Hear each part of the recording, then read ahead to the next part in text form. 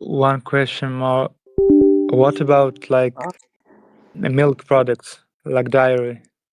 Yeah, dairy. So we Dairy, don't consume. Well, vegans. I say we. Vegans don't consume dairy because, in order for humans to obtain dairy, a lot of horrible things has to happen to the male cows, the female cows. So it's inherently cruel to animals. That's why we don't consume it, and it exploits them. It exploits their bodies and their reproduction. So fuck dairy too. Yeah, I mean you can find like soy milk, almond milk, oat milk.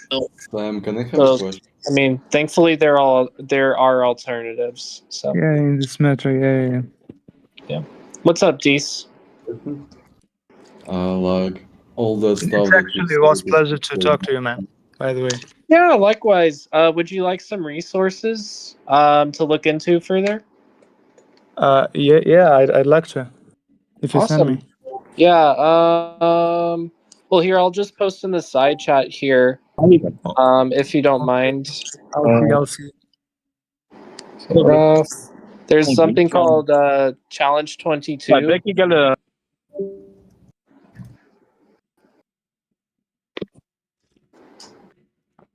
Yeah. Ralph, are you still here?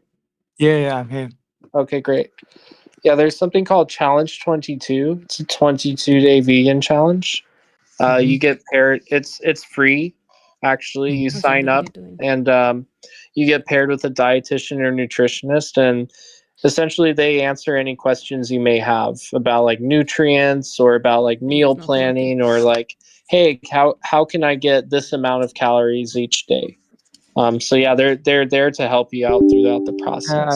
I look up to you, man. Actually, thank you for answering my question. And whatsoever, I respect people with like passion about their views. And Yeah, thank you, man.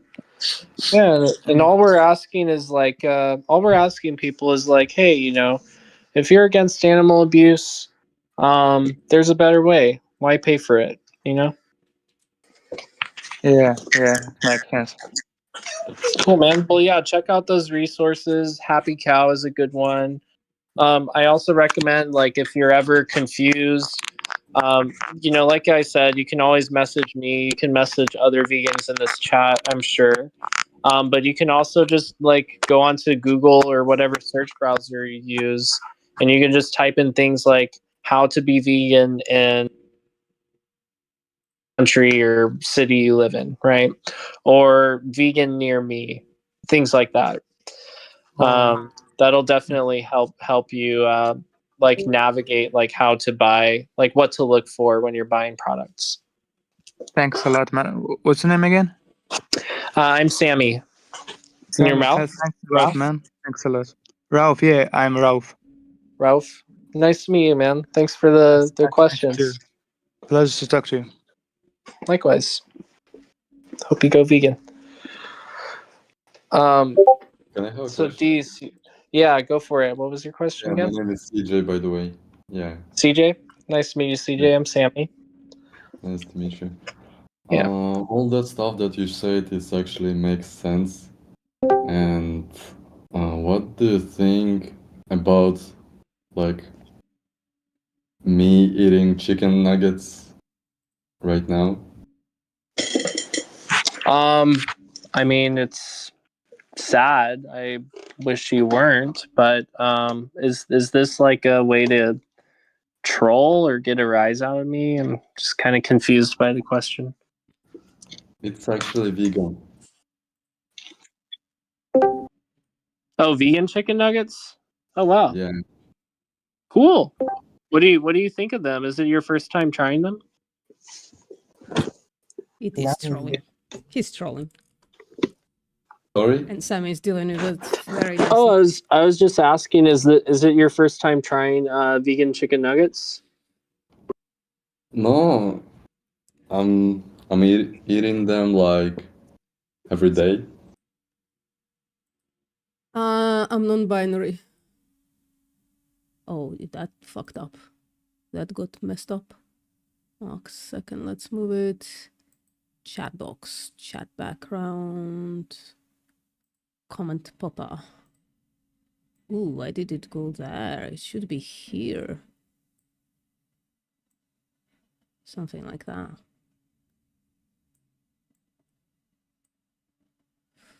Sorry, guys.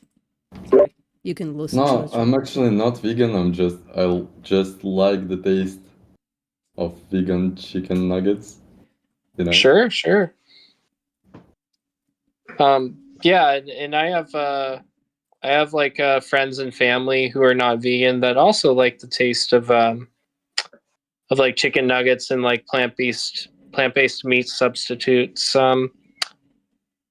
But yeah, I guess like being vegan, like that's why you're aware like veganism is not necessarily a diet.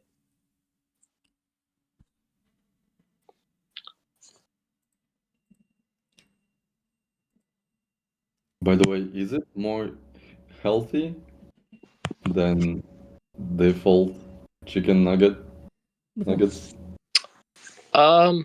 Yeah, like in terms of nutrients and cholesterol, and like other chemicals in there, yeah, like I would say it's definitely healthier than non-binary means someone who falls between or outside of the binary genders, the man and a woman, right?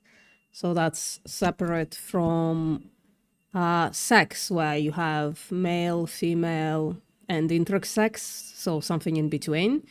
And then you also have man, someone who reacts to their male genitalia positively, woman, someone who reacts to their female genitalia positively. And then non-binary, someone who's like, not just genitalia, you know what I mean, to like someone who reacts to their sex characteristics and gender norms in a society and all of that. And then somebody's non-binary who falls like in between of those things and says, yeah, fuck that. I'm something else. Yeah.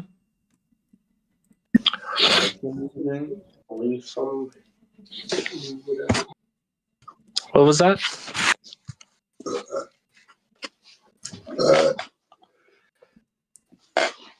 Sorry, what's your name again? I'm Sammy. Nice to meet you, Sammy. I'm CJ. Nice to meet you. Yeah, man. Are you leaving? Sammy's very nice. Maybe too nice. Oh wait, never mind. Yeah. If anybody has any questions about being vegan, feel free to ask. There are multiple vegans in the chat who can help answer any questions you may have.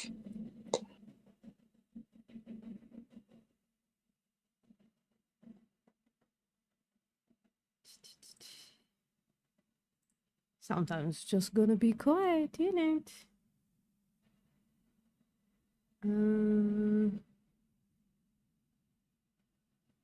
Somebody named Adopted Child just entered.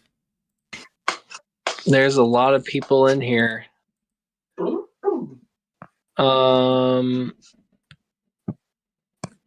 There's like Hey, Adopted Child, what's up? I like your name. Yeah, what's up, Adopted Child? Welcome back. I'm good. I'm good, guys. Are you like actually adopted child, or are you trying to have people acknowledge adopted childhood? Yeah, my father told me I was adopted. Okay. How did that feel? Yeah. How did you accept that? Nothing. Okay, that's cool. Yeah. Sorry, can you speak up? I'm a little, you're a little quiet. Maybe it's my problem. Maybe it's on my end, but.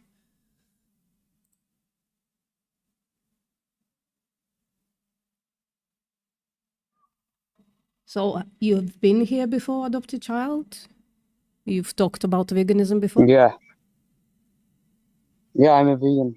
Oh, that's I'm cool. a vegan for, I guess, 2 months. Ah, 2 months, fresh off the boat. Fantastic stuff. How's it going? Yeah. Yeah, it's going good. That's I cool. mean, I'm managing all the stuff, and it's quite easy, you know. Like all the expenses are pretty much cheap. When I was like not in this, it's quite cheap to live, and yeah, everyone should try. Yeah, that's cool. Well, best of luck. If you need to like help and have questions, you're welcome. Mhm. Mhm. Are you here to do some activism with us? Oh yeah, like I'm not trying to do any activism, but I would like to listen. Oh, okay, cool. Yeah. Hope there is some Yeah. yapping happening soon. We can help you out with that.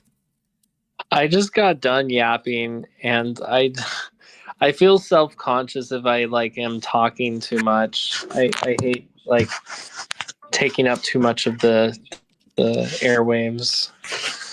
No, you did a great job, Sammy. I was listening in. It's really cool.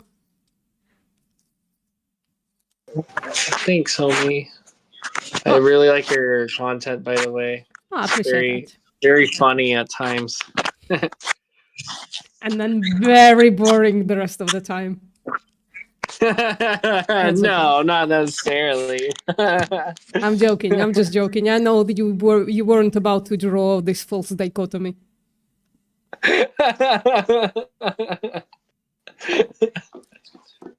I'm funny. I wish I could be like funnier about veganism. It's just like such a fucking serious subject. Yeah, that's fair. I really like Danny Ishay's videos. He's really good at like presenting the arguments that he debunks in such a sarcastic way. It's so great. Yeah, some people. Yeah, I like that. Some people like it as well. Yeah. Some people don't like sarcasm. That's good. That's okay as well. Yeah, sure. Yeah.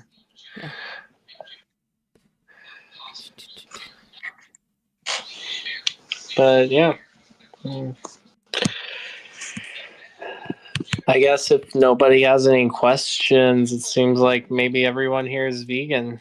I don't know about this Lat person. I don't know how to pronounce that.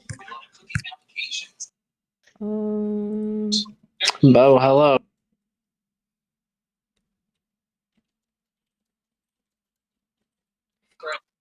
Let's see if they have a mic. By the way, what's up, Scene Eradicator? How you doing?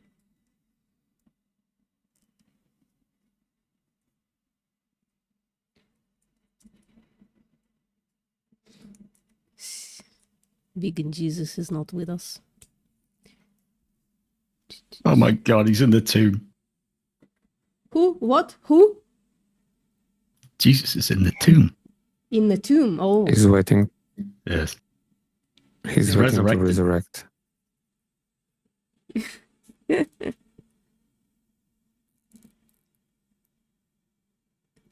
Yeah.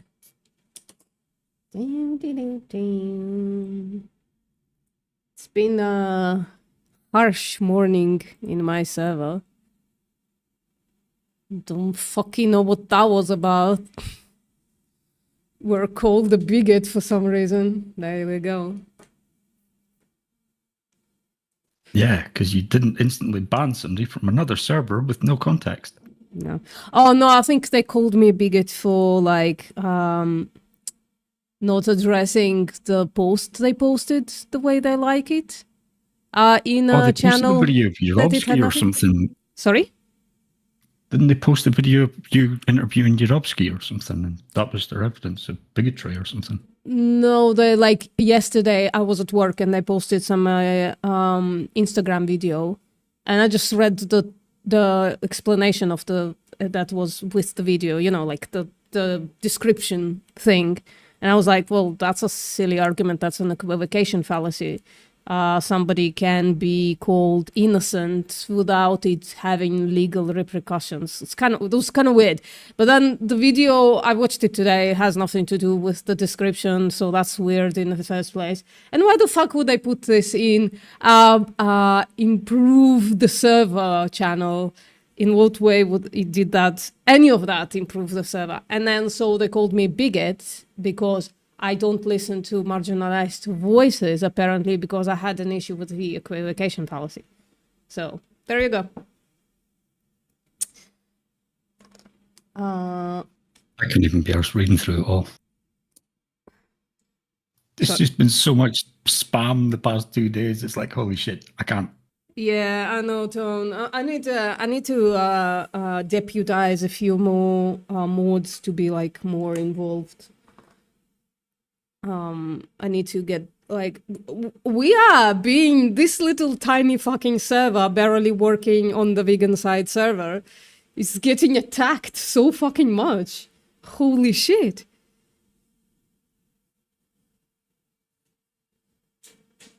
Hell yeah.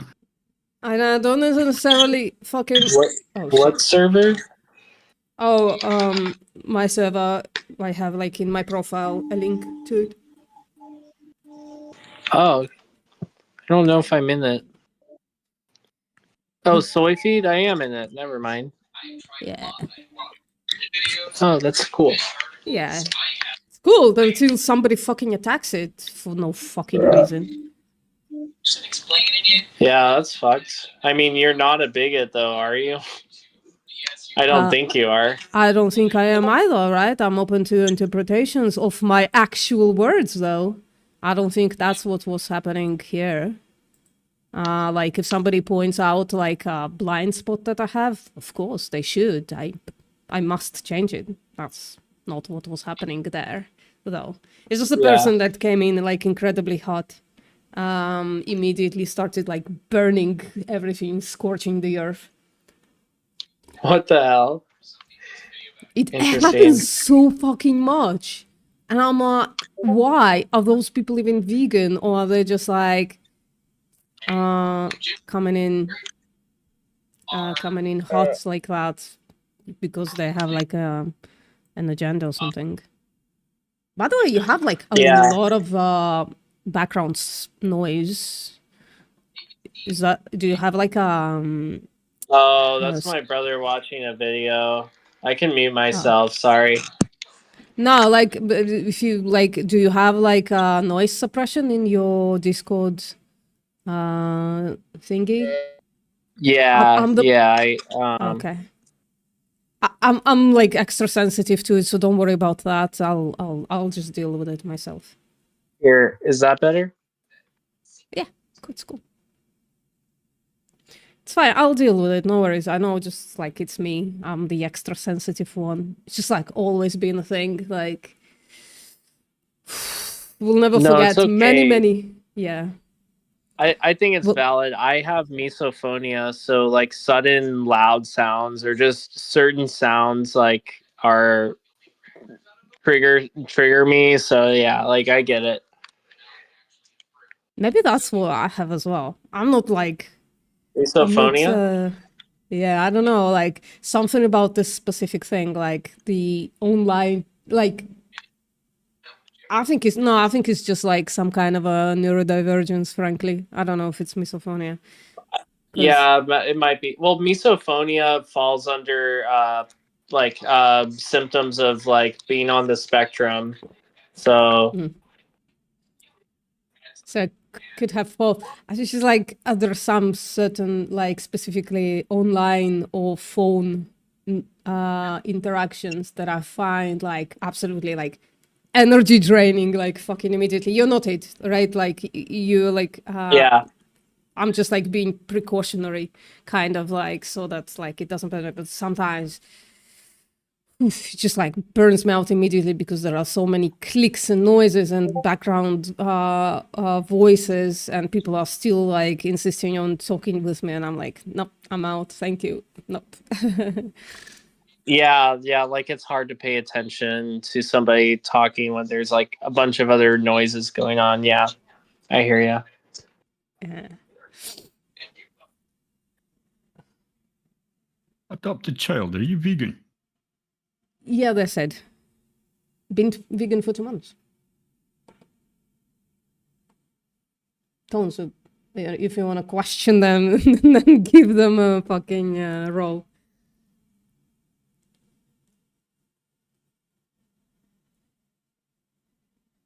Sorry. I'm saying it as if it's not important what you do. I'm just like, couldn't be me, right? Like, that's why it's important that you exist. Sorry. Don't. It's okay. No, sorry for interrupting. I'm just curious. No. We're just like shooting the shit. Nothing was happening.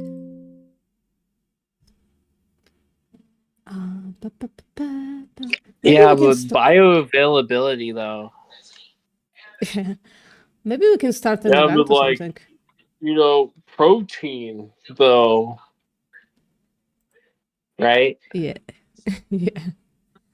Have you seen my protein page? I think so. Yeah. I really like it. It's really like a killer. a kilo of joy, I call it.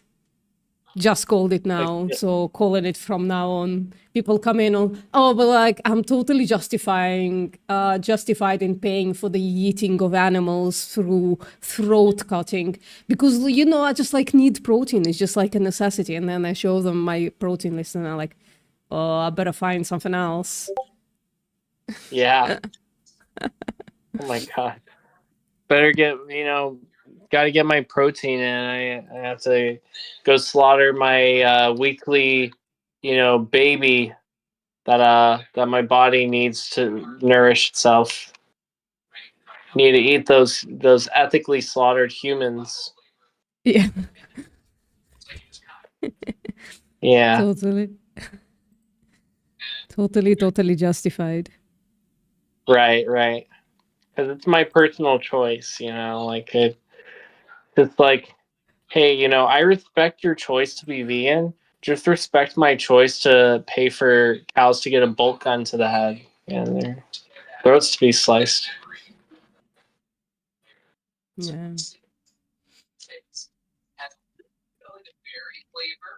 What is hyperacusis? Superhuman. It's an increasing sensitivity to sound and a low tolerance for environmental noise. Maybe that's the thing. Oh, yeah. That might be what it is. Because I also do not like very loud, sustained sounds for a period of time, nor do I like a bunch of distracting sounds, as you mentioned, like if you're trying to talk to someone. Yeah. Holy shit. I've been living next to a fucking building site for the past, 6 months or so. That's fun. Oh, God. Yeah. Yeah, that sounds like a lot of fun.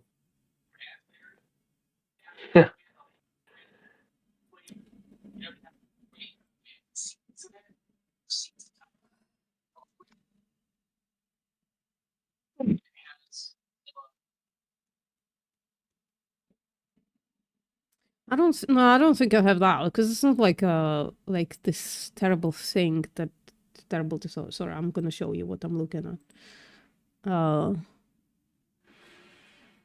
Like mind, like I don't know. I just get like agitated and just like totally drained. Oh, it's also coincident with tinnitus. I have tinnitus. Fuck. I don't know. Well, how does one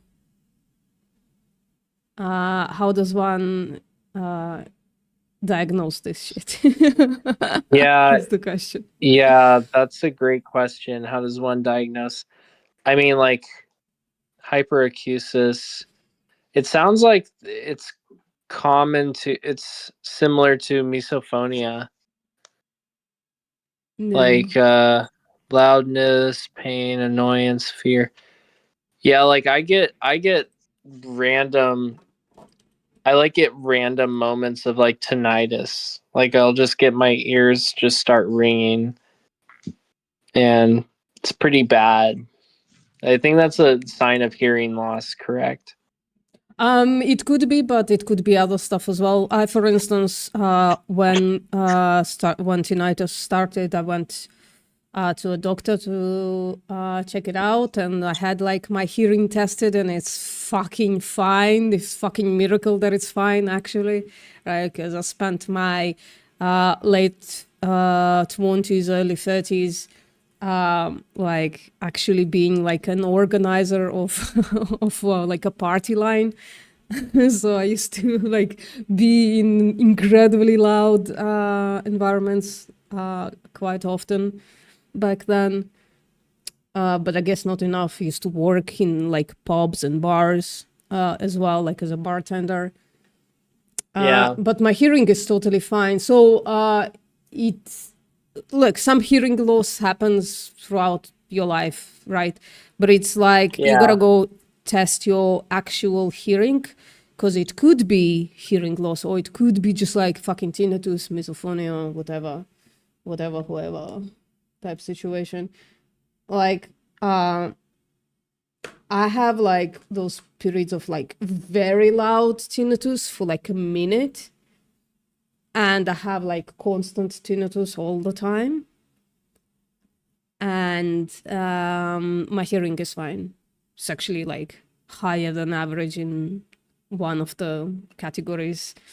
My hearing is higher than average, guys. No, it's just regular hearing. It's fine. It's regular one.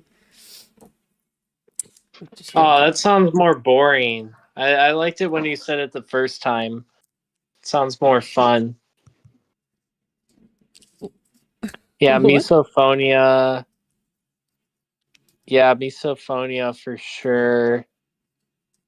I know who does have misophonia for a fact. It's definitely someone else in my family.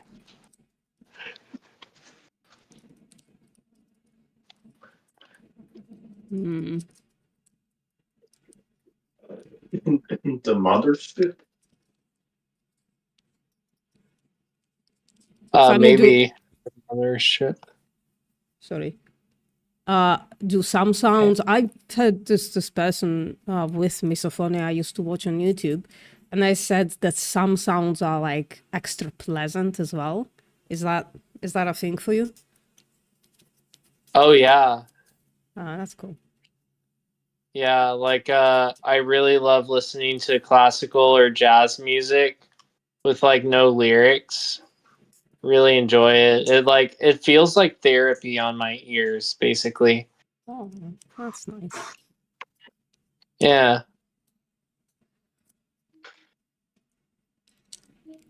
Shit. I'm getting attacked. Who? What? Shit. What? Playing this game and I'm like taking a lot of damage. Oh, gotcha. Yeah. What are you playing? Fortnite, but I'm playing this creative mode, or this like creative game mode that is like customized. Oh, gotcha.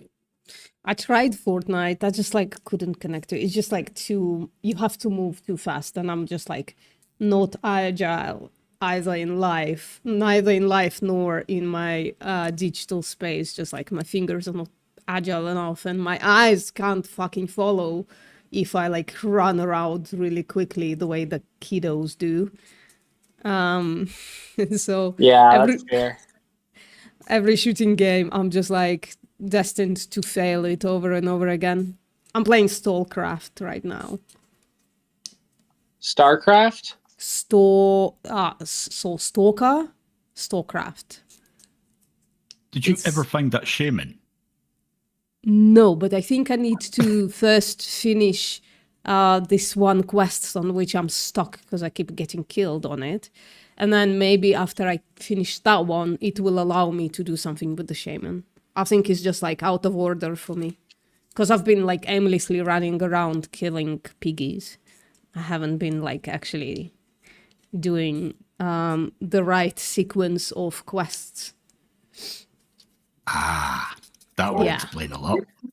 I just want to have fun. I just want to kill shit, digital pixels, and then pick up the stuff that drop out of them. That's all I want to do. This quest shit, it's just like fucking annoying to me. Just give me an automatic increase in whatever. I'll do the quest just for fun. I just like, I don't want to follow the story. I don't care about the story. I just want to kill pixels and pick up other pixels in the form of like, I don't know, whatever, ingredients. And then Play if I can do Minecraft. something with those ingredients, that's also fantastic.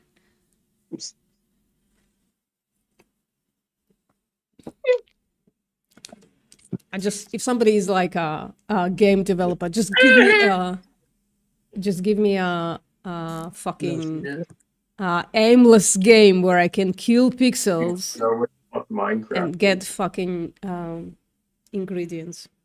That's it. Joking. But also not joking. Do you know Minecraft? You know about Minecraft? Well, I think StarCraft is the mod from Minecraft, right? Oh yeah. It's based on what I like about it is that it's fucking, I don't know, like based on this movie that I really liked. You know, it's like it's based on Stalker that from Tarkovsky. Tarkovsky is like, despite being a fucking animal abuser, he's a fucking genius when it comes to movie making, and so that's what Nice. I like about it. Yeah. What do you mean he's an animal abuser? He's not vegan? Well, obviously he's not vegan. He's dead now, right? But he was obviously not vegan. It's an old timey. He's a director of like movies from past. And in one of the movies, he apparently like actually dropped an actual horse from a cliff or something like that. Ah, what the hell? Yeah. That's fucked up. Yeah. So when people cross those kind of lines for art, I'm like, fuck you. Like, fuck Damien Yeah. Hirst. Fuck that motherfucker.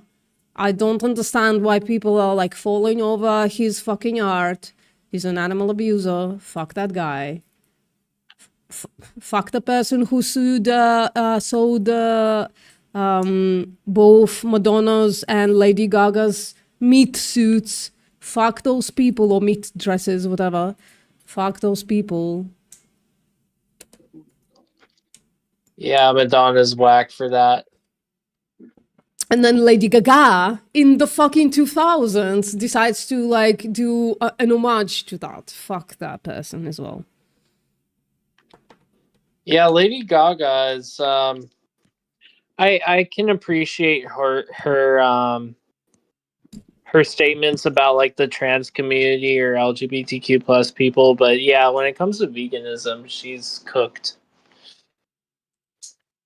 Yeah. We should make more celebrities actually ethically vegan, actually though. Yeah, Yeah. I'd be down to have a conversation with any of them, really.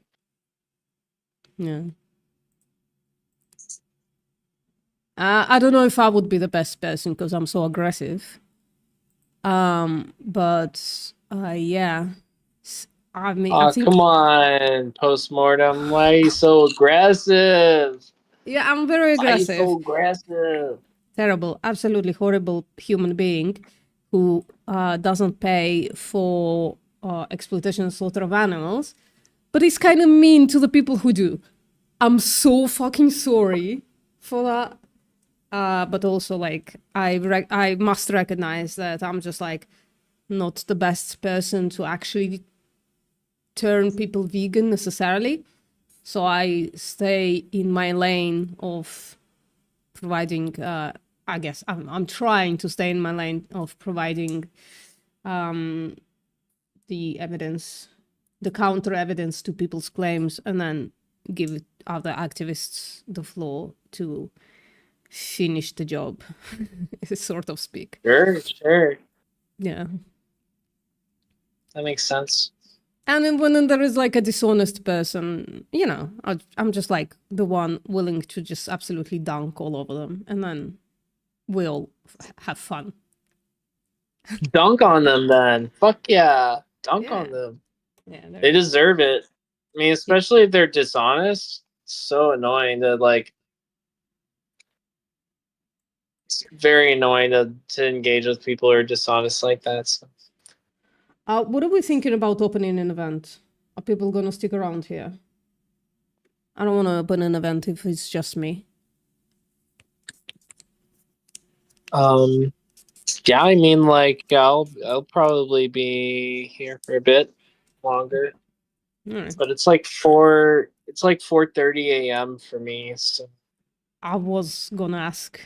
You sound American/Canadian, which I'm sorry, I have no idea what the differences are between those accents. Generally speaking. yeah, how dare you? How I'm so dare sorry. you not know the difference? Yeah, it's a very slight difference. But all you need to know is like that I'm not Canadian once I start using the word about or out or or yeah. Yeah, I guess. Daniel car. You get Yeah, I in the guess when you say car. I'm so sorry. I'm so sorry. Sorry. I'm so Yeah. sorry. Yeah, I'm not a Canadian. That's for sure. Tone, I I'm have a no idea how to gosh darn USAan. American, where's my fucking ego? Tone, can we open like an event for like an hour or something? I don't want it to be too. I have no idea how I'm to in the do middle it. of a game so right this minute. Fuck me. Okay, I'll wait. No problem. I have no idea how to do it. I'm so sorry. I don't know how to do events. I barely know how to mute people. No. I'm sorry. I'm sorry. Yeah. I'm so sorry. No, yeah, but I mean, fucking USA, and when people say American, I wanna normalize not saying American, but instead saying USAan, because when people say American, I think of like anywhere from Canada all the way down to Argentina, like can be classified as an American. Yeah. Technically. So I'm starting to just use the term USAN. I'm a USAN. I mean, people wouldn't, when you actually say American, people would understand. You know, some people would say actually, but most people understand when you say American what you mean, that you mean belongs to one of the 52 states of the USA, right? 52? There's just 50. Aren't there like 52 actually? No, there's only 50 states.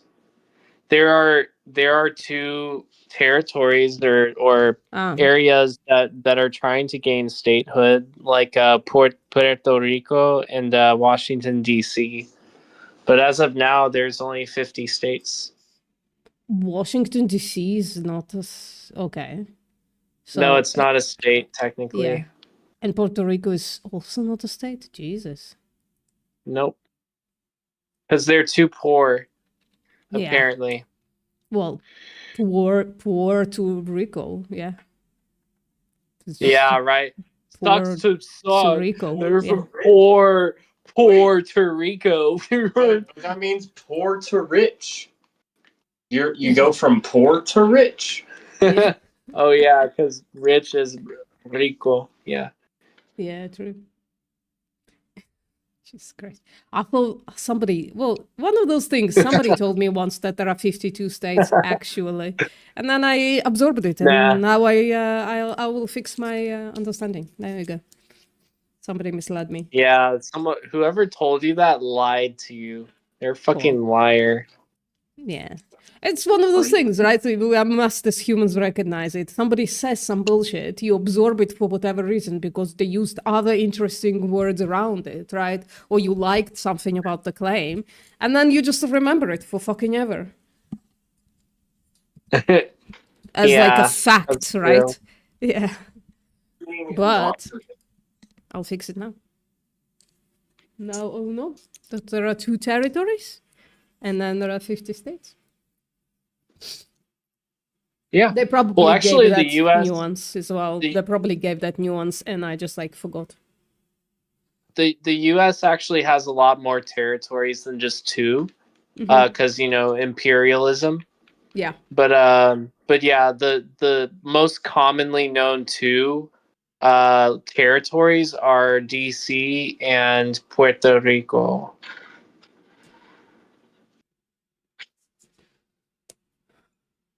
So you have 45 minutes for an event. Awesome. DC is like the main, the OG territory. It's actually not, because the It's capital, the headquarters. the national capital used to be in Philadelphia, Where or Pennsylvania. the capital of the colonies, the 13 colonies, used to be in Philadelphia, and now it's DC. Where? What do you want the event called? Like, was it in Pennsylvania? What's it called? Yeah. What do you want the event called? Oh, I don't know. I don't Or, Philadelphia. Yeah. Something like soft cuddly Yeah, I didn't know vegans the capital cuddle used to be people for cuddles. I don't know. Philadelphia. Cuddle people. I can't hear for somebody else in hot mic. Yeah, sorry. Hold on. My brother's yapping about U.S. history. Soft and cuddly vegans. Something like that. I don't know. I don't know, Tom. I have no idea. But Semi's here. They are nice. They are... So... Soft and cuddly vegans may give hugs. Sure.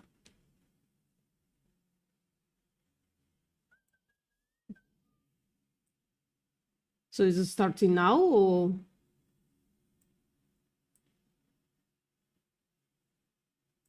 Oops. Should probably not show that on fucking stream. Holy shit. Yeah, give me a second.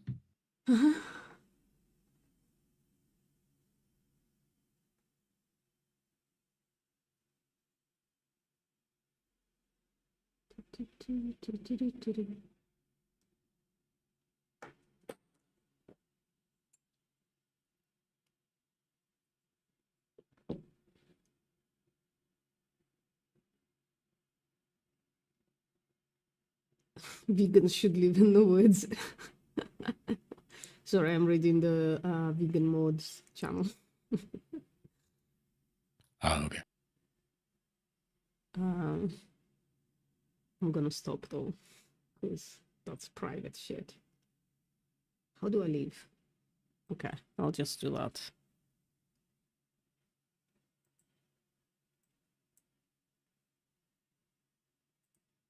Okay.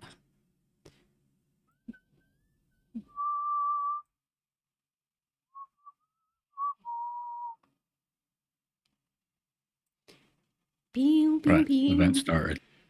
Hey, it's Bellic. Hey, What's it's up, Bellic? Chill Slug. Hey, it's Hey.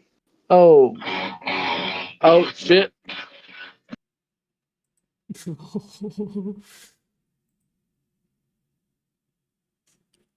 There is a lot of going on in one space, Sammy. What's up, Felix? I left my earbuds in the car. No. Oh no. No, I have to walk like 10 meters outside. Oh. I mean, outside. That's fair. I would cry about that as well. if I were outside where you are. It's fucking freezing here as well. Jesus, on Mars. It's fucking...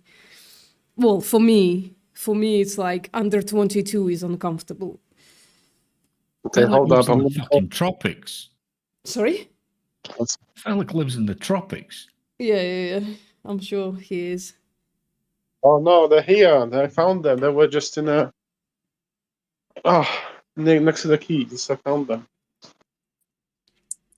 Tone, Nice. mate, where do I live if Felix lives in the tropics? On the sun? You live in the fucking sun, yeah. Hello. Compared to where I live, yeah. Fair.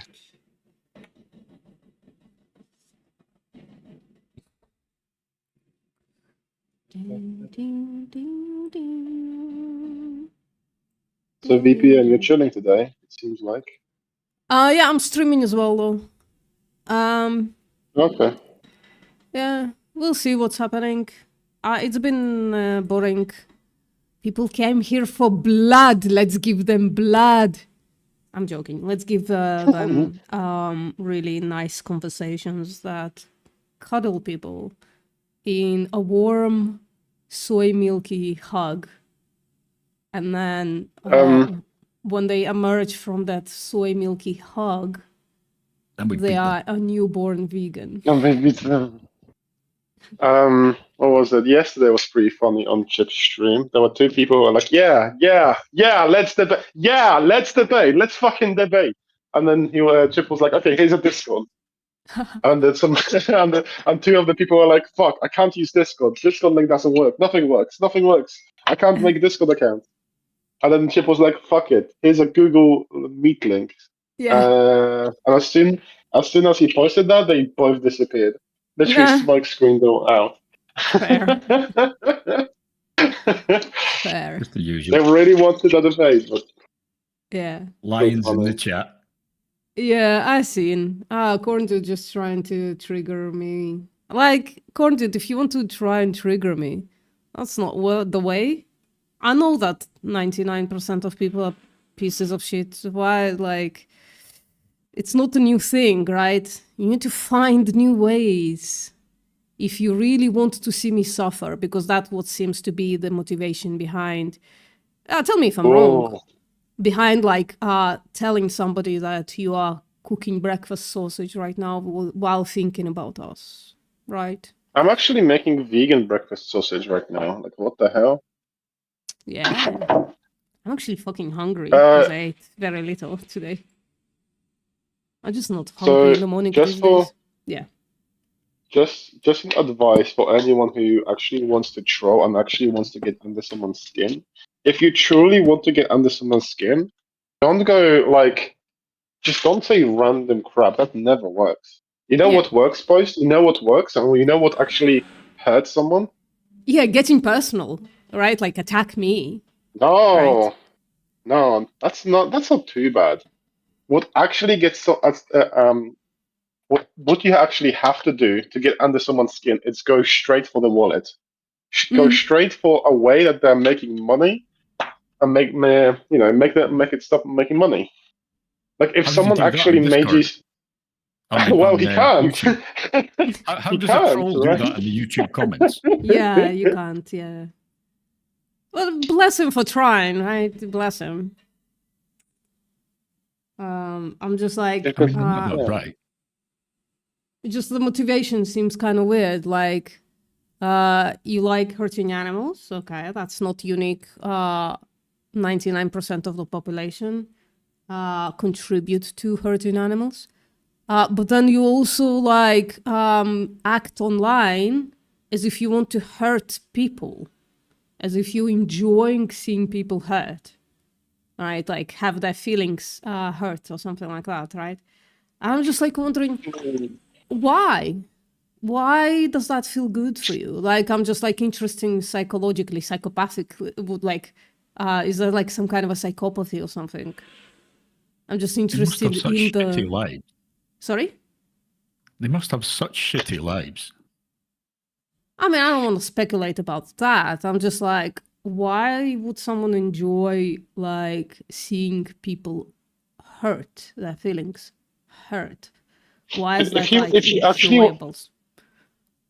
if you literally want to hurt someone's feelings, like genuinely want to hurt someone's feelings, go play League of Legends. Like what the fuck? Like for real, bro. Well, I would lose. I don't know. I don't know if that would No, I mean hurt to me. the- I'm expected to I mean lose. to the other person. Oh. To the other person, yeah. Because League of Legends, it's all about psychological warfare. You're trying to really piss off your opponent so he makes mistakes. Yeah, I guess. I'm just like, I don't know, weirded out about that because, you know, some people genuinely, it's like when they find out that they hurt somebody, they're like, oh shit, right? And then other people Yeah. are like, yeah, damn, that feels good. Let me try and hurt more people. I don't know, I just find that weird. What's up, Tom? How you doing? Hi, Tom. What's up? Yeah, we're giving out How are you? hugs and cuddles today. What do you think about that? You said what? Today we are giving out hugs and cuddles. That's what we decided to do. Hey, Do you want a hug? that's wonderful. Do you want a hug and a cuddle? Oh, In a totally friendly way, obviously, because we never met. That is pretty friendly. Yeah, I question think is, so. does he deserve? Does he deserve a hug? What's that? What? Sorry, that was like Oh. some German. I don't speak German, so I don't know. Hold on. I'll just. One sec. Okay. German? That's Sprichst du Deutsch, ja? My question was, does he deserve a hug? I don't know. Let's test it out. I mean, everybody deserves a hug if they want it. But like, let's see if we take the Yeah. hug away in the end. So, Tom, are you vegan? No. Okay. Why are you not vegan? It's my friend. He makes these really good barbecue ribs. Hmm. So your friend keeps you from Yes, that's why. veganism by feeding you happened? ribs? Can you say that again, please? Yeah, I'm asking if your friend is keeping you away from veganism by making food. Yeah, for yeah, you? you could say that. Yeah. Okay. Do you think like, do you know what veganism is? Or It's where you don't eat animal products. yeah, why do you think we do that? Why do you guys do that? Yeah. Uh, Like surely you know, such a I think such you a guys huge really like animals. yeah. Well, like is a weird word. Like we just like That is a weird word. You yeah, guys because I think respect animals. I have a better question. Just a No. quick follow-up question. I don't think many of us were born vegan. Why do you think, like, out of nowhere, we decided to go vegan? I don't know. You'd have to tell me. Okay. Post? yeah, we just like found out or like discovered that animals are like exploited and slaughtered for the animal products, and then we were like, wait, I don't think that's a good thing for the animal, and then we just like stopped paying for it. You know what? That's a good point. Mhm. Animals are definitely slaughtered for their produce. Yeah, and exploited and slaughtered both. Yeah. Correct. Yeah, I know people know this, right? So like, I'm not being like facetious or silly, but there is like knowing, and then there is like thinking about it a little deeper, and like actually considering the animals who are exploited and slaughtered. You know what I mean? But Yeah. yeah. So, like, do you think just because the product of that slaughter feels really nice in your mouth, does that justify the slaughter itself? Does meat tasting good justify it? Mm-hmm. That's the question. That's a moral question there. Yeah. Well, veganism is generally an ethical stance, so we must talk about morals and not just like, how it makes us feel, or like, we should talk a little deeper about how it makes other people feel as well.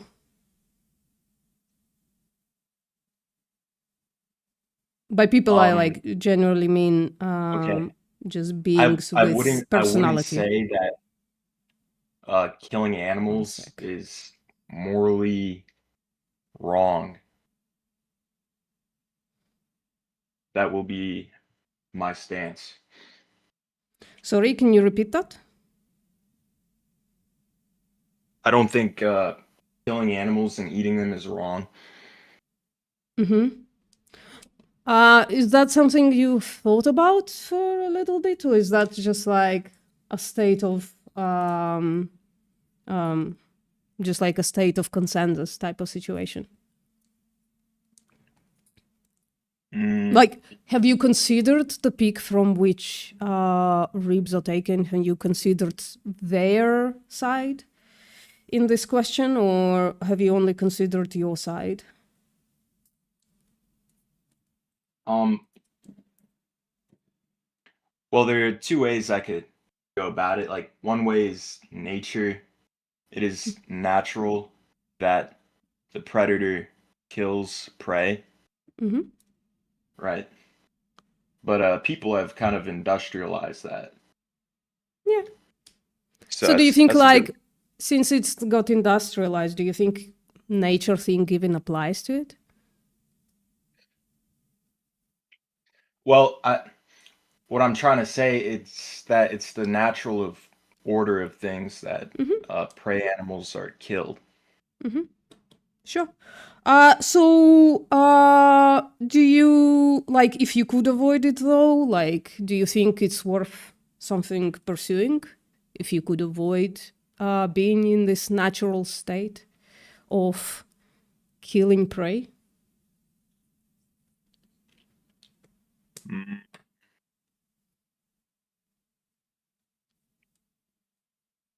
No, I don't. Mm-hmm.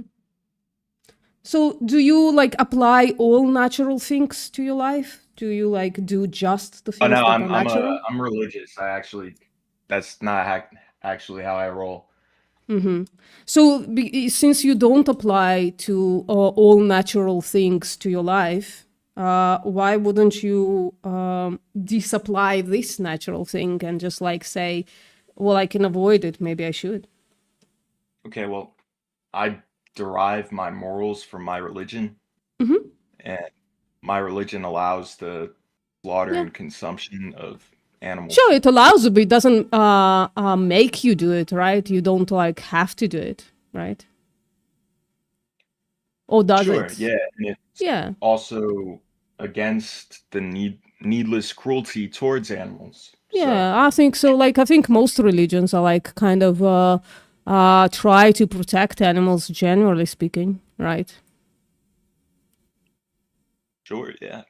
Yeah. That's fine. Yeah. So, like, I'm just like wondering, in the modern age, year of our Lord 2026, if you can avoid paying for exploitation and slaughter of animals, like, I guess I'm asking, what would Jesus do? Like, if he came to year 2026 and it was like, oh shit, there are like so much food that I can eat that didn't come from exploitation and slaughter, would he say, nah, I'm gonna give my money to exploitation and slaughter anyways? What do you think he's would say? Jesus would come up and he'd be like, here, what do you have? 5 fish? Mm-hmm. He'd turn into 100 fish, right? Jesus wasn't vegan. But I Yeah, don't sure, he wasn't your like question. yeah. Back in 0030 or 0032, whenever it was that he like created that miracle. And by the way, what he did is like he took one sentient fish, right? And then he magically or like extra naturally multiplied that fish, dead fish, right? So he did like one bad act because he saw if he didn't do that, the rights, like the rest of the people are gonna die, right? So he did one bad act. He took one fish and killed it, maybe, right? And then supernaturally or extra-naturally multiplied the already dead fish, right? So he did the best he could back then. I'm just asking if today in 2026, when you don't have to do that at all, that it's actually almost the opposite these days than how it was in Jesus's time. People are not starving, people are overeating, right? I'm just asking in 2026, what would he say when you can be on a plant-based diet very easily, you know? I don't know if Jesus has any moral compunctions about eating animals. I mean, what do you mean? He, like, your religion asks you to protect animals when can, right? Just, like, be nice to animals. Sure, yeah. To not be cruel to animals for no reason, right? Like, what did he do? He said, is it breaking the Sabbath if you lift a donkey out of a hole on the Sabbath? No, right? So he did care for animals, right? Yeah, so that's why I'm asking. In year 2026, when you can generally live without paying for exploitation and slaughter of animals, and therefore reducing greatly your impact on animals, generally speaking, I think Jesus would be plant-based, frankly. Okay, well, I think that the being plant-based is unreasonable. Oh, why not? Because if humans didn't eat animals, the animals would eventually die. Don't you think that we should? I'm gonna be right back. We should consume them. Yeah, well, here's the thing. Yeah, here's the thing, right? The same applies to human beings, I think, right? So if we don't eat human beings would just die.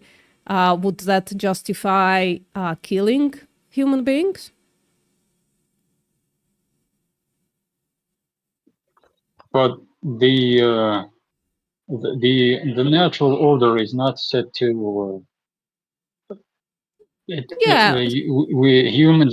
Humans don't eat each other. Well, that's fine. Animals were created in the first place to. Some animals were created in the first place for humans to consume. Who said that? Who said that some animals were created for A, B, or C? Who said that? I think that it's. Don't you think that is natural? I don't care what's natural. Like children with cancer, that's natural, right? Yeah, if we could prevent cancer, we probably should, right? So if we could prevent other harmful natural things, we should do that, surely. But if you, for example, if we don't consume the fish in the sea, they will eventually die. Sure. Why wouldn't we? If I don't consume you, eventually you will die. But Felix, hold on. Between Yeah. Hold on. There's a difference between a human and animal. Hold on. hold on, please. Sorry. So just to tell you what Felix has said, right? He's not trying to say, well, I should eat you then. He's just trying to point out that your argument is not really working well. And he's trying to point that out. Hold on. He's just trying to point that out by replacing the victim in the argument, right? Now, it might feel like weird to you in year 2026 about eating humans, but it's actually part of our natural history in a great way. Like we used to eat human beings, not as much as other animals, obviously, but we used to eat like in our history, human flesh. So it's not totally out of the natural order that we would eat human beings, but Felix is not advocating for that. He's just saying your argument doesn't work because when applied to human beings, you all of a sudden have special pleading for human beings, despite both of them being in our natural history as like humans. But humans are superior. I don't know how that interacts with what I said. I'm not gonna lie, right? It's like superior in what way, by the way? Humans, in what way? Who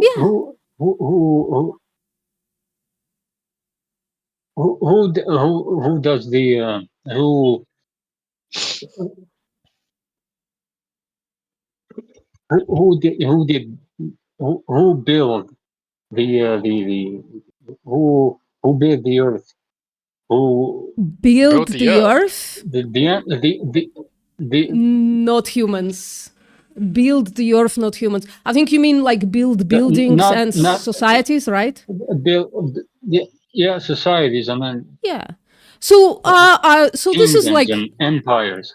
Yeah, sure. The humans are superior. Humans are the ones who were created. Ezio, you're sort of deciding that civilizations are the like metric for what constitutes most evolved or best or superior. In almost any category you can think of apart from cognition, human beings are not dominant. If you want to look at like how well different living beings have spread out across the planet, bacteria significantly outperform us, as well as a bunch of other microorganisms, fish, birds, other things. If you're in a jungle and you don't have the benefit of technology or weapons, or a tiger's going to pretty easily kill you, like you're kind of picking the ability to build civilization or the ability to solve complex math problems as this metric for what constitutes better. But I think what's worth reflecting on is why do you think that? I guess like what about that ability makes human beings better in a moral sense?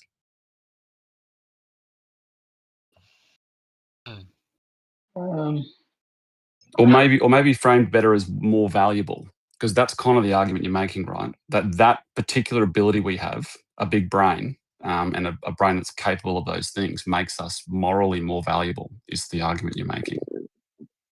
Yeah, that's it. But I'm asking why, because I don't think that necessarily follows. I would agree with you that it's more valuable to us, or you could make that argument. Sure, you can make that argument about a whole range of things. I just want to understand what you think makes it more valuable morally.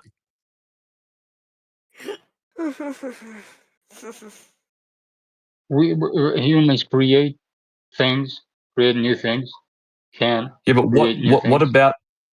So let me just I'll just give you another chance to have a go at it, because like the question I'm asking specifically is, you've made a claim that because we're able to do that, we're better. And I think what you actually mean by, in the context of what VPM and Felix are asking you or talking to you about, is that we're morally more valuable.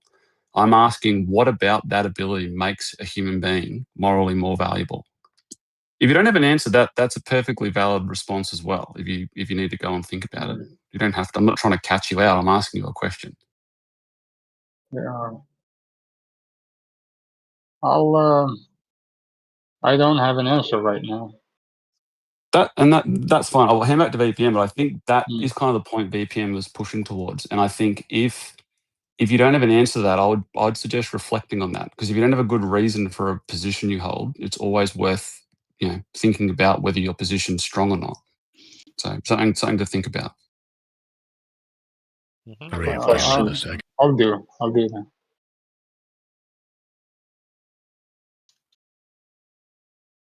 How do you feel after ingesting a steak, for example, Tom? Sorry? What? Oh. How do you feel How do about you- after eating somebody else's flesh? That's what he's asking. How do you feel after you supported the exploitation, abuse, and slaughter of somebody, and then you chop them into pieces and use their flesh? How do you feel after that? But an animal is not somebody. It is. Oh, that's the part you want to hinge on? That's the part you want to stop at? The Dude. somebody, not Yeah, the rest? you can make a conversation with an animal. I can't make Why- conversation with a I- Chinese person. Does that mean I Alright. can kill and eat them? Wait, hold on. No, Let's work on this. Let's that's just not. work on That's this. That's your argument. Wait, animals. wait. Animals even kill each other. Guys, hold on. Humans kill Hold each on, other. hold on. Oh my God. Does that make them bad too? They kill I- each other. They eat Can I- each other.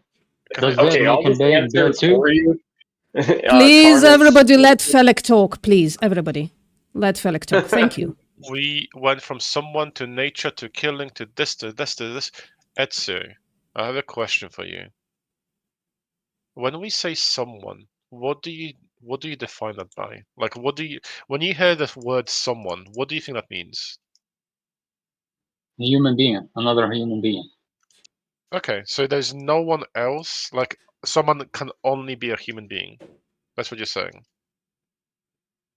If you're religious, it can be a human being, an angel, maybe Okay, an so- angel, a demon. Okay, so let me just ask you. But an animal is not someone.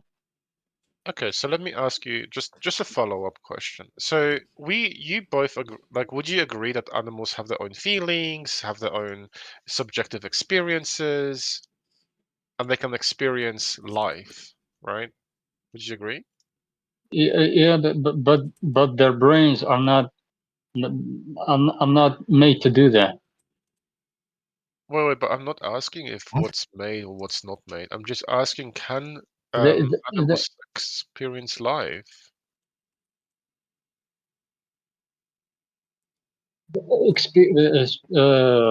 For example, a crazy person can't feel life because he don't understand anything, and he doesn't memorize things.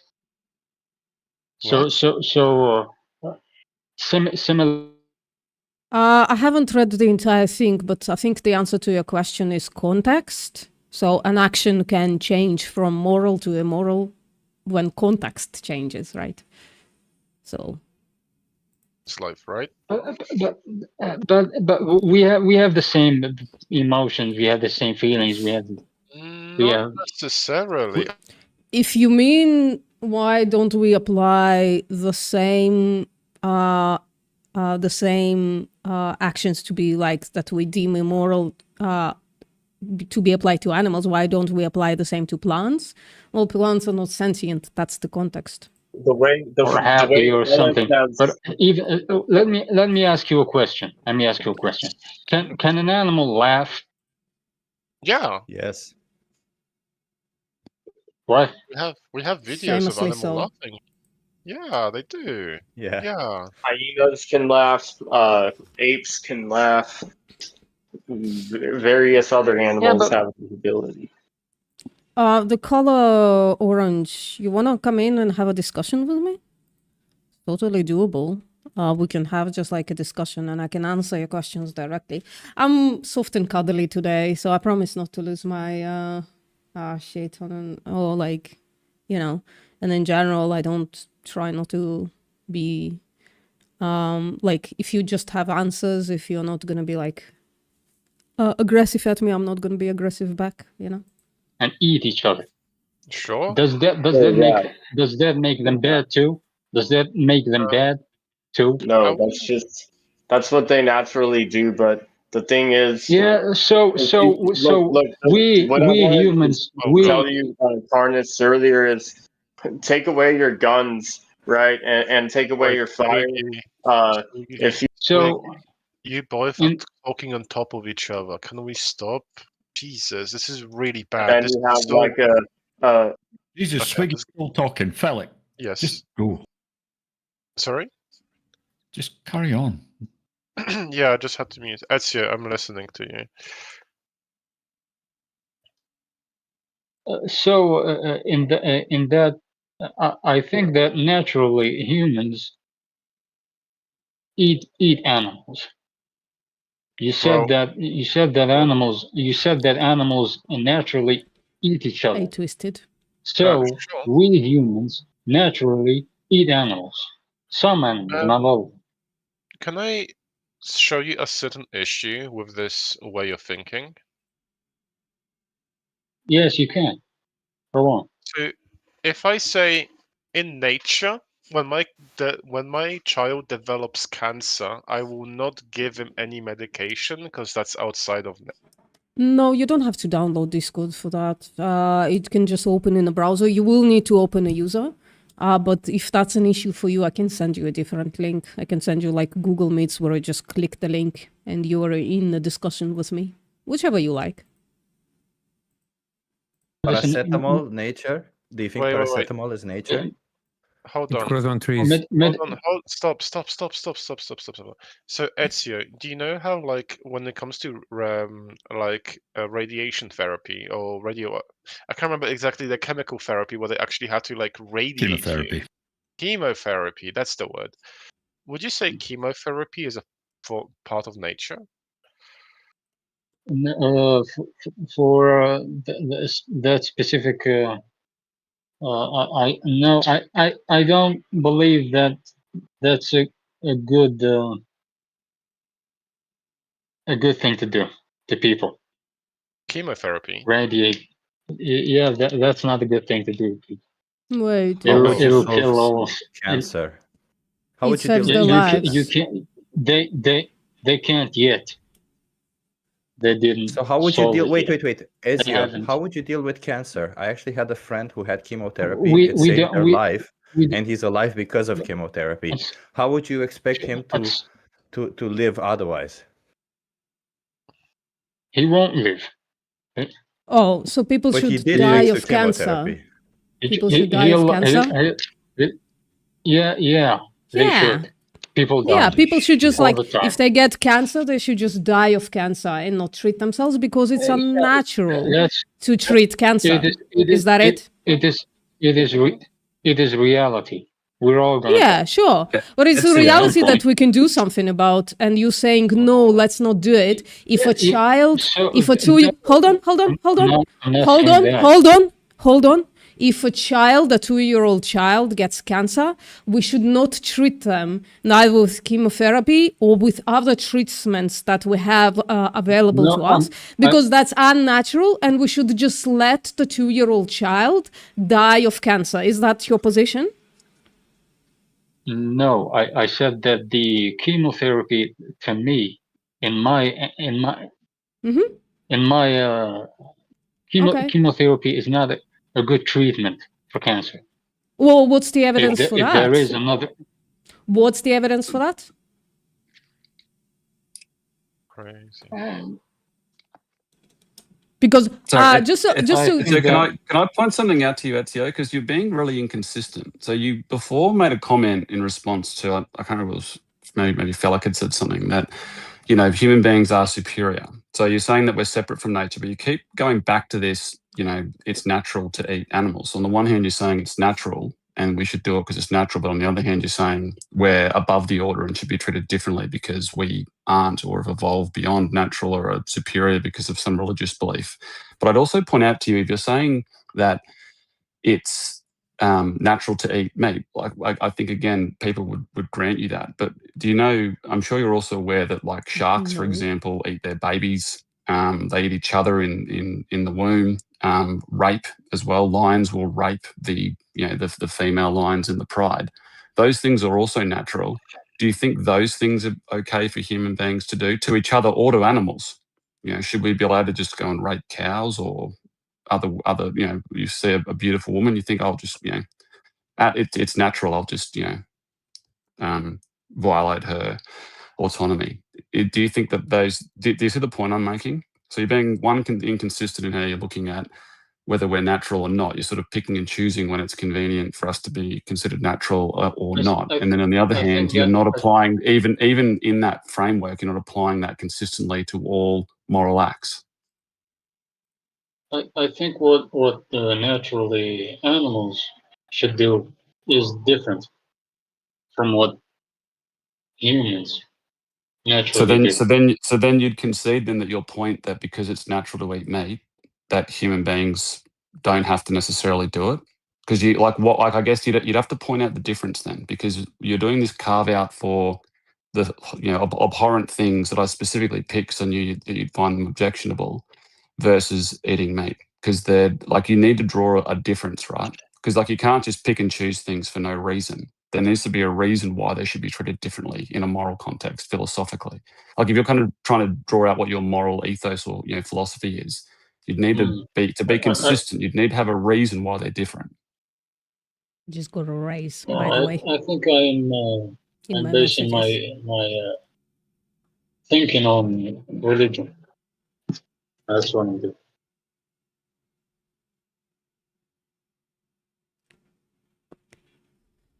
Can I ask a question?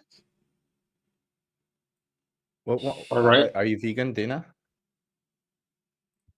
I don't understand how some people stop eating meat, protein.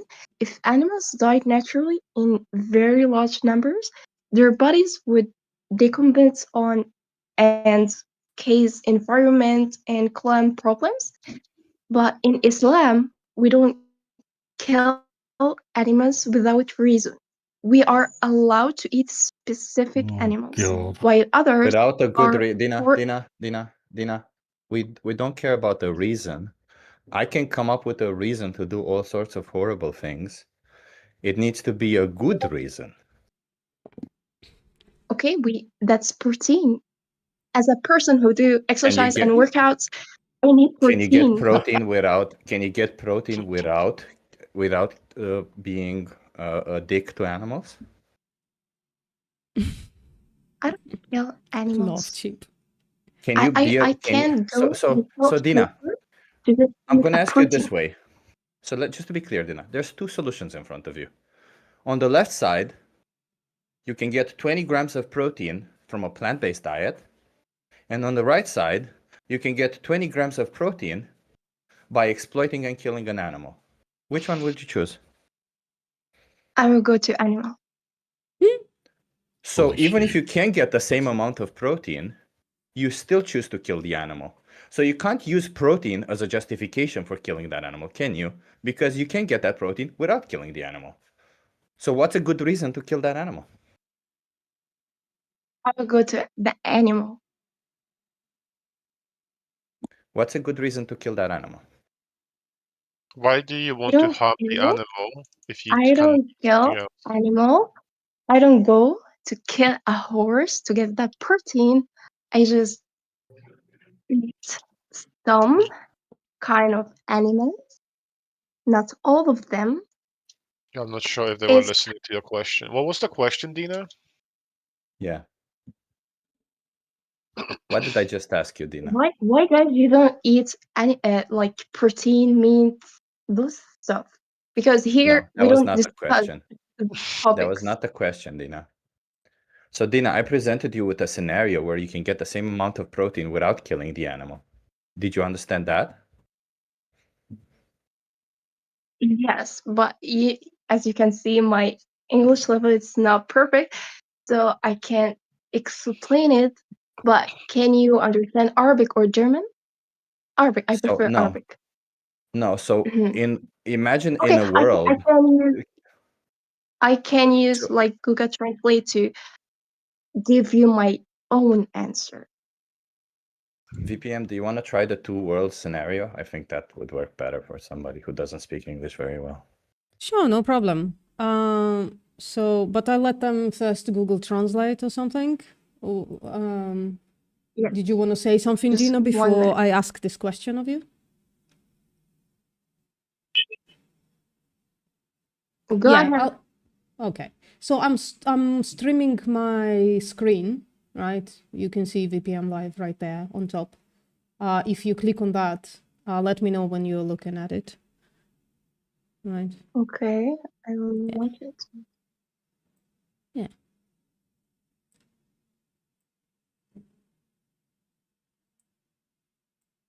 Yeah. Are you looking? Do you know? Yeah. Yeah, Yeah. cool. So this is a question that I ask people. Imagine there are two worlds from which you choose. World, Earth, right? Imagine there are two Earths. In one of them, world A, we exploit and slaughter animals for unnecessary stuff. Meaning, we can get protein from something else, but we choose to exploit and slaughter animals for it. And in world B, we don't exploit and slaughter animals for unnecessary protein that we can get somewhere else. Which world do you think is more moral?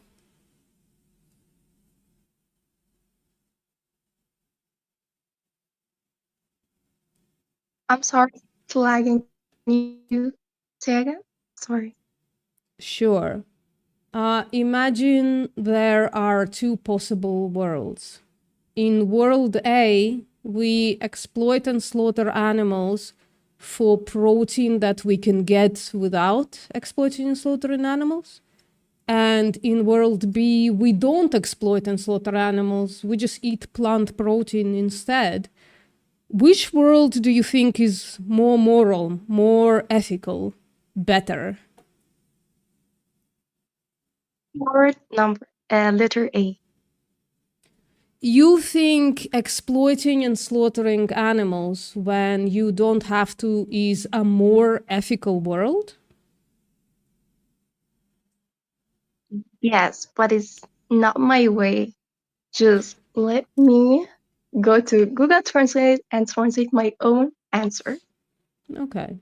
I just think if your answer is A, it's not compatible with your religion, in my opinion, and I think Tone can back me up on that. Sorry, what was the... Because Yeah. my understanding in English. Sure. I can copy paste it to you in the chat if you want. So, Yeah, that's perfect. Thank you. yeah, no problem.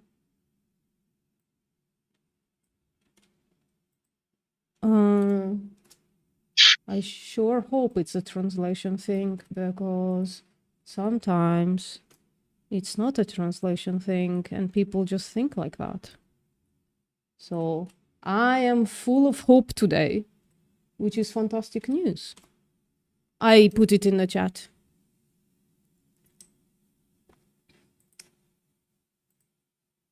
Okay, yeah, I see it. Yeah. Thank you for your help. All right, can I say something?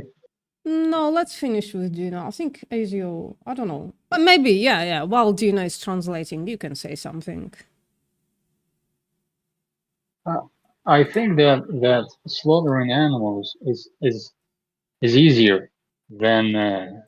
Do you know how much work it takes to make protein from plants? Oh yeah. Ezio, Yeah, I do. if it takes 16 kilograms of plants to produce 1 kilogram of flesh, or you can eat the 1 kilogram of plants directly, which is easier? I think a human being can't eat a kilogram of plants. A human being cannot eat a kilogram of plants. What's the I eat evidence? a kilogram of. Holy fucking shit. I I'm eat a tiny kilogram of and I eat mandarins. like 2 kilograms of plants every single day. Same. I mean, no, Chip, you're gonna be eating like 2.5 times more than me. And you never I answered. probably You eat still like never 5 answered the kg. question. Wait, you still not answered the question. You Yeah. dodged the question. Which is easier, growing 16 kilograms of plants to create 1 kilogram of flesh, or 1 kilogram of plants directly? You need to make protein from plants. Holy shit! Plants. Where does You protein come need, from? you need, Do you know you what? need Do an you know what industry the to do that. protein is, Ezio? Do you know what the protein is? I can give you an answer if you want. A chain of amino acids. Okay, Yeah. and where do those amino acids come from, Ezio?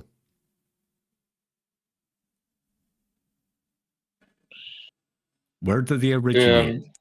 Tone is justifiably PC right now.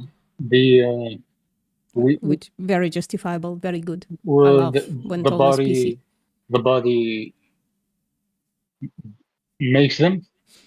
No, it will make certain ones, but there are 9 there are 20 amino acids in total. 9 of them are essential for humans. And the essential ones you cannot make in your body. You have to consume them. And all 20 amino acids originate in plants, not in animals. Yeah, but the animals all come from plants. Do you understand? And animals need the the animals- same. Animals have the same 9 essential amino acids as we do. In fact, some have even the more. the animals. Ezio, did you understand what I just said before you move on? Do you understand that all amino acids originate in plants? I do. The animals we eat,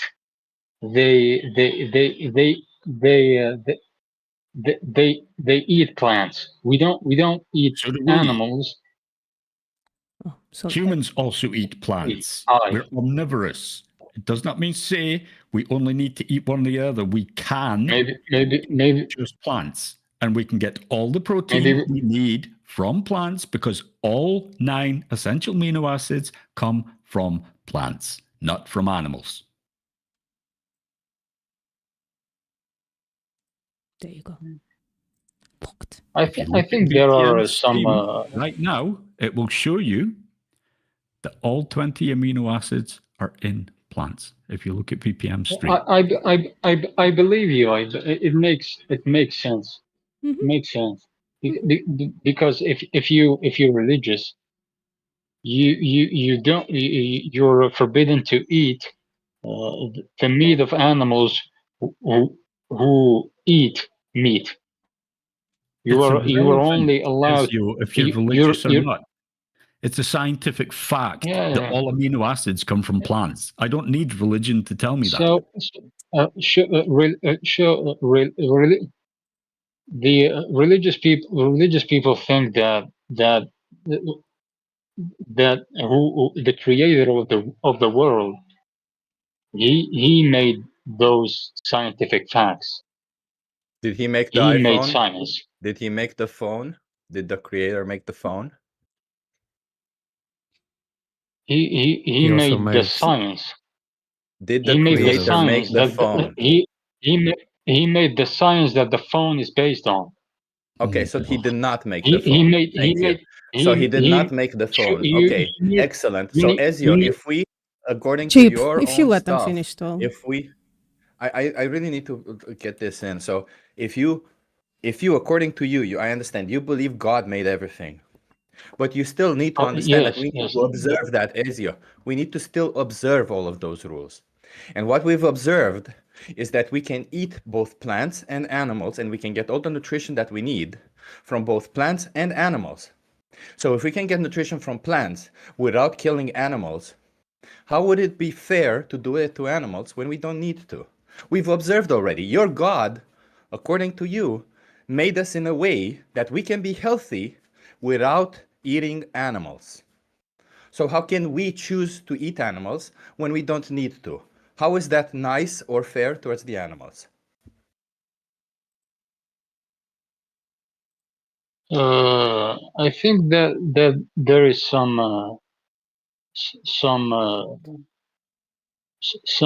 theories that which say that that being vegan is not good for the body. Ooh. Well, that's not a true statement. You said that your God, you believe that your God put scientific facts in this world. The sheer scientific fact is that we can be healthy on a plant-based diet. That's just a fact. That's science. We have so much evidence for it. Maybe you're wrong about that. Oh, what would be the evidence that we're wrong about it? You could be wrong, but you could be wrong. Yeah, I'm show not us saying some that evidence. you are Ezio, wrong, but you could be wrong. Show us some evidence, and then we'll change our minds if the evidence is convincing enough. Show us evidence that I've been vegan for 10 years. Show me evidence that it's bad for me, and I'll go back to, I'll buy a ticket to China and I'll eat a dog steak immediately, right?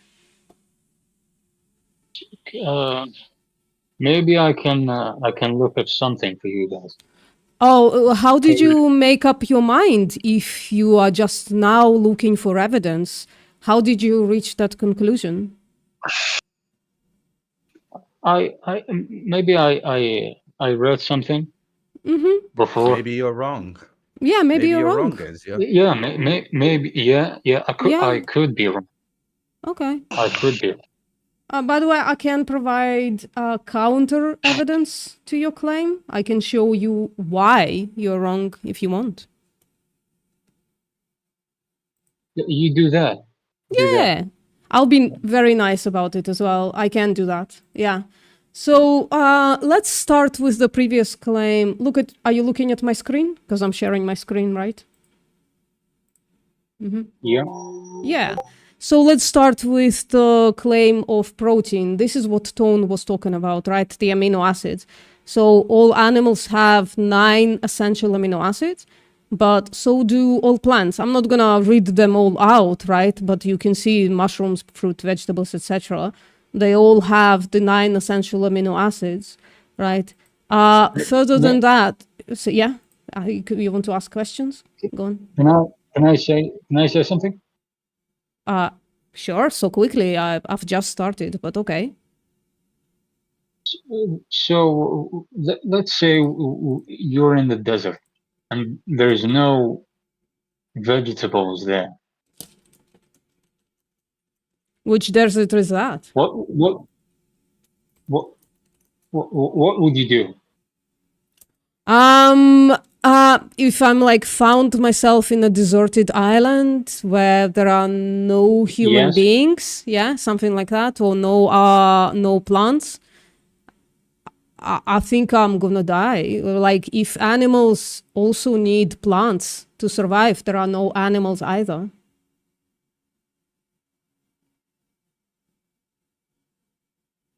Does that make sense? We're literally going to supermarkets. We're not on a desert island. Yeah. All right, continue. Yeah, one sec. I'm just arranging another debate in my server as well. So, so we have this position of ADA. ADA is American Dietetics Association, and we have a similar position from the British Dietetic Association. Those are two very large, very knowledgeable bodies of nutritionists and dietitians and such. And it is their position that an appropriately plant vegetarian diets, that including total vegan diets, are healthful, nutritionally adequate, and may provide health benefits in the prevention and treatment of certain diseases. While plant vegetarian diets, which includes vegan diets, are appropriate for individuals during all stages of life, including pregnancy, lactation, infancy, childhood, and adolescence. Also for athletes, right? If we go back to the plant protein, if you are building muscle, like I do, like Chip does, like Felix does, then just eating enough grams of protein, even if it's from plant protein, is enough to build muscle in the same way, same amount of muscle, same amount of strength as while eating an animal-based diet. Now, the position of ADA said that there could be benefits in eating a plant-based diet, right? Or those are like the vegan diet. Well, it's because red meat causes or increases the risks of a bunch of disease. One of them is cardiovascular disease, which oh shit! I didn't remember that the link is broken. But basically, it causes cardiovascular disease by the fact that saturated fat increases your LDL, your bad cholesterol. Red meat and processed meat. Processed meat is causal. Red meat is highly associated with increase the risk of certain cancers, especially stomach and colorectal cancers, right? And it independently increases the risks of type 2 diabetes. And so going on a plant-based diet is not only possible, it's not only perfectly healthy, it could be healthier than being on an omnivorous diet. But I would really like us to go back to talking about veganism, right? Because I want to know your answer, Izio, to this question, right? If we don't have to exploit and slaughter animals for unnecessary stuff, is it even moral to do so? According to your morality, I think the answer is no. According to Islam, you have to be kind to animals. And I don't think it's kind to animals to breed them, to exploit them, and to slaughter them when you really can just like avoid doing so. So I'll say that if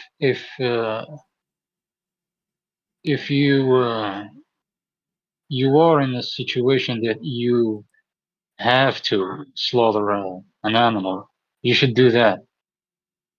If not, yeah. So you. I mean, maybe. I think I would not slaughter an animal anyways. I just don't think I could take a life, somebody's life, to save my own. But you are not in that situation, are you, Izio? You don't have to, right? You have a Discord server, like a Discord, like you are on Discord right now. Yes, you have like right. internet I connection. understand. Yeah. I understand. You're right. I know. You're right. I'm often right, I'm sorry to say. Okay, I'm gonna So, bounce to, if if somebody else can continue conversation, I'm gonna bounce into my server. See you later. Yo, how are you? Could I make one quick point, Ezio? You're also setting up a false dichotomy. Like the very first. All right, let's see if we can have a conversation with a person. In outreach 1. Okay. Let's see if we can. Oh, I can join. Hey, what's up? I don't know if you're talking. You're muted. So I don't know, maybe you're new to Discord. So if you move your cursor towards, or your finger, if you're on the phone, towards the lower part, you have like a mute and unmute button. You can just unmute yourself right there. Are you with me, Dolphin? Are you with me? Chrome is not having it.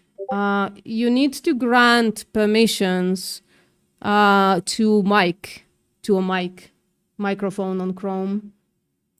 Well, I can send you like a link to a non-Discord thing as well, if you prefer that.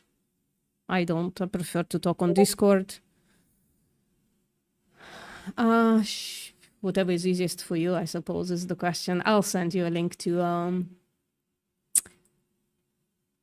Google Meet. 1 second. New meeting.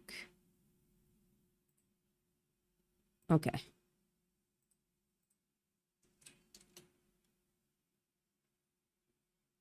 Okay. 1 sec. 1 sec.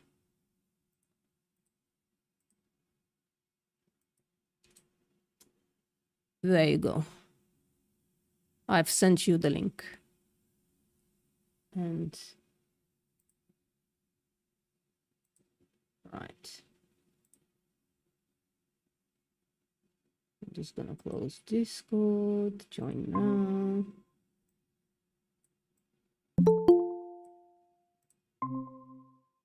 Hello, what's up? Hello, am I coming through? You're coming through. Isn't it exciting? I feel so old. None of Yeah, that should not be that difficult.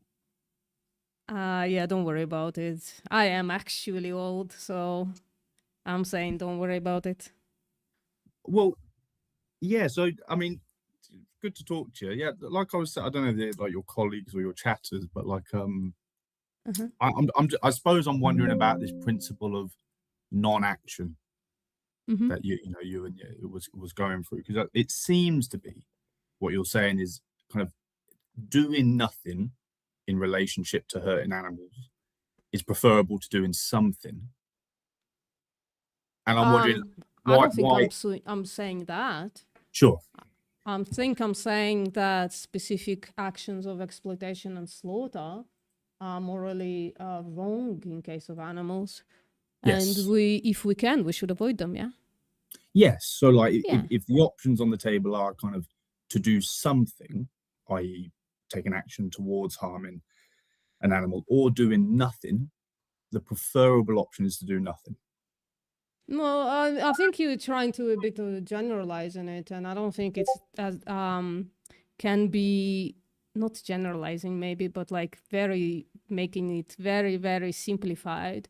And I don't think that's helping us here, because it's not doing nothing, right? When the doing something includes the actual breeding of the animals. So yeah.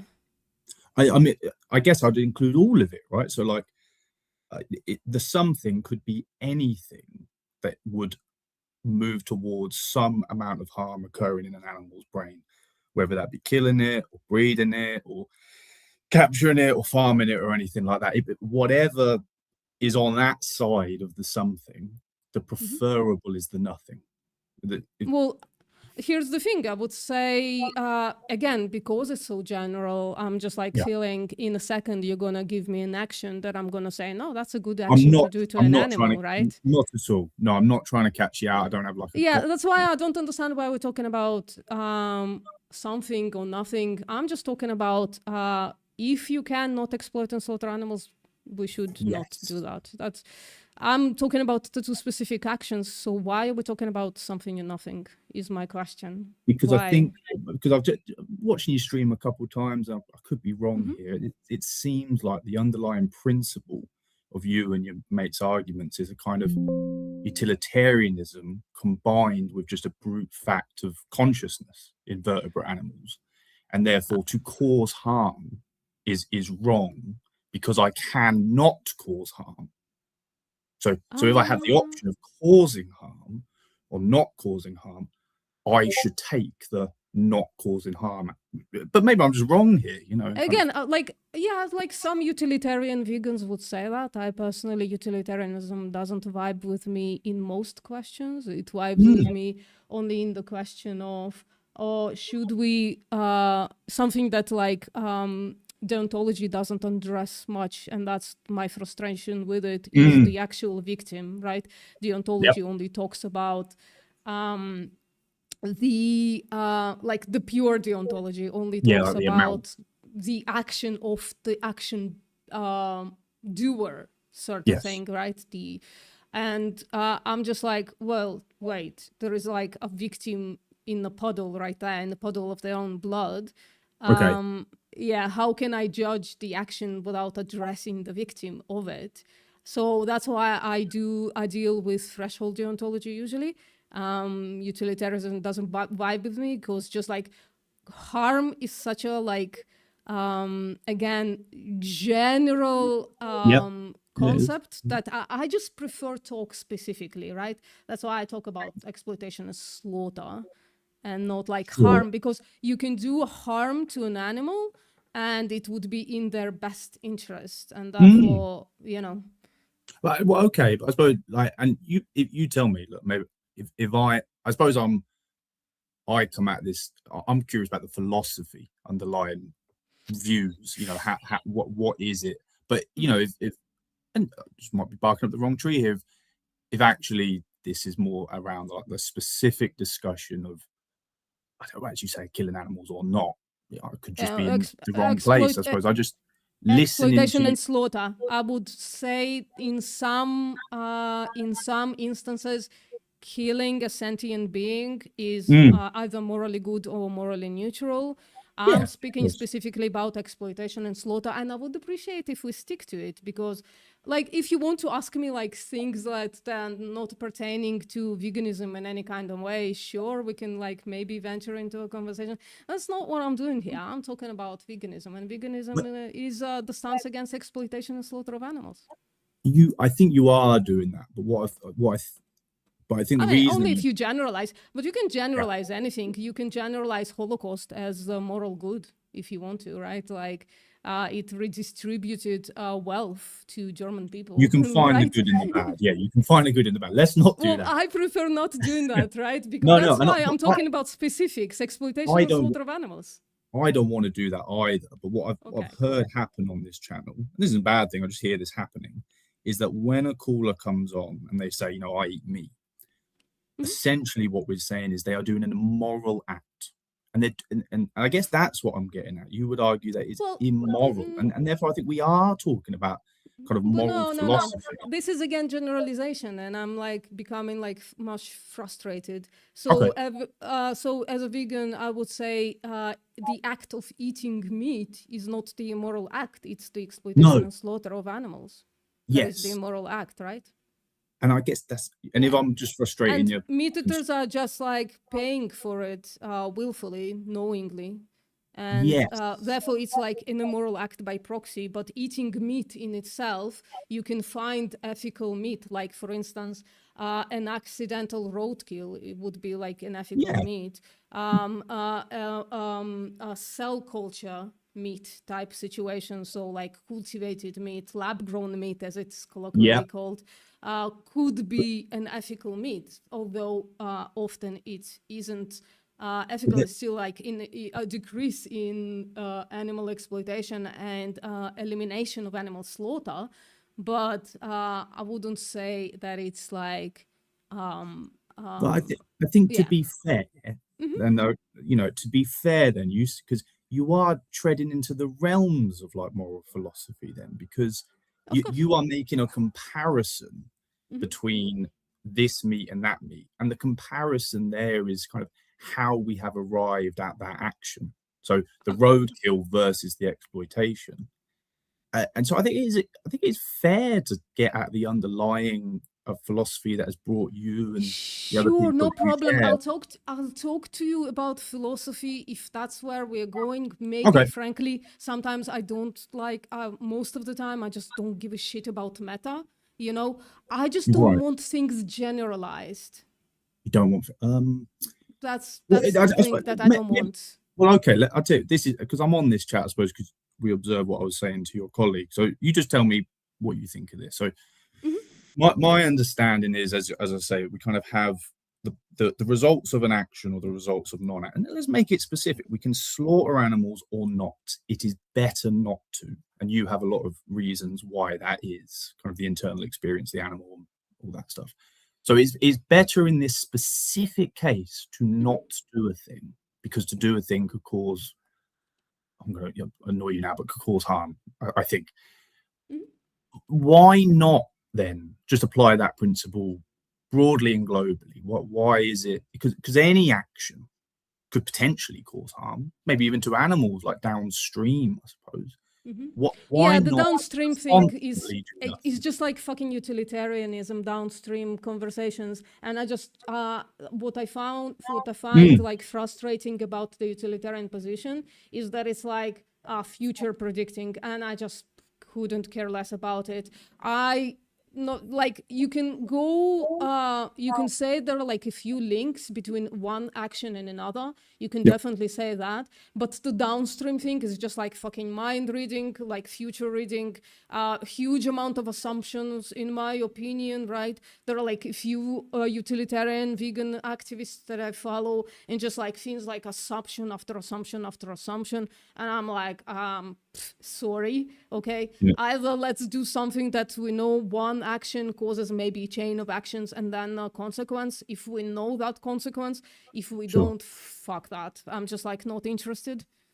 But what did you have in mind, right? I'm trying to engage with you. So no, I think you are. What action did you have in mind that you think I'm not applying and I should? Not so much you, but I'm just saying like to follow the like, because I think your colleague said this is specifically applied to veganism, this idea, this difference between doing this or not. And I think I said to him, why not apply it to everything? Because if I think can you give me an example, please? Can you give me an example of what you were thinking about? So I suppose if my meat eating causes harm to an animal, and it's better preferable not to do that, I might say like my engagement with my phone, for example, so the cobalt and the zinc and all that in my phone necessitates a kind of order that at some point I'm sure I'm sending a kid into a mine to at some place in the earth to get that up from me. It would be the more moral action to have not bought my phone.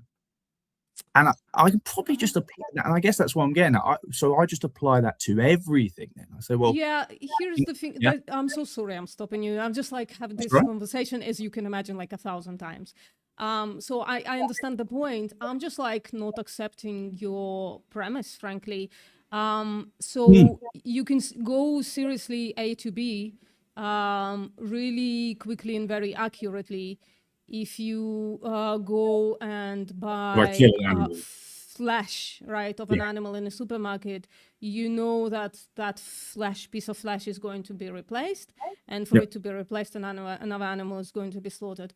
I'm just unsure what the counterfactual is. Well, like wait, let me finish. Sorry. I'm just not sure what the counterfactual is for that child that's being sent into the mines, which is, listen, a negative action, an absolutely rights violation, and I like really hate that happens.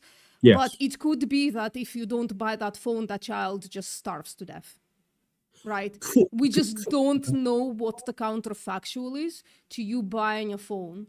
Also, I would claim that phones are actually like a necessity in the modern world. I sure as fuck could not be doing my work if I didn't have a phone, for instance, right? I could go do other work maybe that doesn't necessitate a phone, but I don't know if that's true even, right? It would be like, I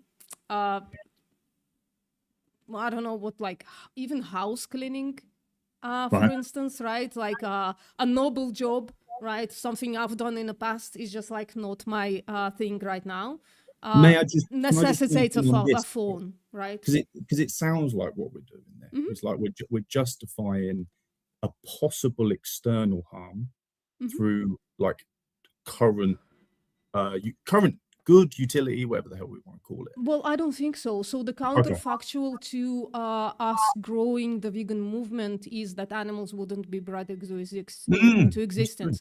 The counterfactual of not buying a phone could be that the child is starving, but we just don't fucking know about it, right? We just don't know what's going to happen to those children. And by the way, like you can today buy a phone without those metals. Without those like mined metals. Would that be better? I don't know. That's the point. That's how I can't make this decision. But I think there we go into this difficulty of having to have perfect knowledge to assess any, because we would have to admit that there is a possible universe where the ending slaughter of animals causes more harm to animals. Well, if you present it, we can check it out because we have such extensive scientific evidence for It's one not world like versus it's the not other. like I can present it as guarantee, but just going off what you just said, it's possible. So we're saying but we're saying that I need to like the phone thing, for example. I don't know what would actually happen to the kids or not, and that kind of muddies the moral water here. But on the other side, I would say it's a guarantee that if we take certain actions towards animals, we're making the more moral action. I think there's a contradiction there in kind. Well, what do you mean? Like those animals wouldn't, like if the entire world went vegan gradually, obviously, if the entire world not like, even if the entire world went vegan on the dot, right? Tomorrow, everybody like wakes up and are fucking vegan, right? Yeah. The counterfactual is that those animals would never exist to be exploited and slaughtered. I find that preferable to breeding animals into slavery and slaughter. Sure, but to the question of, to the question of, but do I buy a phone that doesn't need the metals, or do I buy a phone that does need the metals? We said because I lack perfect knowledge of the outcome. It's not even perfect. It's any knowledge. What happens to those kids? If you have some kind of a knowledge that if nobody ever buys that phone, the kids are going to be better off, I'm going to stop buying that phone. You would? Yeah, absolutely. 100%. What do you mean? There are phones, it's hard to get, but there are phones, for instance, hold on. For instance, Apple, right? My friend Chip keeps telling me, they use only recycled metals in their phones. For instance. So, but again, this seems then to go like to go, I agree with you, but it seems then to go to the idea again of the choice of not doing a thing seems to, in multiple areas, seems to be the more moral action, right? And I suppose it depends on what the consequences is, right? And if the consequences are unpredictable, they are unknown to us. If the consequence is predictable, and you can say that the consequences of that is like more moral, then that action becomes more moral. And then I guess that's why I'm threshold deontologist. Like I'm looking at both sides of the thing. I'm looking both at the action, the context, right, and then the consequences of it. But if I do nothing, then if I and I don't want to get too morbid here, or maybe this is against the rules or something, but like if I end my own life, I can't cause any harm. And so, I mean, if that's something you want to do, go for it. You would, like, again, I'm not. I don't. This isn't a gotcha, and I'm not trying to put you in a corner. Of course. I'm not thinking that you're gotchaing me, right? You would say that it's like a broad moral. You wouldn't say, but from that, someone might say that it's a broad moral advice for people to kill themselves. I wouldn't say so, no. So because I, as a sentient being, want to continue living. When I have the counterfactual, I think I have the moral obligation to act upon it. When I don't have the counterfactual, and by the way, can you point out that me not existing, killing myself would actually be better for the animals, for instance, right? If we're talking about veganism, than me continuing living and advocating for them and making vegans every day. I don't think you should use it. You definitely should. I don't think so either. No, I'm not saying, as a sentient being, I just have like a really, really strong preference to continue living. I don't even think I can, like, it overrides, even if I were to agree with you that my non-existence would be preferable to whichever victims I do have, right? Yes. My non-existence would be preferable to that than my non-existence. I don't even think I could do it, right? And therefore it would become something that I can't do. Something that I cannot do is killing myself.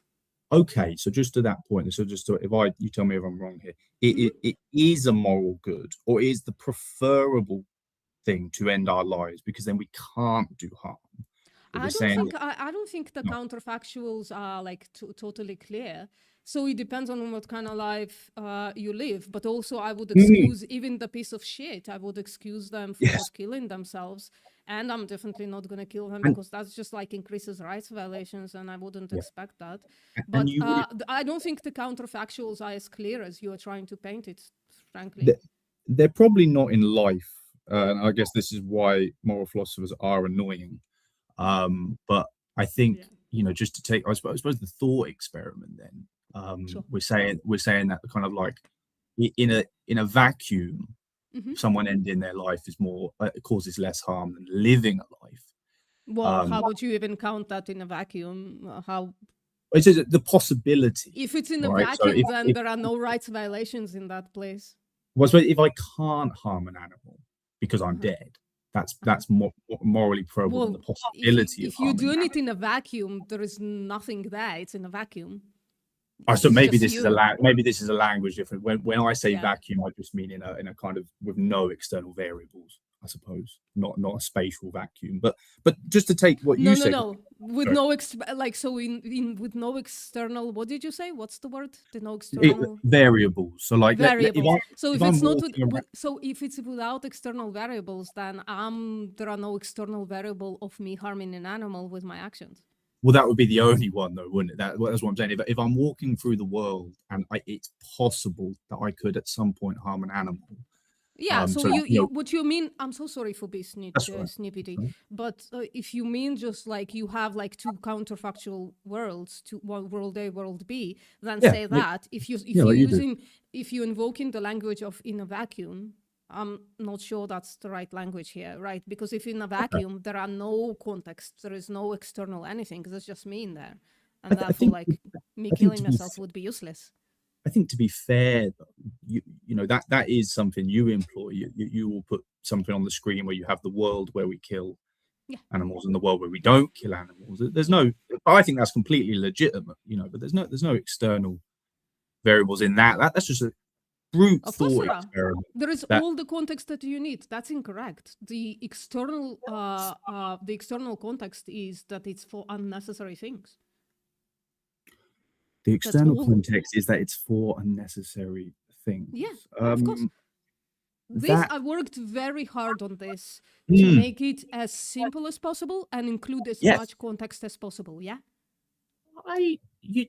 Is there though? Because the thought experiment there, I suppose the necessary is a very. And so then I can go into empirics and show you that it's in the 21st century for people who have the internet connection. It's unnecessary for them to pay for exploitation and slaughter. Absolutely fair enough. No, you're right on that. Just to take something else that you said there though, just to go back to the idea of suicide. You said it is such a strong preference that you don't engage with it, that you couldn't at the moment because you're this unfound preference you have means that I can't act on this moral good. Wait, what's again? What's the what are you addressing? I've lost you. That's right. Sorry. So I think we agree that in a sense, then suicide is a moral good. I don't think so. Why would you say that? I specifically said the counterfactual to that are incredibly unclear. Then why would I make that claim? I thought you said that you would it would be better for someone to end their life than do more than live. If they want to, if somebody is suicidal. And if that's the reasons behind, I didn't even say this the first time. The first time I said the counterfactuals are unclear and therefore I can't make that decision. But if somebody is suicidal and the reasons for which they are suicidal can't be cleared up, right, then it might be like a moral good for them to kill themselves. But I can't make the claim that a regular person walking around, obviously creating rights violation down the stream, right, obviously right, that it would be preferable for them to kill themselves. I can't say that. I don't know what the counterfactual is to that. Like maybe the person walking in the street, right, let's use me, right? Okay. If I kill myself tomorrow, I'm no longer advocating for animals to not be exploited and slaughtered, right? I'm no longer doing other stuff behind the scenes that nobody knows about, right? That could decrease rights violations as well. So There's absolute no, I agree. I think I'm with you. I don't think people should in their lives. We have a utility by living. I think we're just going to disagree on where we're coming from this. But just to go on your right, sweetie, you're a utilitarian. I'm a freshman deontologist. That's why I don't like the meta talks. I'm not a because we're utilitarian. just gonna be like disagreeing like a lot.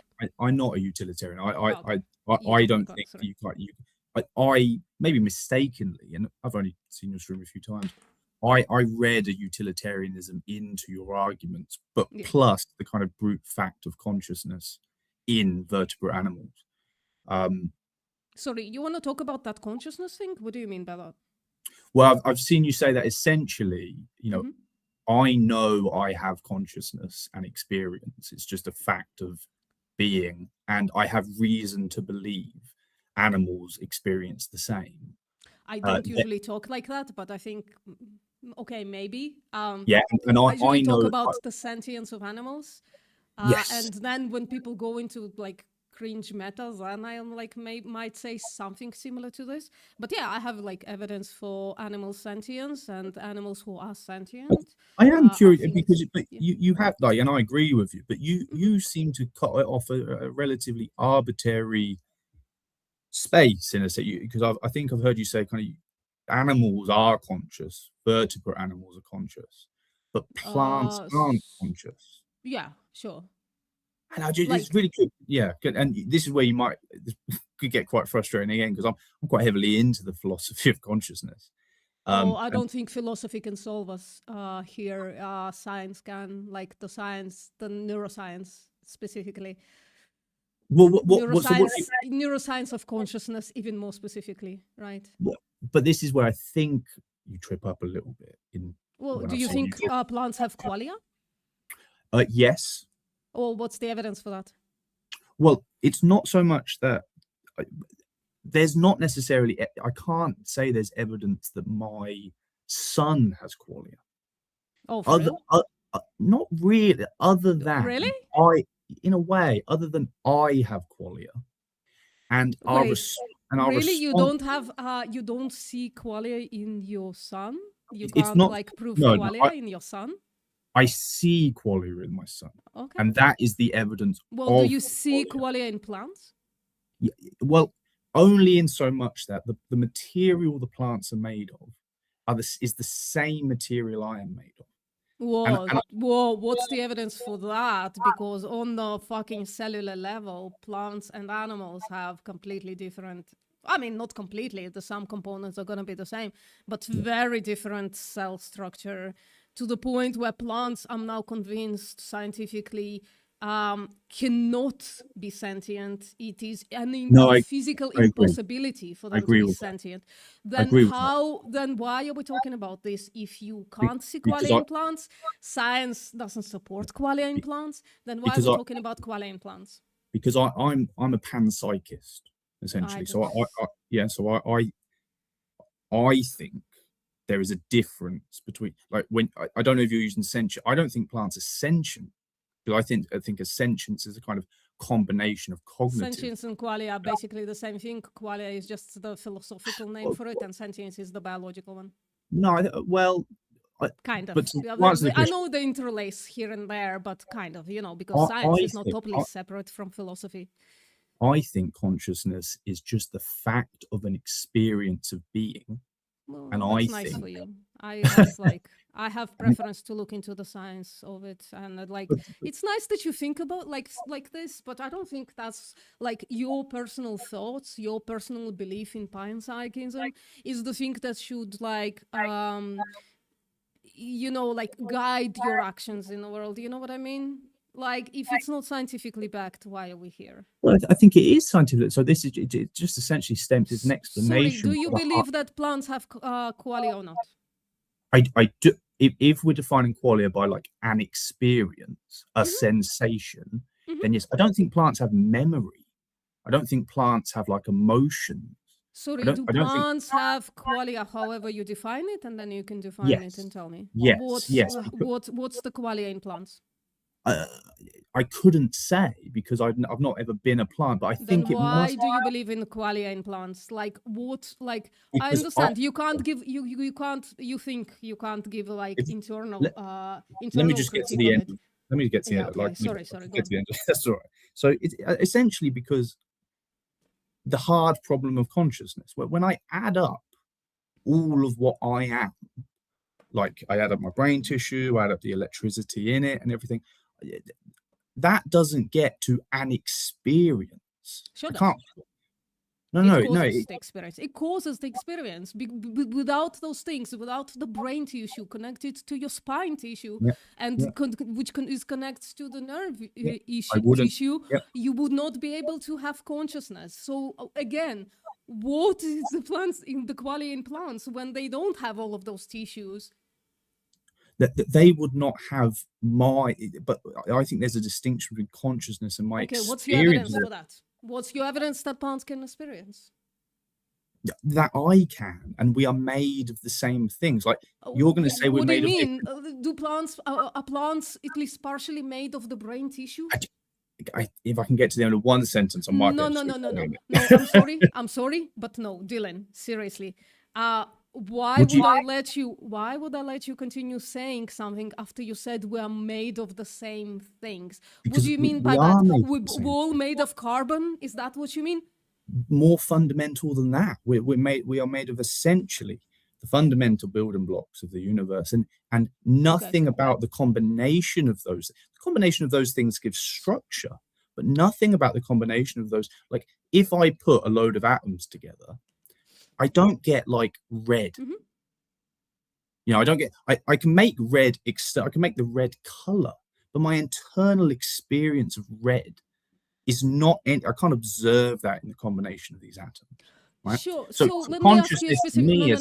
No. I'm sorry. I just like I cannot be bothered. I'm so fucking sorry, Dylan. So That's if I cut off the tip of my finger, is that tip of my finger conscious? Yes, I think so. Yeah. Oh, okay. Well, I don't know what would be the evidence for that, and therefore I think I'm just like not interested. Sorry. That's all right. Okay. Shall I go then? Sure. Unless you want to tell me why you're not vegan. I feel like I'd just annoy you. Sorry? I feel like I would just annoy you with that because again, it would come from a philosophical place, I think. So I'll just I will let you go and you can chat to other people. Well, let me ask you a last question. Sure. Even if plants are sentient, the tip of my finger that I cut off is sentient, even if the rocks are sentient and the entire universe is sentient. Yes. Do you like qualia has qualia, whatever. Do you think qualia has moral value? Do I think qualia has moral value? I think in a way, but not. I don't believe in objective right and wrong. Okay, cool. I think these are. I'm not asking for an objective right and wrong, right? I'm asking you for your opinion. So, like, okay, let's make it very I'll kind specific. of have to say no then, I suppose, but it's a no with a long answer behind it. Okay. Does your qualia morally matter? As in my experience in my head? Yeah. No. No. So I can take your qualia away from you, and that wouldn't be morally wrong? Well, this is really interesting, isn't it? To annoy you again. If qualia was just material, you should be able to take my qualia away from me, but you can't hold my qualia. I can't give you it. Well, I can just like take it away from you. I don't care about holding it or whatever, right? Like I just can take away your experience of life away from you. And I'm asking if it's like a moral action to do. If you took, as in by killing me. Yeah. I think by just like making your brain dead and like continue pumping you for your organs to work or something like that. Like killing you. Like if we define killing somebody as like taking away the experience, sure. Is again, it's going to be really annoying, I'm afraid, but it's emotionally yes, that I think has an emotional component that is valuable. But I think from a So it's not an immoral Now- action? no. Well, if you just let me finish, I think I'm afraid it's kind of emotionally. I have an opinion, but I don't think that opinion kind of actually matters in any large sense. I don't ascribe morality to actions. No. Okay. So I don't believe in ascribe right and morality wrong. to I don't believe actions. in right and wrong. Okay, basically. so it would be, in fact, like if I also don't ascribe morality to actions, the Yes. action of taking your experience away from you wouldn't be bad, immoral. would- By bad, I mean immoral. Immoral. If no, it wouldn't be in a kind of large scale moral sense. I would have, as I say, opinions on it. I would have, I'd have Well, it emotions. just seems like from all the things that you hold, all the positions that you hold, it would be okay to kill you. Would it be okay to kill your kids, your pets? It wouldn't be okay, no. Oh, because of the emotional thing, it wouldn't be okay, but it would be a Yes. moral action. Well, it's not so much that it would be moral as I don't believe that it's not. I don't believe in moral or immoral. Yeah. I think those are kind of in the same way that, like, if I said go over there, that's not a true or false statement. It can't actually be put into the true or false state. It's just words put together. I kind of say the same about morality and immorality. I think they're kind of non-statements. Okay. Well, Bradley just wants to talk to you now. Oh, Or do you, I'm Bradley, sorry. want to talk to me? I think he probably wants to talk to you. Okay. I do. It's been, I don't know, it's probably been horrific for you. It's been fun for me. Thank you for the opportunity. I do have to run, and Okay. It wasn't horrific to me. I have these conversations every single day. I'm sure. So Yeah. you have a nice day. I've got to go. Yeah, you too, Dylan. I hope one day you can appreciate the qualia and say, yeah, if I don't have to Hey. kill the most qualia, maybe I shouldn't. Hey, maybe I'll be back, and if you're willing, I'll be loved to be convinced. Yeah. I mean, I don't know, like, it would be like you saying it's not, you can't put morality to the action of killing you. I don't know if we can, like, continue having a conversation. But maybe Twisted wants to have a conversation with you on that. Maybe you should figure out the Discord thing, and maybe we can have more discussions there. How about that? Sure. I'll figure out the Discord thing. Thank you. Yeah, sure. See you later. Bye. Bye. Okay. Well, I think there is another person from Foe that joined in. Let's see if I don't remember who it was. It was Bradley something. Oh, but they showed. I think they showed the actual name.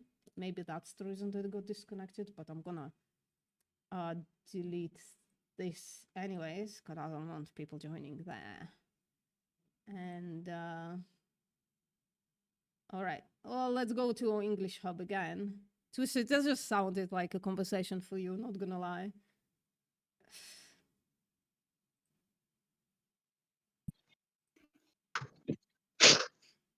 Bro, the fuck? Yo,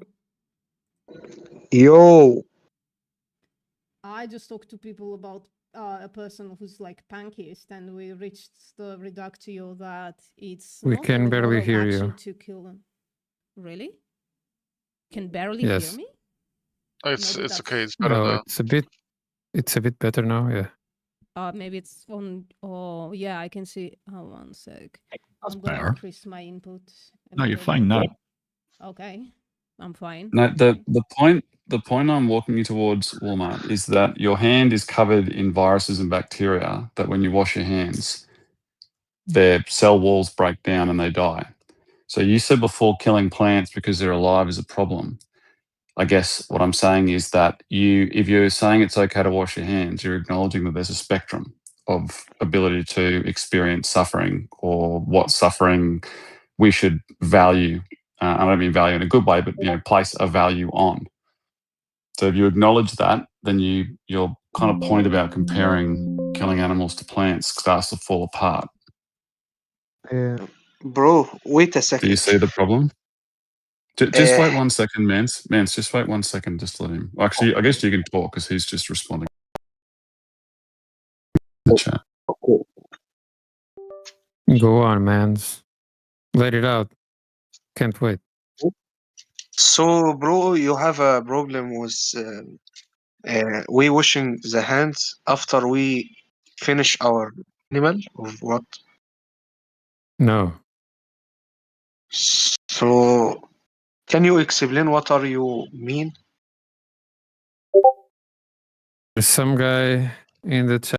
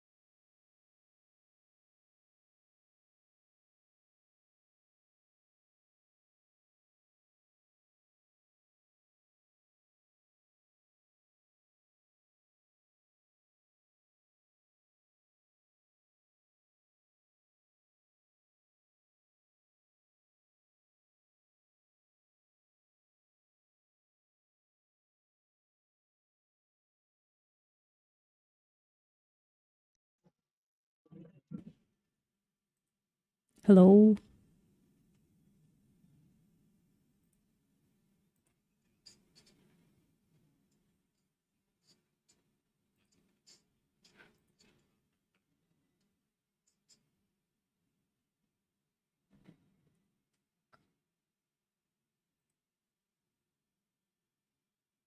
I've just pretty much quoted back to you in what I explained in my previous explanation. Can you hear me now? Really good, yeah. Can you hear Discord, guys? Fixed. Yeah, it's fixed. Yes. Thank you, sorry. Yeah, good. But now I can't use those. That's okay. The thing came down, I think. The outside Oh, I noise. see what this is. The plosives on the Felix microphone. Oh, fuck. Are we done with the bacteria talk or? This guy's responding in chat. He won't mark up. We're going to take 30 minutes to get to a point. We can just leave them. I usually tell people we usually focus on people who actually talk rather than the chat, because it's just a waste of time looking at it. Yeah. Yeah, I think I'm kind of done with this conversation if it's going to be these huge pauses between points. It's ridiculous anyway. Maybe Bao Hong Kong or Bao Hong Kong wants to talk. Bao HK. Oh, Hey everybody, you scared them. what's up, everybody? How are you guys doing? What's up, Dogmeat Chef? Hey, VPN. How is this guy back in channel? I'm a vegan. Mm-hmm. What's Mm-hmm. vegan? Vegan. What is Oh, vegan? I'm wondering how you got by a permaban. Oh, he did? So vegan is Oh, basically yeah. not eating any of the animal-produced food, Don't just dairy, like including dairy. we trust your notes. Just like eat them if they're like permaban evading. What? What? Don't worry, you were talking to someone else. Yeah, Tone. Yeah. If they're permaban evading, just fucking eat them. Yeah, he What? was What? permabanned. Yeah. I didn't do anything wrong. Mm-hmm. I'm sure. There you go. What's up, Lee? Can't even describe veganism, so get yeeted.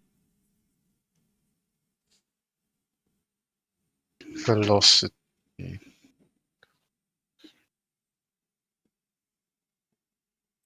I mean, there could be, you know, sometimes in this chat, people like Val, they put like cat kicker or dog meat enjoyer, just to trigger people, right? So that could have Okay. been the thing. But Tone has extensive notes on all the people that ever walk through English Hub, through Veeb, Veganism is Better channel. And he keeps extensive notes on everybody, so we should trust him on that shit, you know? If he says that this person is just like a regular troll, I don't know, it's a waste of time to talk to them, you know? Somebody wanted to trigger us, but yeah. So can I tell you about the panpsychist now? What happened?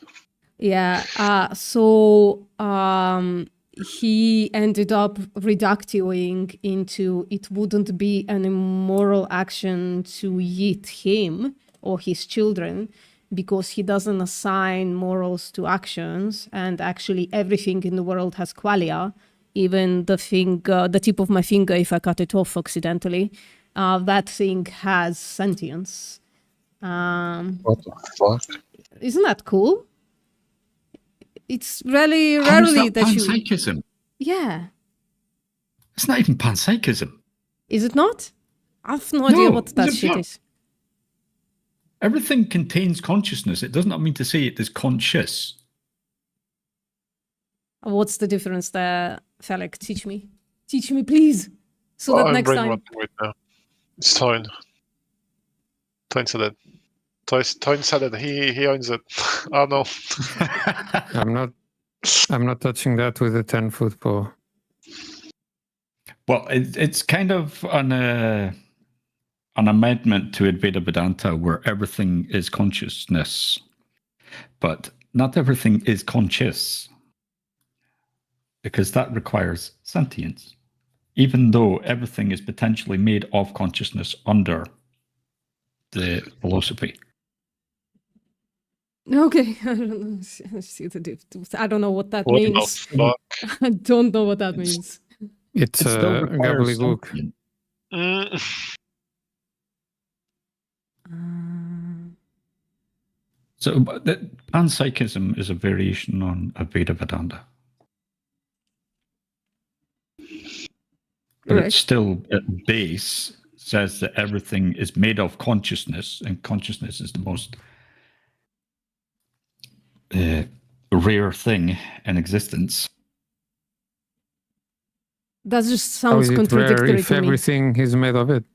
Yeah, that just sounds contradictory to me. I'm just not understanding Yeah. what the two seems to be two different definitions of consciousness here. It seems to me that we're using one definition in one case, in the case of everything is made out of consciousness, and then we're using another definition in the case when we're saying consciousness is a rare thing, because otherwise those are contradictory statements. Yeah, okay, right. But not everything is sentient. I mean, a rock is not sentient. They cannot. But it may be, in their worldview, it may be made of consciousness, but it's never going to be sentient. Well, So he it cannot specifically be said conscious. that What if does you consciousness mean I have no idea. in that?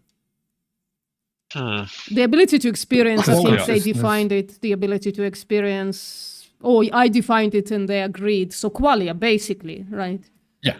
Yeah. Yeah. And they that's the said my ability to finger would have experience. qualia. If I cut off the tip of my finger, it would have qualia. Yeah, that, I think. know that, but I hope mean, I'm not strawmanning.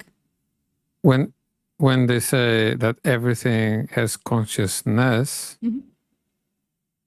what does that mean? What does that consciousness mean? No, it's everything made out of consciousness, but the question still remains, what the fuck does that mean? Yeah, that's what I'm asking. What does that mean? I don't know.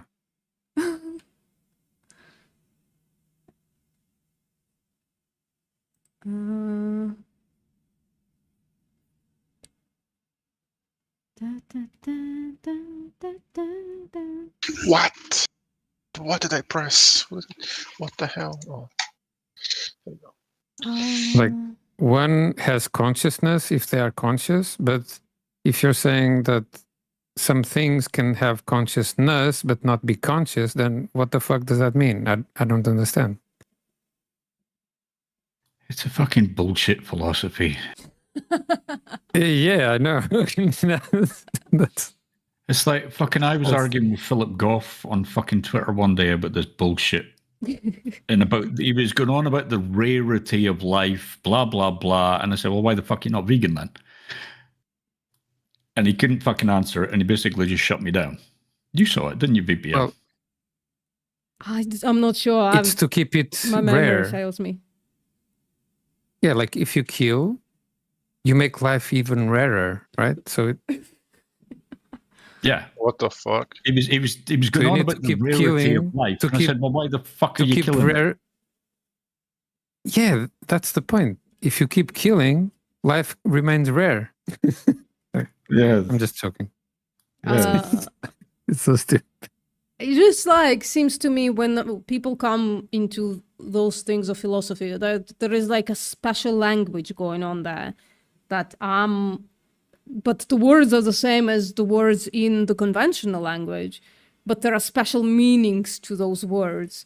And so it's like this indecipherable unless you learn the language by asking them, what does this word mean? What does this word mean? What does it? And it always cashes out into more words with special meanings. And so it's just like an endeavor into the void. Basically, it's a waste of time. Yeah. And then in the end, it will end up with you're just not enlightened enough. Yeah. What does the Bruh. word enlighten means? Turn off, turn on something rather, turn on a light bulb. Desk lamp. Desk lamp. Yeah.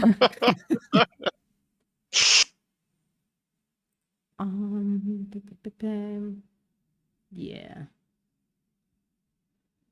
I'm gonna cook soon. Just- Oh, chips on chips live. Just open your mind to the world salad. Yeah. What's up, Noonie Dad?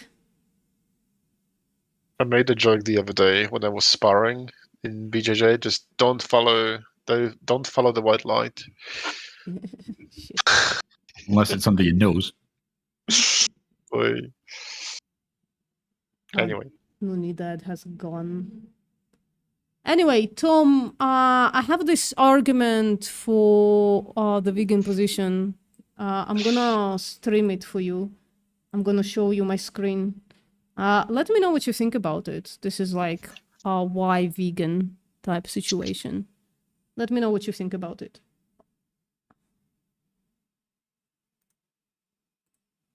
What's up, Marlo?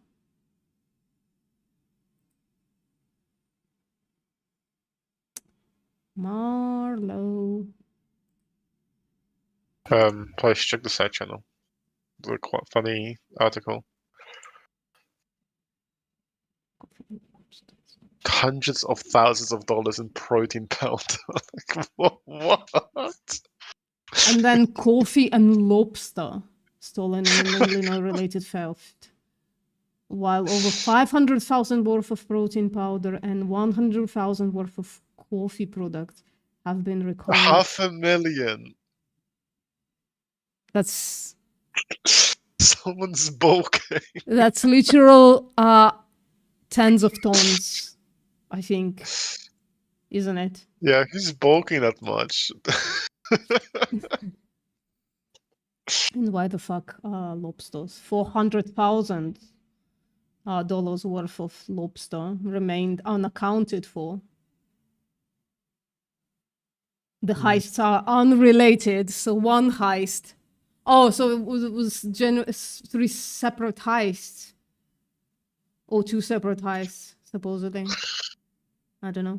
Maybe it's Hulk on the loose. I don't know, yeah. What's up, Munsuki? How you doing, Munsuki? Or Munsaki, I'm not sure which one is more appropriate. Hi.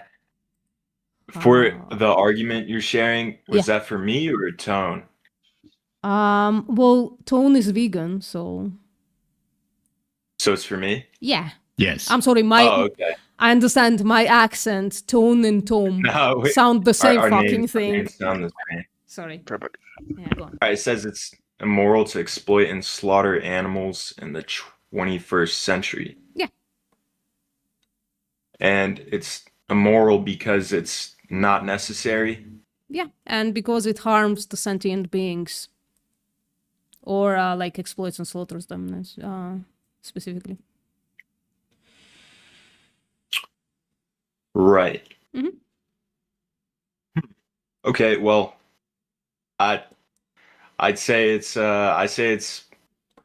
moral to slaughter animals and eat them. Oh, okay. What's the I guess justification this for it? comes down to where we derive our morality from. Not necessarily. You can say why it's moral.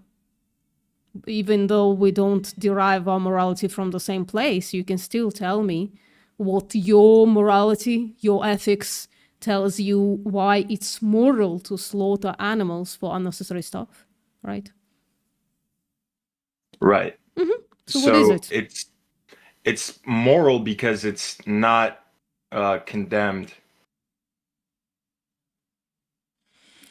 in my religion, right? Okay. That's where I derive my morality from. What's your So I guess religion that would be again? my answer. It's Christianity in it. Yes. Which Christianity is it? Yeah, I'm not really a part of a denomination. I'm Really? leaning East Orthodox though. You're leaning towards Orthodox. So Orthodox people, do you fast 3 times a year? Yeah, they fast. Yeah. So fasting includes abstaining from animal products, That's right. generally speaking. Yeah. So why do you fast? To strengthen your relationship with God, Why does that strengthen your relationship with God? because you reject the pleasures of Mhm. pleasures. You reject pleasures. You reject So- eating and things that make you feel good, Yeah. and you focus on God. Okay. So why wouldn't you just fast throughout the entire year? Wouldn't that 'Cause- strengthen 'cause your relationship even more? That would be really difficult. Yeah. Well, difficult. I don't but think- wouldn't I it don't think, strengthen the relationship with God even more? It would, Yeah. but I don't think there's a expectation to fast for an entire year. Definitely not. Just sounds weird. Like you following this God. This God finds it clearly beneficial for you to avoid carnal pleasures. Which, by the way, Right. I don't know. Would God like define the slaughter of his creatures as something that humans should be deriving pleasure from? I don't think people derive pleasure from killing animals. I mean, But eating them. not direct one, but like indirect one, right? Oh yeah, indirectly, sure. Yeah, like if you so would you say God like looks favorably on you when you slaughter an animal, when it would actually be more beneficial to your relationship if you didn't? I think he's ambivalent when it comes to slaughtering animals. I don't think he's one way or the other. Okay, well, can you show me like why you think that way? Can you show me like some kind of evidence to that claim? That God is ambivalent about that? Right, because I cannot show you where he condemns the unnecessary slaughter of animals. Oh, what, you proving a positive with a negative then?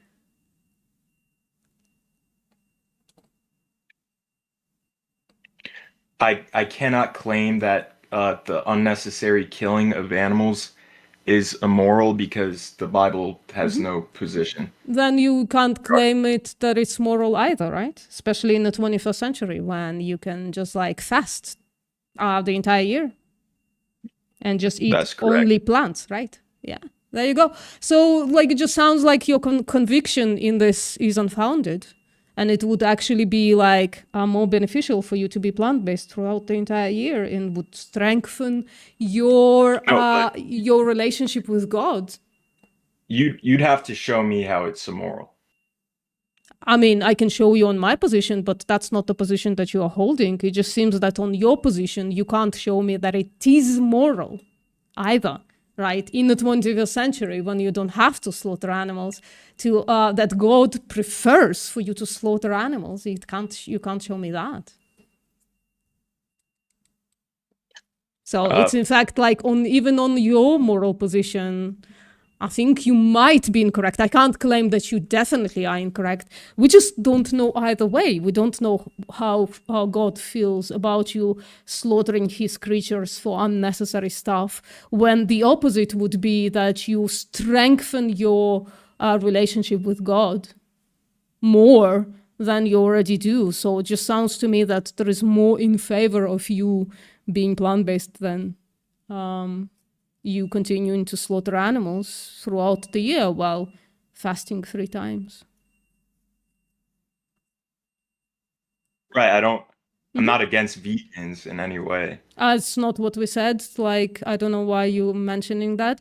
I'm just saying, on your moral position, you can't prove that it's favorable to God that you continue slaughtering animals when you don't have to.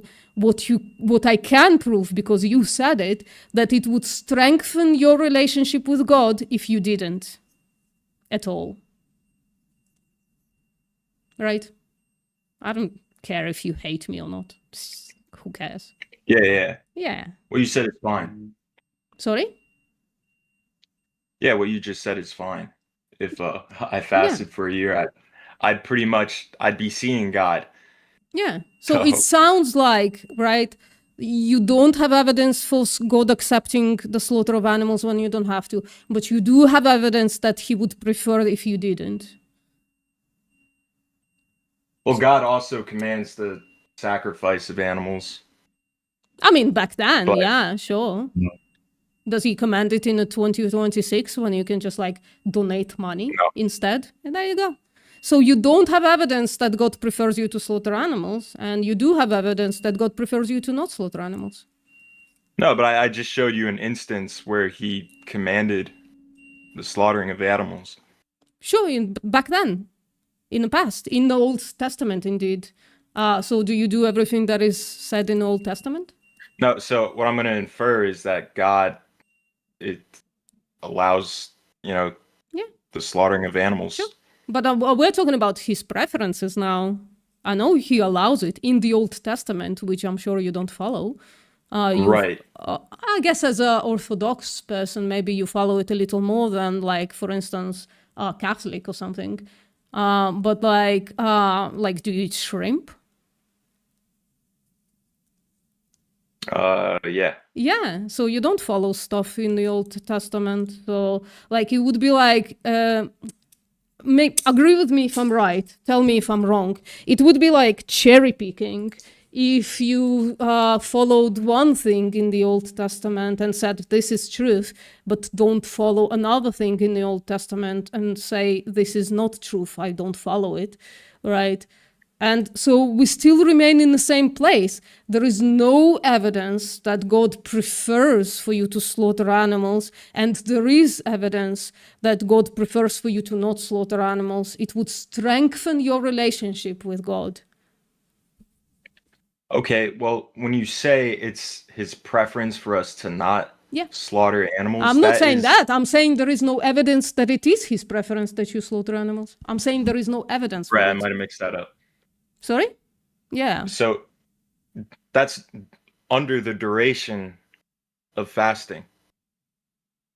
Why? Right, so that's like if it's confined strength. to that Hold on. specific time frame of fasting. Yeah. So hold on. So if I work out once, that increases the size of my muscle. If I work out the entire year, that increases the size of my muscle more and the strength of my muscle more, right? So why wouldn't it strengthen your relationship with God more if you just like fasted the entire year? It's too difficult. What do you mean? It's not an expectation. Okay, where does it say that? That you only should fast That's through gonna be a church teaching. Sorry? I couldn't source that from scripture. Yeah, I think so. So again, there is no evidence that you should only fast 3 times a year, and that it wouldn't strengthen your relationship with God if you fasted your entire life. I hold to church teachings as well. So Well, what do you think a man knows more than a God? no. Yeah, so why would you go by something that you don't have evidence for in the God's teachings? There's definitely no evidence for fasting 3 times a year to strengthen your position with God in the Bible, right? Unless you have some kind of other source, but as an Orthodox, I don't think you have another source than the Bible, right? We do. Oh, as an Orthodox, for real? Yes. What's the source? The church, the ecumenical councils. What? That doesn't sound Orthodox at all. Orthodox only follow the teachings of the Bible. I mean, that's just like you worshipping a human institution, I think. And I don't know why you would choose that as an Orthodox person of all people, right? As a Catholic, right? They have the catechism. The Catholics have the catechism, and so the catechism tells them to follow the church. But as an Orthodox, yes, I think you're doing something immoral in God's eyes. I think you're not following. I don't think you're an Orthodox. Then I'm not an Orthodox. I'm a non-denominational. I said I wanted to be. Oh, so is your church an Orthodox or not? An Orthodox church? It's not, but I subscribe to their teachings. Okay. So I'm not sure why you would listen to what the pastor says, right? You should follow what the scripture says, and that's it. Do you want to answer? I could answer that. Sure. Okay, so Jesus anointed Peter as the head of his church, right? And then Peter anointed, wow, I should remember this, but he anointed another guy. And then another guy, right? So those are the bishops. Okay. Right. So Peter taught his bishops everything he knew. And then we have a chain of apostolic succession. So that's why we listen to men, as you put it. Wait, Peter is the guy who said that women shouldn't speak in churches, right? That was Paul. Oh, that was Paul. Sorry. So who's the Peter? What did he say? Peter is the head of the church, right? Or I guess the Church of Rome.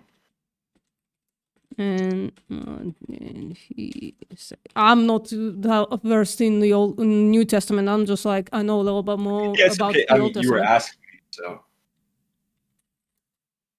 I mean, I hope I answered. Kind of. I don't know. I find it weird that somebody who strives towards orthodoxy to have that position, not gonna lie. I mean, orthodoxy implies that you should only follow the source. So he was one of the 12 apostles, right, of Jesus? And so an Orthodox would argue that following the source would be following the bishops, right? As well as scripture. I don't know about So that. correct following of scripture includes following bishops. I don't know. I think Tone would know a bit more about that. Tone is our So religious scholar. There are Eastern Orthodox traditions, BPM, that follow like ecumenical council sort of verdicts. So again, it's like this line of succession is the idea. It's, I think, a lot of like Eastern Europe denominations, Eastern European denominations, I think, of Christianity tend to subscribe to this. Yep, that sounds right. Yeah, so Peter said like he gave you 8 moral character traits, right? That's what I'm reading. Tell me if what I'm reading is I right have or no wrong. idea about that stuff. Oh, okay. So we'll learn together. How about that, right? All right, that's yeah. fine. Peter outlines 8 character traits essential for spiritual maturity, which he said is a good thing, right? Faith, I think you have that in spades.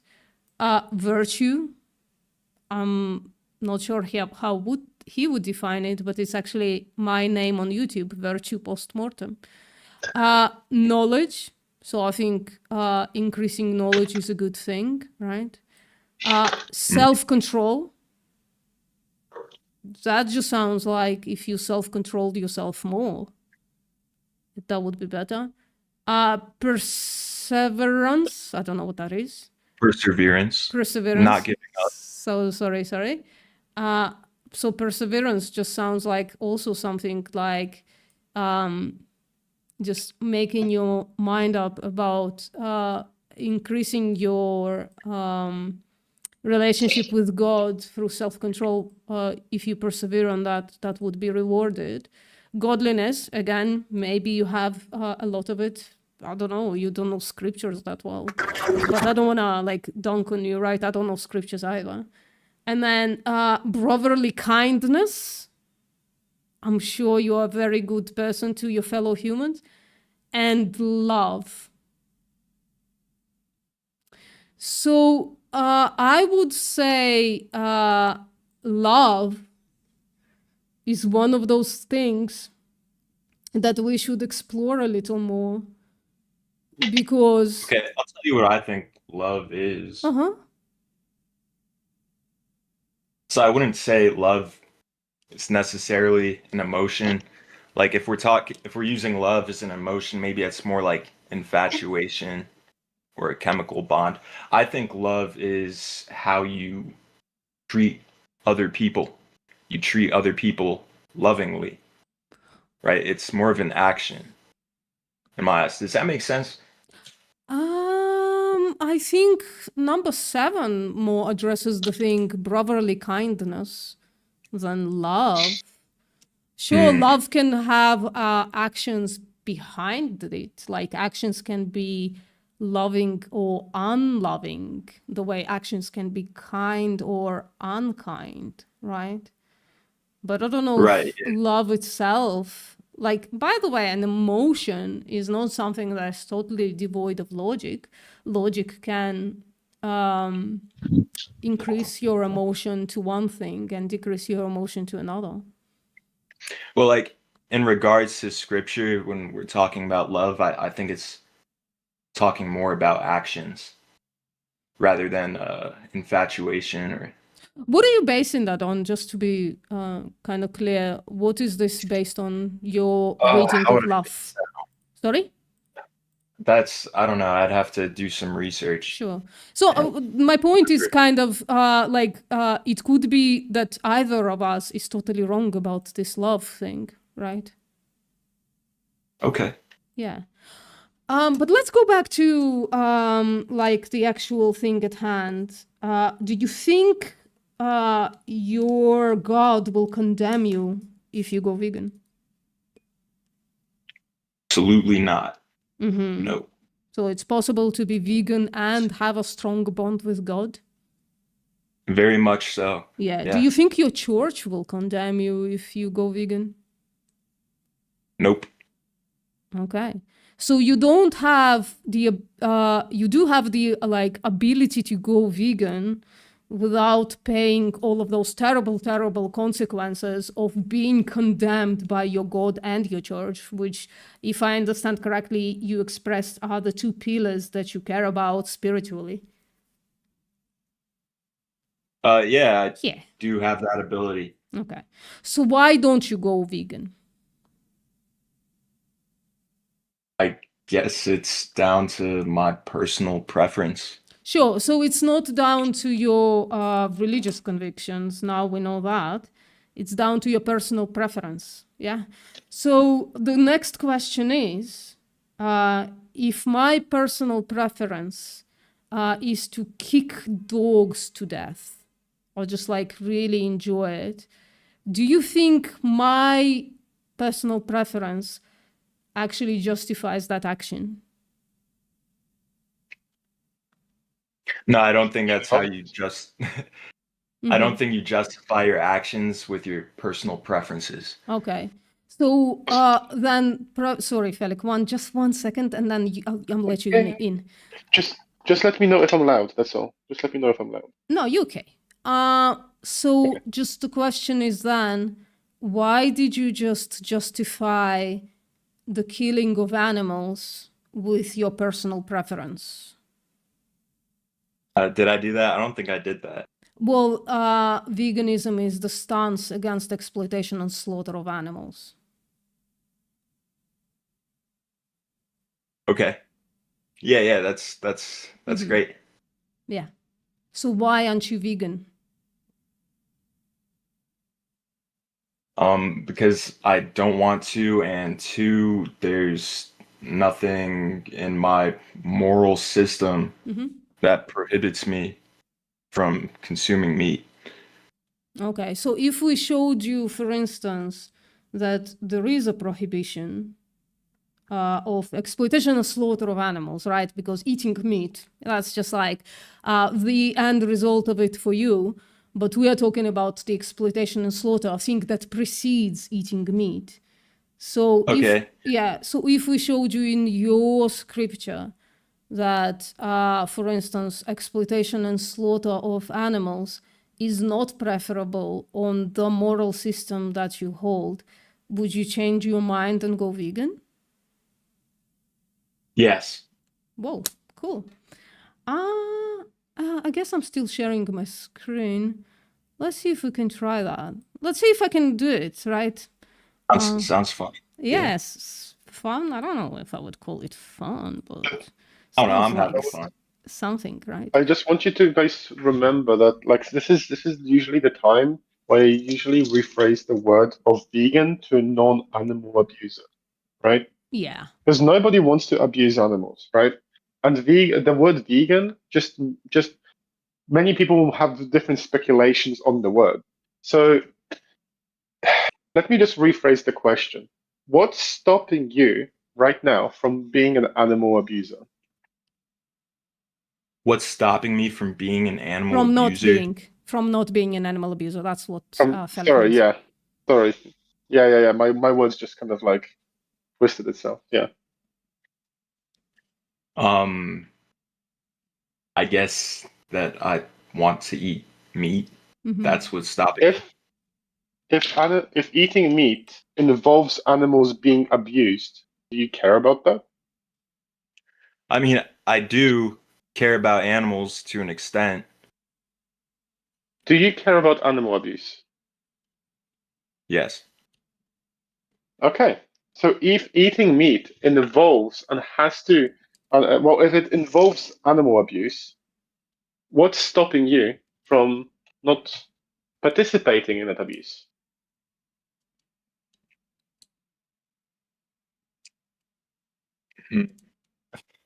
Like, And this is why rephrasing those words is really, really important. like exploiting and like your Unfair. what's the threshold that constitutes an animal being exploited? Like I the also just industrial farming of chickens and like cages.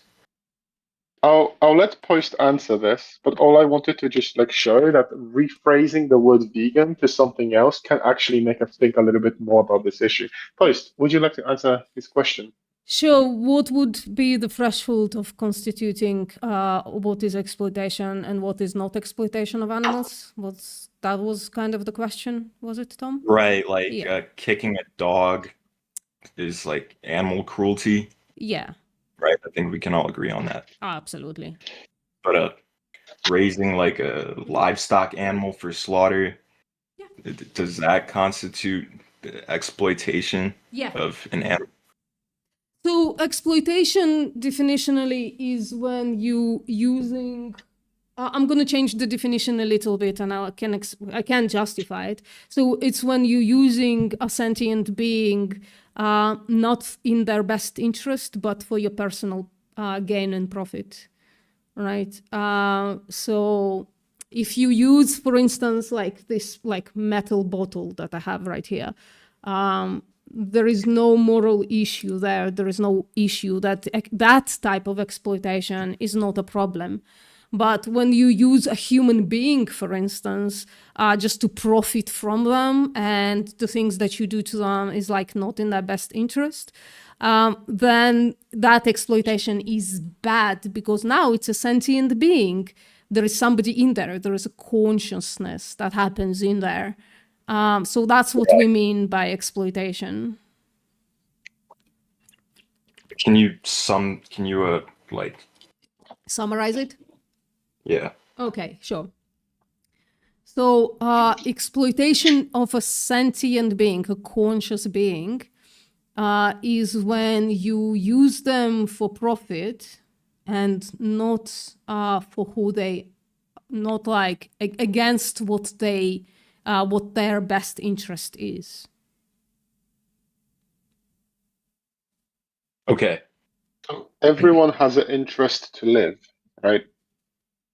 Everyone has an interest to be left alone and have a life that they can thrive in. Okay. So going against that would be against going the interest of the individual. But the most important one is every sentient individual wants to live. Right. I get like to that look all animals want to live. I like to define exploitation as engaging another being in an interaction that they would not rationally consent to. So you could also amend using your power over another sentient being to engage them in an interaction that they would not rationally consent to. So if they're not capable, for my case, because I can just go back and appeal to my Bible. So, in Genesis, mankind is commanded to dominate everything that walks the earth. And well, is that the word that is used? Is that the word that is used in Genesis? I think it's called dominate. Yeah, to rule, to rule over. I think the word that is used is dominion. Dominion, I think, is different from dominating. I'll look it up. Yeah, because it comes with dominion comes with a set of responsibilities that include the worry for the beings that are under your care. Let's just say it like that. One second. What is this? I'm sorry. No problem. Take your time. I'll search it as well. Also, we can just even like backtrack to the God's perfect world. What was the God's perfect world, guys? What was the God's perfect world? Oh, I have it right here. I can share it with you. I just want to ask the person. Yeah, it's gonna be the Garden of Eden. Now, here's a fun little question for you. I have an amazing question for you. Which animals were eaten in the Garden of Eden? No animals. Oh, why? Because the Earth hasn't fallen yet at that point. Okay. So, but why was it bad, or why was it not permissible to consume other sentient living beings in the God's perfect world?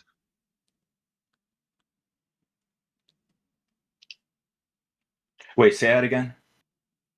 Why was it bad? Was it not permissible to At consume that other point in animals? time, Adam and Eve, they were in a state of innocence, right? So I don't think good and bad are like applicable. So what did Adam and Eve eat in the Garden of Eden? They ate the apple of the knowledge of good and evil. Well, they were given plants to eat, right? They were given plants to eat. Oh, I misheard. Yeah. So like the fruit of the tree yielding seed, right? Yeah. And every tree upon the earth, you shall So be. we can make a connection that after the evil came in, other evil acts were created, right? And part of the evil acts was literally killing innocent animals for meat. And killing them to atone for sins. Yeah, but I'm just saying that, like, we, like us humans, if we follow the biblical history, the only time when God was okay with eating animals was after the Noah. Well, was it after the Noah's Ark, if I'm not mistaken? Well, I mean, Abel after did the give Abel did sacrifice animals to God, and that was long before that. Oh, but I think he there was a either you do it or your son dies, right? So Wait. it kind of sounded like an yeah. Oh, I don't remember. Say that again. I misheard what you said. No, don't worry about it. Don't worry about it. But all I'm saying, it's like what we have to do remember is that right now we don't have to harm animals. That's all. Right. Yeah. No, I think the way to interpret that is that God was like, look, you fucked up, and I don't want you to die, so I'm going to let you do this horrible thing, which is kill animals. But if you ever get in a position where you don't have to do this anymore, then for the love of God or for the love of me, don't do that anymore. Like this is like a temporary thing. Yeah. I'm gonna let Post take over the conversation and mute myself for now. I like your guys' point, because when Jesus returns, the lion will lay with the lamb, Yeah. and no more animals will die. I look at Christ sort of the final sacrifice, right? And then after that, like that was it. Like Jesus upturned the tables, and he didn't want any more animals to be sacrificed. Then they sacrificed him. He was the Lamb of God, and God is like, this is the last one. So any animal you sacrifice is like spitting in God's face at this point. Anyway, sorry, continue. Sorry, VPN. I think that's pretty accurate. Yeah. I do know some people who are very legal with the Old Testament. But yeah, I think what you just said is correct. Yeah. Oh. So I have this argument from Christianity for why people should go vegan. If fun. Yeah, if you like your scripture, I think we should try and address it. Are you Okay. ready, Tom? Okay. I'm looking at your screen. Cool. So the thing that we already went through, that God's perfect plan for us was actually to be plant-based, right? Just eat plants, take care of the animals, right? And the animals were actually created by God to be fruitful and multiply. I don't have that screenshot here, but to be, it says, I think in Genesis 1:27, that their purpose that God gave them is to be fruitful and multiply and not become our food, right? When did that change? That changed when Noah got off the ark, the first thing that Noah did is he built an altar without the Lord asking him to do. And then he took a bunch of animals and burned them on that altar. And what does God say? And by the way, I think the sweet here is a mistake in translation, but I'm not sure about that. But what does God says after this action that Noah created? He said, for the imagination of man's heart is evil from his youth. So in Genesis 8, after all the things that his children, the humans, have done to him, and with his perfect plan, right, getting, disobeying him in Genesis 2, I think, and then all the stuff they've done afterwards, just like got kicked out of Eden. After all that, God is like, oh, my creation is not great, but I'm kind of stuck with it. He says the imagination of man's heart is evil from his youth, because he's looking at what Noah did and says, why the fuck would he think of doing this to my creatures? That's my opinion, what's happening here, right? And it's supported in the scripture right here. And then after he said that in Genesis 8, 20-21, almost immediately he says in Genesis 9, 2 and 3, and the fear of you and the dread of you shall be upon every beast of the earth, right? Does that sound like God thinks that human beings are good? That's a curse. Yeah, I think that's exactly it, Tone. I think he's cursing people with this. And he Right, 'cause says... why would you want to be feared and dreaded by these innocent animals? Exactly. Why would you want to be feared from, like, who wants to live like that? Yeah. And after that, the curse is every moving thing that liveth shall be meat for you. So this is the catechism that doesn't apply to you. But that's my argument for veganism from Christianity. A, it's not God's perfect plan for us as human beings. And B, the giving of the permission, quote unquote, that people tell us, oh, I'm permitted to slaughter animals, is a curse from God. Because imagination of man's heart is evil from his youth. He's punishing you by allowing you to defile animals. I mean, that's interesting. It's not the way I would read it. We could read it again, and Sure. How would you read tell it? you what I think about it, and can back and forth on that. Let me ask you a question before that. Okay. Would your reading be influenced in any kind of way by you just not wanting to go vegan?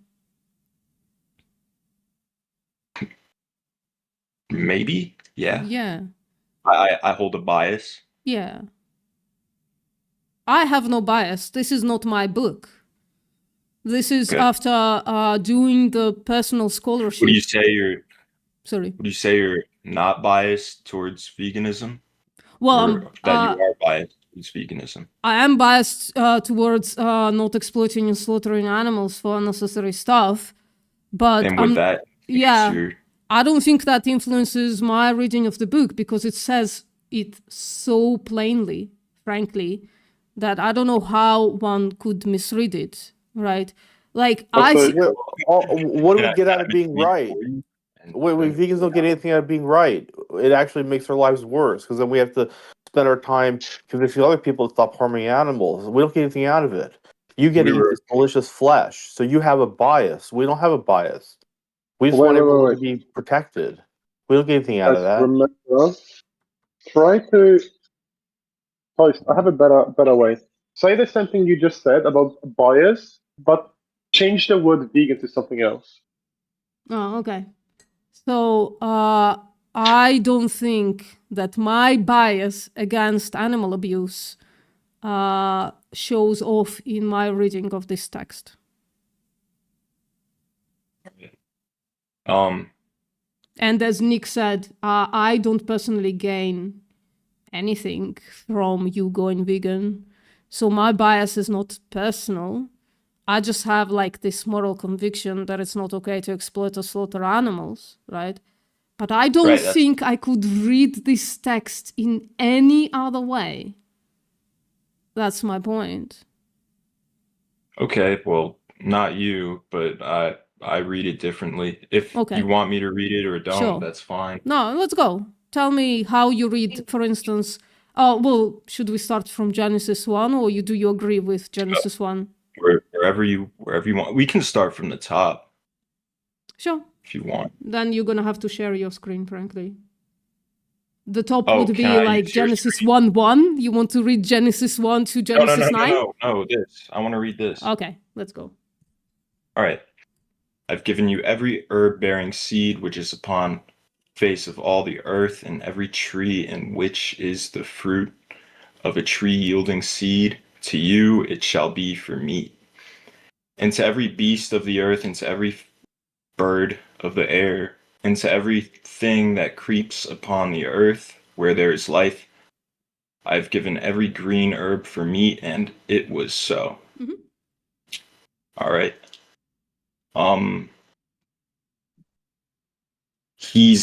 What it says is he's given the beasts of the earth every green herb for food Mhm. in 30. And then what That's does it the- say in 29? 29. I think that's referring to man. Yeah. I've given you. I don't know what Genesis 28 says, but I think if I remember right, this is given every tree in which is the fruit of a tree yielding seed. Gosh, the King James version is so hard to Well, parse. Yeah, it's the one. So we're included as one of the beasts of the earth because he's also given us plants to eat as meat, just No, like it's- beasts. I mean, I can We're- quickly we are the find beast. the NIV if you want, if you prefer the NIV. No. We can stick with this. The NIV's even I'm just worse. using the King James because it's quote unquote the original, the it's good. first I'm just Bible, right? As Bibles It's go. the closest to being what it was. Yeah. That's the It's version. the closest we have. Yeah. But isn't he including humans among the beasts of the earth because he's giving No. us all vegetables, like not meat No, to in eat? 29, he's No. talking to Adam. Oh, okay. So what's your shall we point on continue? 30? Yeah, what's your point? I want to keep reading. Okay, My point hasn't arrived yet. There were some things you read further along that I disagree with. So I'm going to give you my interpretation for the rest. Wait, can we so what's your interpretation for 29 and 30? And you can add context, obviously. You can look at the Okay, yeah, before God. and after. Yeah. God made the plants and they have fruit Mhm. and they're for food, Yep. for man and for beasts. Mhm. Right? We agree? All right, good. Let's keep moving. Okay. Genesis 8, 20 and 21. All right. Noah built an altar unto the Lord and took of every clean beast and of every clean fowl and offered burnt offerings on the altar. Mhm. And the Lord smelled a sweet savor. And the Lord said in his heart, I will not again curse the ground any more for man's sake. For the imagination of man's heart is evil from his youth. Neither again will I smite any more everything living as I have done. So to me, 21 reads that the Lord was happy at this burnt offering. And the Lord says, I will not again curse the ground. For So man's you want to ignore sake. the part not about smite man any- being evil. Yeah. Say it again. So you're trying to ignore the part where God says man's heart is evil. And as I said, sweet is a sorry. mistranslation from the original. I'm pretty sure on that. That's what the scholars say. But that's fine. You can enjoy the smell of something and think that it's immoral, right? So he says, let me read it for you, and just like Well, he does a positive thing following the sacrifice at the altar. He says, "I will not again curse the ground." Yeah. Do you understand why? No, can I give context on this entire story here? Absolutely. Do you understand why, This Tom? Who follows is God the trying to sacrifice. protect? Go ahead. Who is God trying to protect? the ground, Who's the God earth. The ground, No. the earth. Who is God trying to protect? Why did the flood happen in the first place, and why was the ark built? Okay, the flood happened because the seed of man was corrupted. Because man are evil. Yes. Now, why was the ark built? Okay, this is like a Nephilim argument. No, Why was the no, ark no, no, built? no, no. So let me help you out, Tom. So was the ark built in order to save the animals from the wrath of God at man? Okay, what I believe. Okay, so I'm gonna give you what I believe, so you don't straw man me. Okay. I Nobody's believe strawmanning that- you. We're literally asking you questions, Tom. So I have don't get okay. pissy about it. We're not strawmanning you. If you evoke that kind of language, you better be sure that we are doing what you are accusing us of doing, right? Let me explain why the ark had to be built. Okay. Please. I'll give you what I believe. Mhm. All right. So Noah's lineage was pure, but the rest of mankind's was corrupted. So God flooded the earth. And Noah was the last pure human, right? So Noah was preserved. That is why the ark was built. Mm-hmm. Really? And So why did what yeah, did go he on, put go on. on the ark? That is my position. So he was wiping out humanity, and God said, "Go build an ark to Noah," because God wanted to save who? Noah and the animals. Oh God, the animals. God wanted to save the animals. Noah was just another piece of shit human Okay, that God we wanted disagree. extinct. Listen, Tom, God listen. wanted humans extinct. Animals cannot build an ark. God needed Noah to save the animals, not humans. No It disrespect. just so but happened that he was the best of the worst. And he needed Noah to save the animals. So you should be on your knees as a Christian, begging forgiveness from the other animals for saving you from extinction. it's just Oh, I have a quick question. Because this is kind of relevant to the Noah story. Didn't evil things happen because of humans on the boat on the Noah's Ark? If I'm not mistaken. There was something, if I'm not mistaken, there was something about girls making someone drunk on the boat. Was it the Noah's Ark? No, that No, wasn't that on the was boat. not. That wasn't No. Noah. You're confusing. This is really things. interesting. I've never thought about this way that the animals saved humans because God would have let Noah drown with everyone else if it wasn't for the fact he needed Noah to help save the animals. So it's the animals who save the humans in the Bible. I never thought of it that way. Yeah, That's a because really you'll interesting never interpretation. see an elephant build an ark. It's impossible. Yeah. No, I love it. I think it's brilliant. I never thought of it that way. That's And really interesting. what, just to make Tone's claim stronger, much stronger. And what does this piece of shit Noah do? The first thing he gets off the ark, he slaughters the animals that God told him to save. Well, also, What the actual called fuck? Noah righteous. I totally get 21. The Lord is like, you know what? I'm not going to have anything more to do with this. Like, because you guys are so shitty from the moment you're born. I'm not even, like, whatever you do is whatever. I'm just like, fuck it. Because that's basically what he's saying. Like, he's like, you're so pathetic that fuck it. I'm not even going to pay attention to what you guys do anymore. Like, it's disgust. Like, God is disgusted by humanity. And then this attitude is like, oh yeah, I'll just keep on acting like a piece of shit. Because God said it's okay for me to act like a piece of shit. No. No, why the hell? God Why do you know literally cursed human beings and then made a promise never to wipe out the other animals again with the bow. Yeah.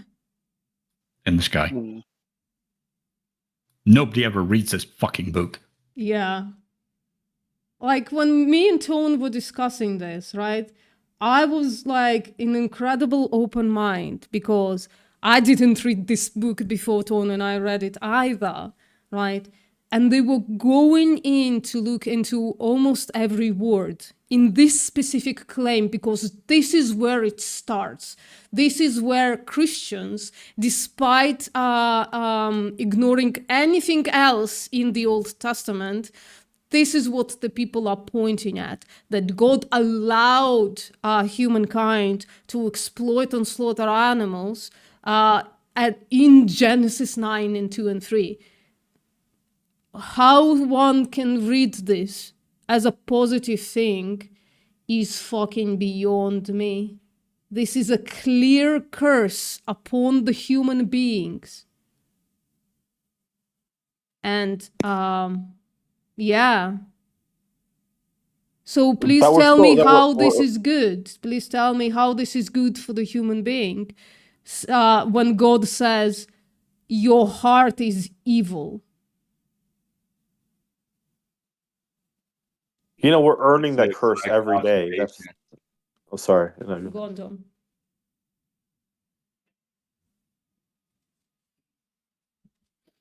Have you ever thought about it in this context before, I'll Tom? say my interpretation again. Mm-hmm. And the Lord smelled a sweet savor or a sweet smell. And the Lord said in his heart, I will not again curse the ground anymore for man's sake. Yeah. Okay, so this looks like God is relenting. Right? He says, I will not curse the ground because of because of shitty actions of human beings. That's literally what it says. I will not again curse the ground anymore for man's sake because of what man did. This is what it says. Right? It says that, yeah. He's trying to save the ground and the animal. The ground includes the animals. I think in this case, it just means the earth. That he will not blame, destroy the earth again as he did in the flood because of shitty actions of men. He's relenting on the things that he did to animals, not to human beings. Right. So here's where I'm at. Adam eats the apple and God curses the ground. Noah sacrifices. Whoa, there are literal generations between those. What? All the begetting. This is what's referred to when he says curse the ground. He didn't curse the ground because Adam ate an apple. Yes, he did. There were literal fucking. There were literal tens of generations between those actions. It's a distant consequence of it, because the people that God ended up cursing the ground because of the people that were descendants of Adam, but it wasn't a direct actions, because then he would just destroy the Garden of Eden. He wouldn't just destroy Adam, banish Adam. He would just destroy Adam right there. Are you saying that when God cursed the ground after Adam ate an apple, that this has nothing to do with what's the Genesis 17?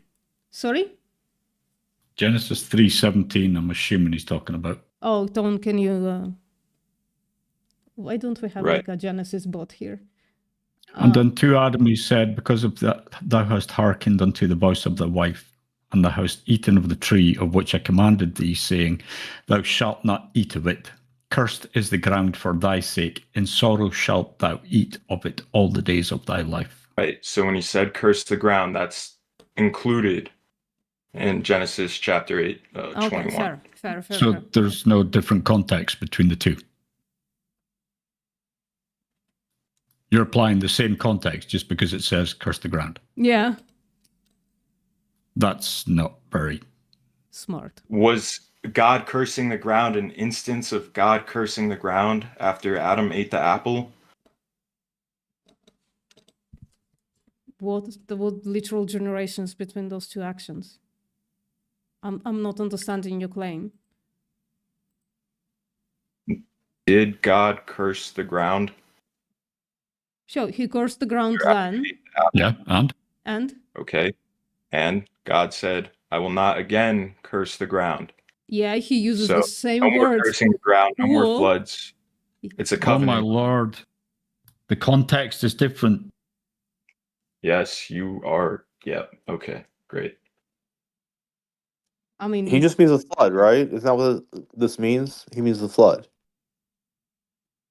Curse the ground.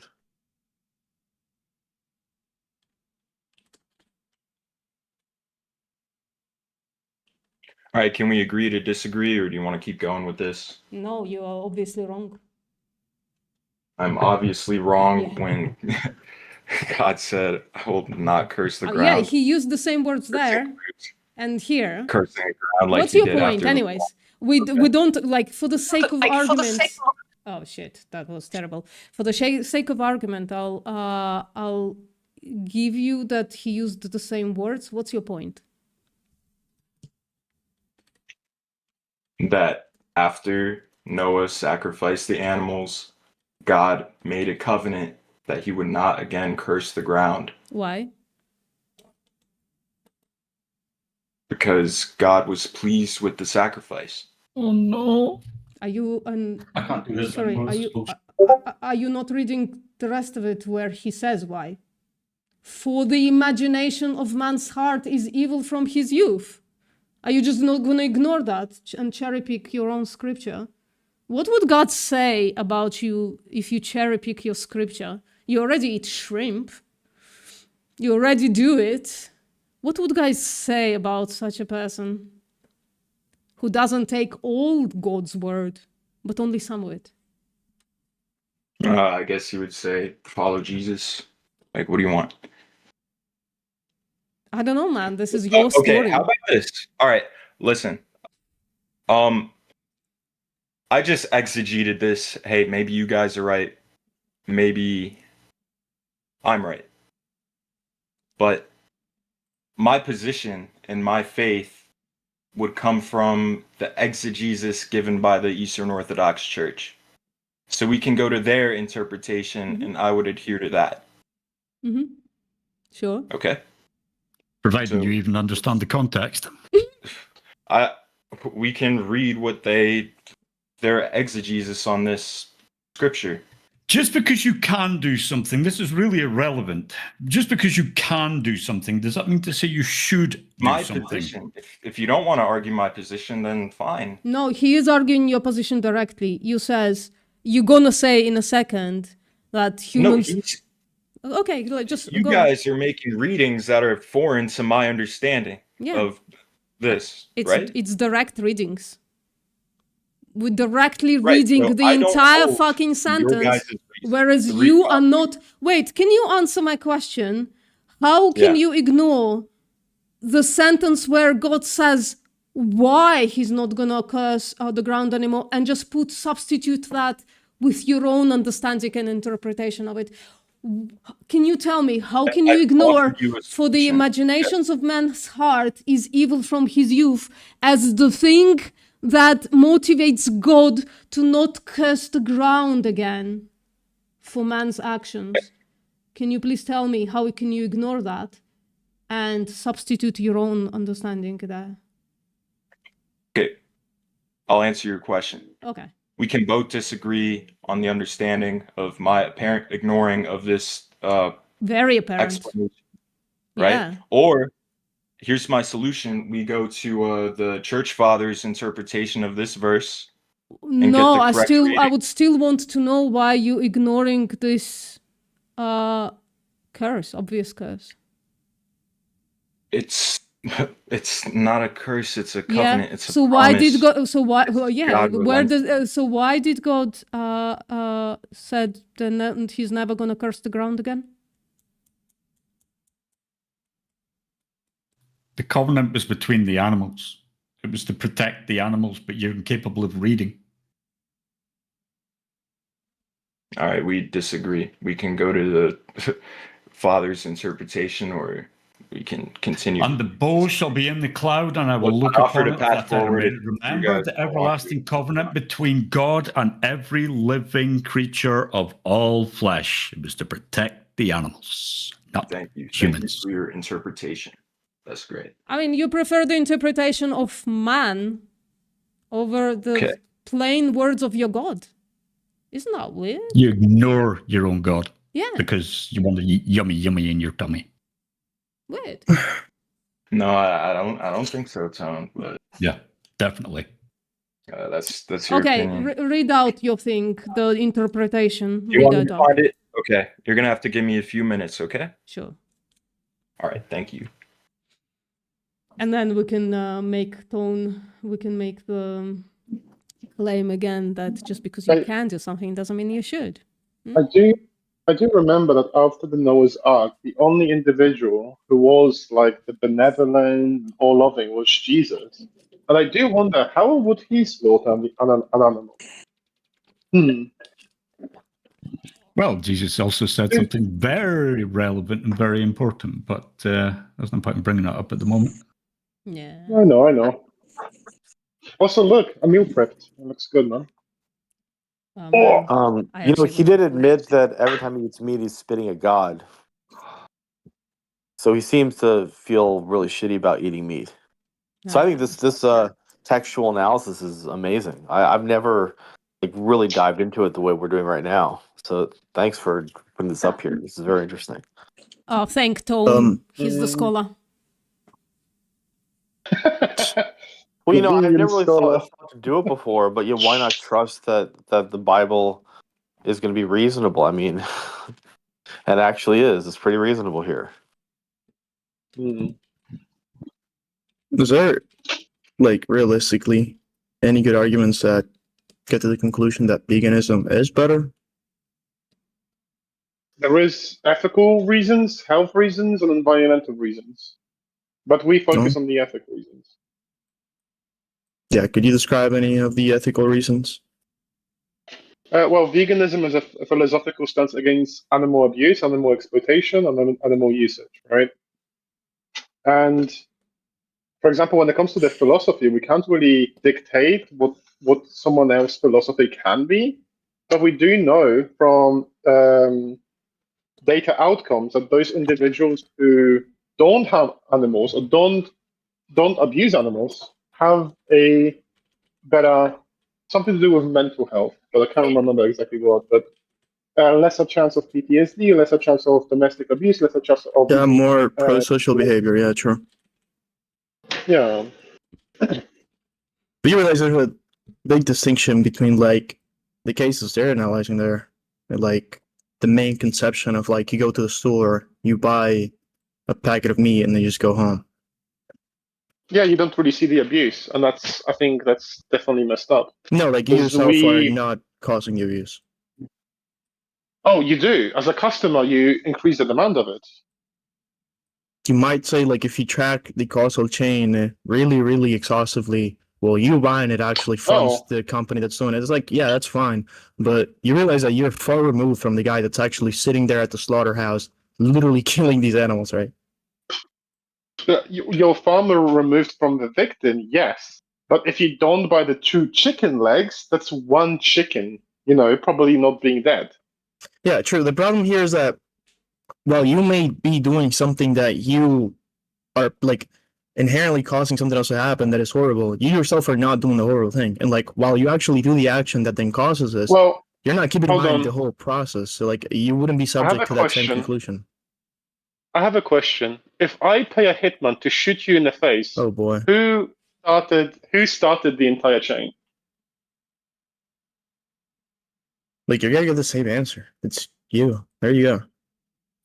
Yeah, and that's it. Okay. That's it. Now, would you say, just real quick, would you say that the hitman is, in terms of possible pro-social outcomes, equal to the guy that actually paid for it only?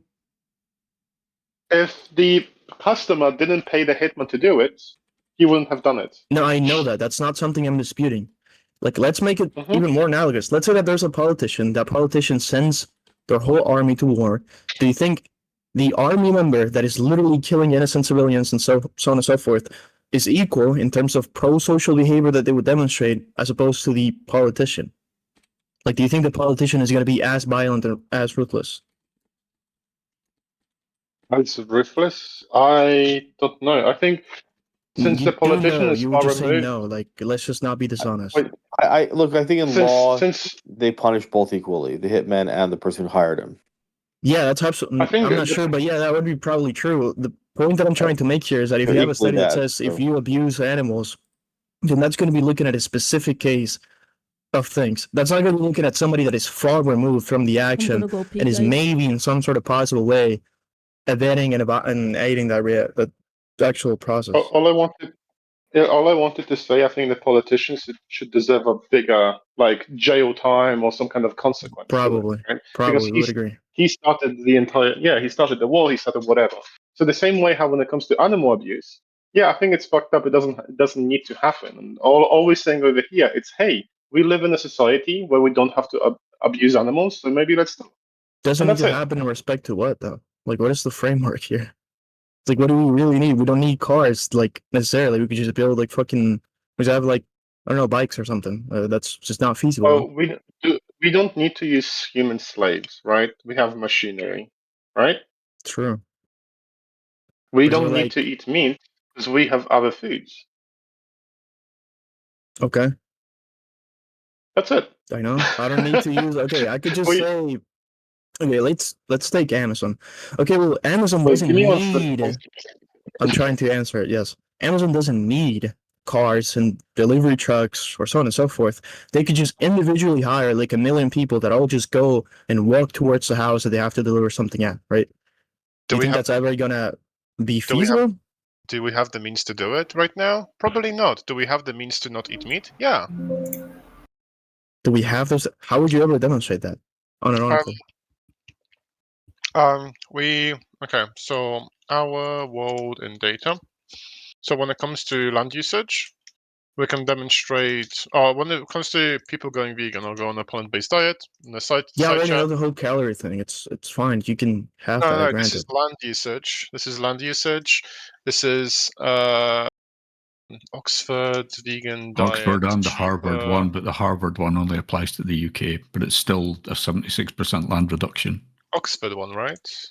Oxford is worldwide, yes, but there's Yeah, also there the you go. Harvard one, which comes to the same conclusion. So vegan diet is cheaper. We can go into health as well, which I have the studies for it, but and more salt. 1 second.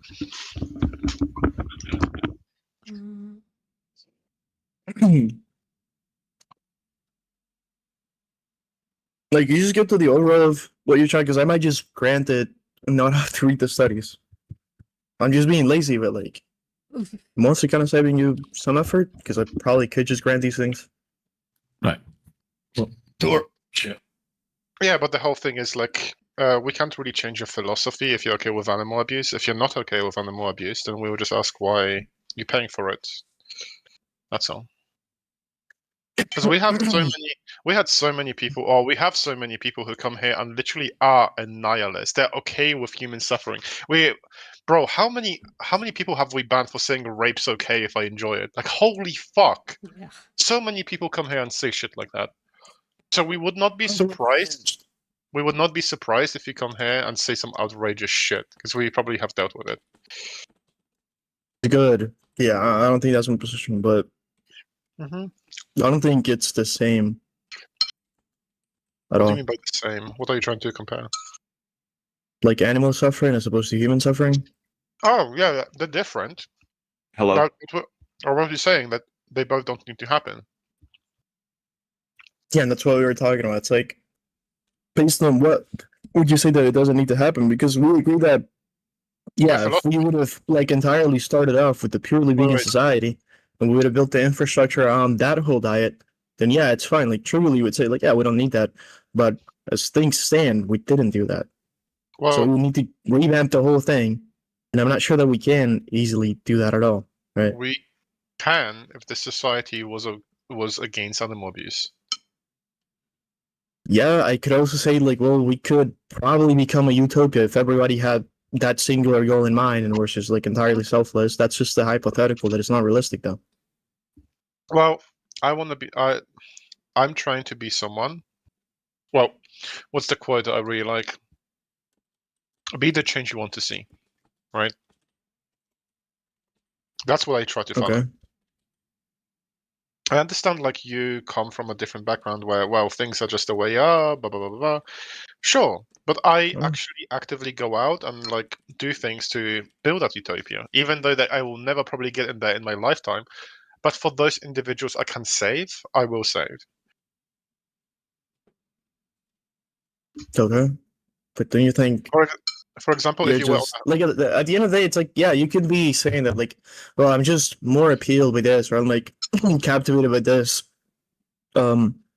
viewpoint, then I think it's just morally superior, so I'm just fighting for it. It's like, that's fine. But if we take like the necessity of the thing to be a morally relevant variable, and it just seems necessary that we continue with one system, why? And that thereby justifies that system, then I don't see the issue.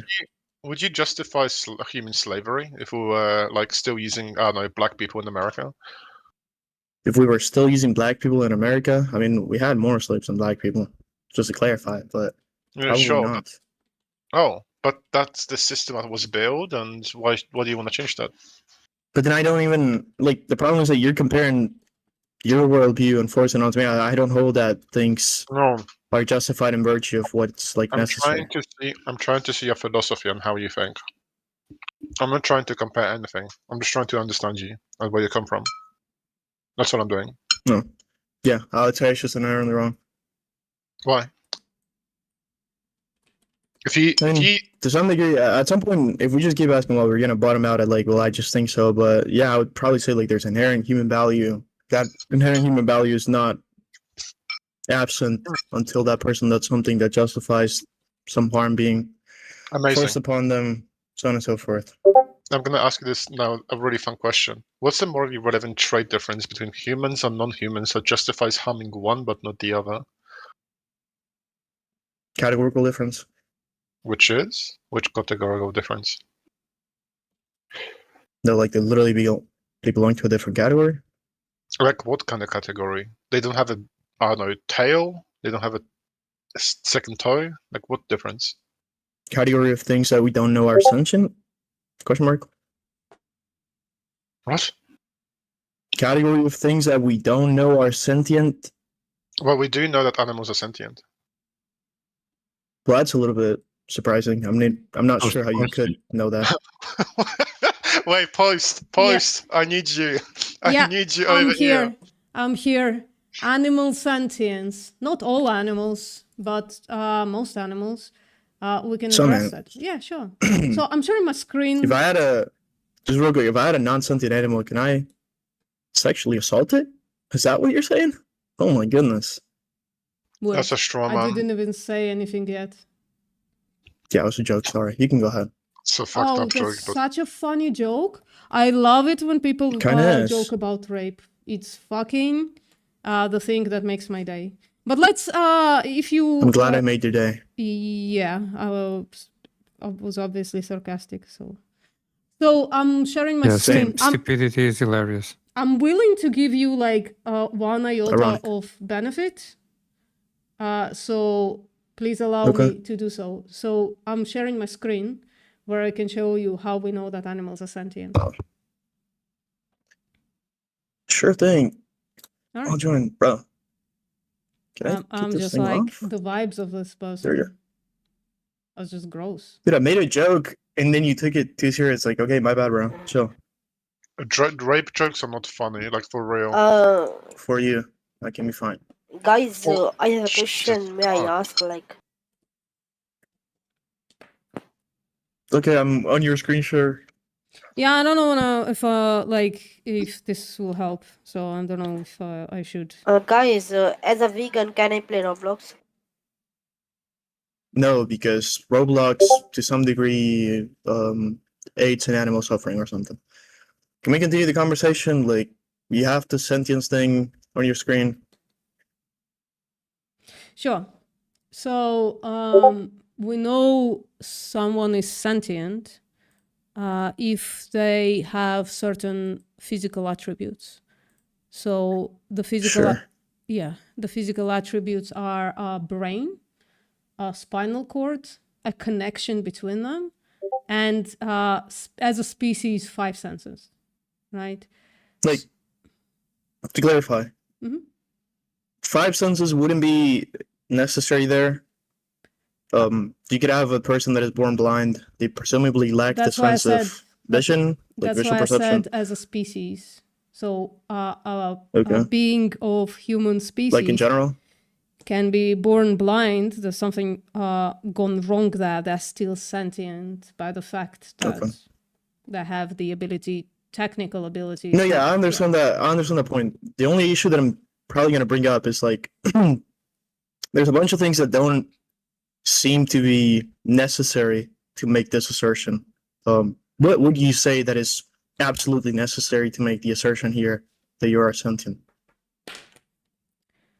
Sorry, what's the question? That there's things here that don't seem necessary. They can simply be eliminated to still have sentience, such as somebody not being born with a certain amount of senses, right? Somebody lacking, let's say, some amount of their brain, right? Because we know that's literally a thing. Like people can have like, I think it's like 80% of their brain missing, and they're still like literally sentient. They have a job, they have a family, so on and so forth. Well, It's like, what do you think is what's necessary for you the to actually be evidence? deemed to be conscious or sentient? What's the evidence for the claim that 80% of brain can be missing, and that person would be like not only sentient but also have a job? I mean, I can find it if you want. Sure. Here. Is he asking if one sense is enough to be sentient? Is that what he's asking? I'm not sure, but I think not even. since I didn't even have to like have give it the explanation, I think this person already knows what sentience is, and so are you here like to waste our time or something? I think that's Hey, I was obvious. typing up on Google. What'd you ask? No, I'm okay. I don't need to continue this conversation. We can move on to somebody else. Well, it's a little bit abrupt, I guess. Oh, If it's you don't not have an very argument, it's abrupt. I've been actually talking about this for a while now. Let's just move on to somebody else. Thank Okay. you. I appreciate it. If you can mute yourself. Cool. Sounds like you don't have an argument. Sure. So if you can mute yourself. Before I mute I you. can. Yeah. I'll just mute you. No worries. We'll just give you that.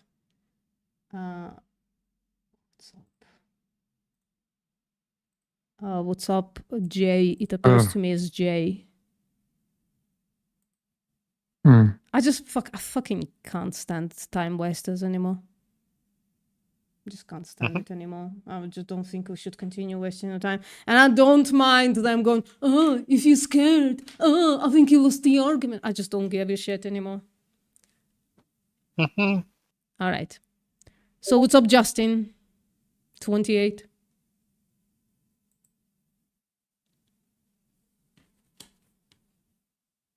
Dude, I just ate so much tofu. Oh, it was good, man.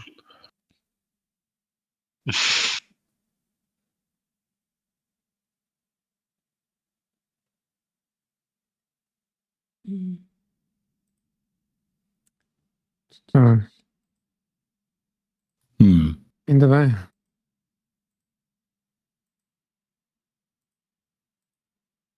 Tone. Silence is better than that person. Yo, Tone. I didn't do it. Hi, Tone. Is it? Stop it. It's Oh. just creepy, fella. It's fucking creepy. Stop it. No. Okay. No. Dobra, beijinhos. Hello. Wait, Dista, hello? Hello.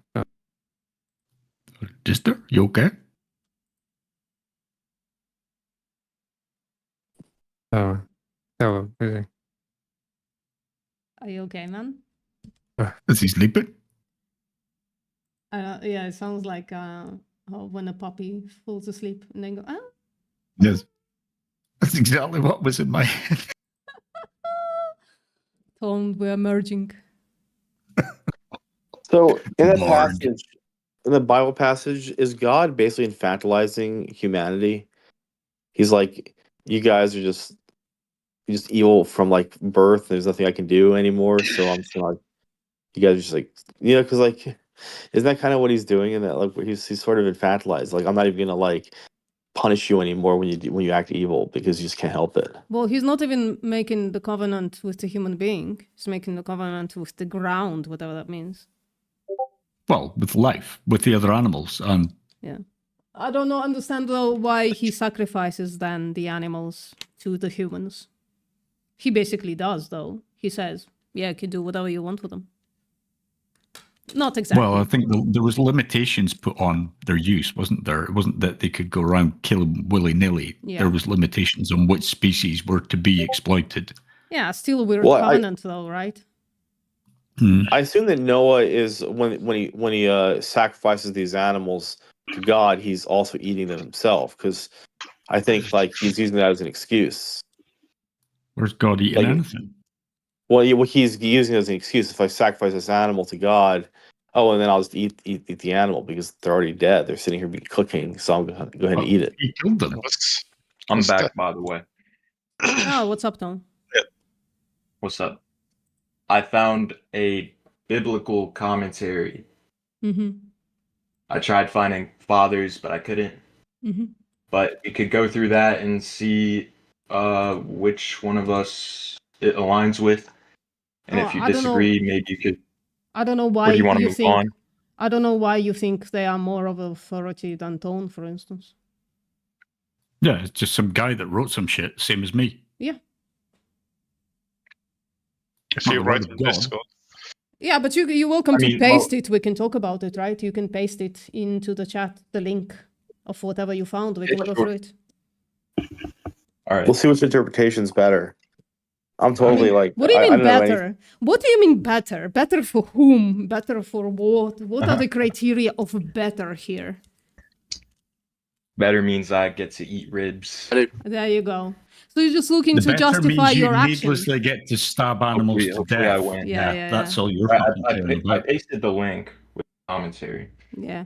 Well, you see how your motivations are though, like absolutely corrupt. What would God say about that? Of your heart being corrupt? Because I enjoy it. Like, holy Yeah. fuck. I'm So sorry. we're back to the I mean- question of is ought yet again. Yeah. I'm not gonna engage in philosophy, but You're talking a moral question in a vegan channel, and you're not going to engage in philosophy. Are you I joking? told you where I derive my morals from. Are you Your joking? pleasure. don't have Your to- pleasure. It's just your Veganism pleasure. is a philosophy, so why wouldn't you engage with philosophy if you're in a philosophy? When I said Bradley, engage Bradley, with he philosophy, already I'm said not, I'm that not he going to get derives- into is ought and metaphysics and He kind of already said to us that he derives his like goodness or badness based on how he feels. By the way, how many script like writings did you go through? You've been out of commission for like 30 minutes. How many things did you go through to find this one? This guy's a moron anyway. Yeah, He's I know. ignoring the entire context. Let's give morons a It's, chance to do the eccentric. right thing Hello, anyways, Tom. right? Easy way to bomb. He's really invested in you want me to answer your question or killing animals. So the original plan for humans was for them to not kill and eat animals, right? So if you want to be close to your God, that's what you should do. It's that simple. I don't know why are you squirming, man. Because he wants to eat meat. why I'm whatting you? Squirming. My argument is that it's not immoral to eat animals. Yeah, you can't provide a God. fucking rational argument. Yeah. And you can't contradict. But we've been doing it for over an hour. We've been contradicting your bullshit. Literally, yeah, he literally showed you the evidence, even like scriptural evidence. Hello, I'm one. Gave me his interpretation, which I disagreed with. Wait, but you disagree. And you came back with more I bullshit. produced a biblical commentary. We can go A through commentary that, or you written can by some produce fucking a rando. father. Which, if you can dismiss mine without fucking giving a shit, I can dismiss yours without giving a shit. Yeah. It's that simple. Who is You this can do that. person? Who is this? Matthew Henry. Do you know who he I is? mean, are we trying to have a dialogue or what? Yeah, before we do dialogue, right? We should seek for the validity of the person. Who is this person? Matthew Henry. Who's the person who wrote the biblical commentary? Okay. What else did he write? What's his commentary on slavery? We can figure that out if you want. Sure. Okay, I will be back. Okay. Wait, can't you use that website to search for us real quick? That's what I'm doing. Like, do you believe in yeah, that you I should not commit cardinal sins? Oh, he's one of them is Wait, one of them is gluttony. Yeah. he deafened. One of them is gluttony, is basically killing for pleasure. So he is committing the cardinal sin. I mean, I don't know. Also, he already said that he derives his... Do you believe in cardinal sins, Tom? What kind of sins? Carnal? Cardinal sins. Cardinal sins? Like venial sins Yeah. and mortal sins? I'm not familiar with cardinal Like- sins. Oh my god. Like adultery, gluttony, all of these things that you should not do. Yes, those are Yeah. things we should not do. So you are killing sentient beings for pleasure. That is gluttony, right? Where is gluttony a commandment? One of the 10 It commandments. is a sin. Oh, one of the 10 commandments? I can say, Oh, now we're thou going to shalt go not think. kill. Holy shit, this guy's a fucking sophist. When he said cardinal So sins, you don't even- he defined that as adultery, etc., which is part of the 10 commandments. So that's what I thought he was talking about. I'm sorry, but So you don't know what the cardinal sins are. He doesn't seem to know very much about the Bible, yet he's hiding behind it. thank you. Yeah, it's like, what the fuck? You have sinned. So So the cardinal sins are pride, greed, wrath, envy, lust, gluttony, and sloth. that's Dante's Inferno, right? Oh no! Get this Holy motherfucker out of here. fuck! He's never even read the Holy fucking fuck. Bible. It's what he did. This must be trolling, man. This must be Dude. trolling. Look at I the don't know. chat, please. Look at chat. Dante's Inferno, bro. What a dumbass. Thank you. You guys are great. Oh. Dumbass. Are we done? Are we done with this creature? Yes, please. Oh, I don't know if Go, I should call go it. do Alright. Dante's Inferno on his out, bro. Yeah, so basically, you I'm can very stop being a convinced. piece of shit. You are Well, I currently was being sort a of- piece of shit to animals. You can stop doing that. So Yep. you should. That's the I argument. was kind of Now interested go in away. his interpretation of that passage. I mean, that's what I'm interested in because, like, I wonder how that passage can be interpreted any other way than exactly how we interpreted it, which is that at the very best, God may not smite you for eating animals, but He certainly won't like you very much. And I just don't understand why you would want to act in a way that God wouldn't like you, because He thinks it's evil to eat animals. That's what I got out of that.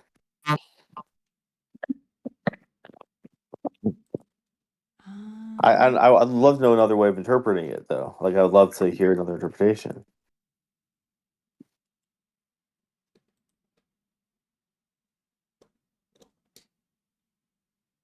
I guess he's gone. Mm-hmm. Yeah, he's muted for 2 weeks. Well, guys, I guess we learned today a bunch of stuff about human nature. Yeah, what we already knew. Humans are shit. Well, it's what God concluded in the in that passage that they're evil from birth. It's interesting.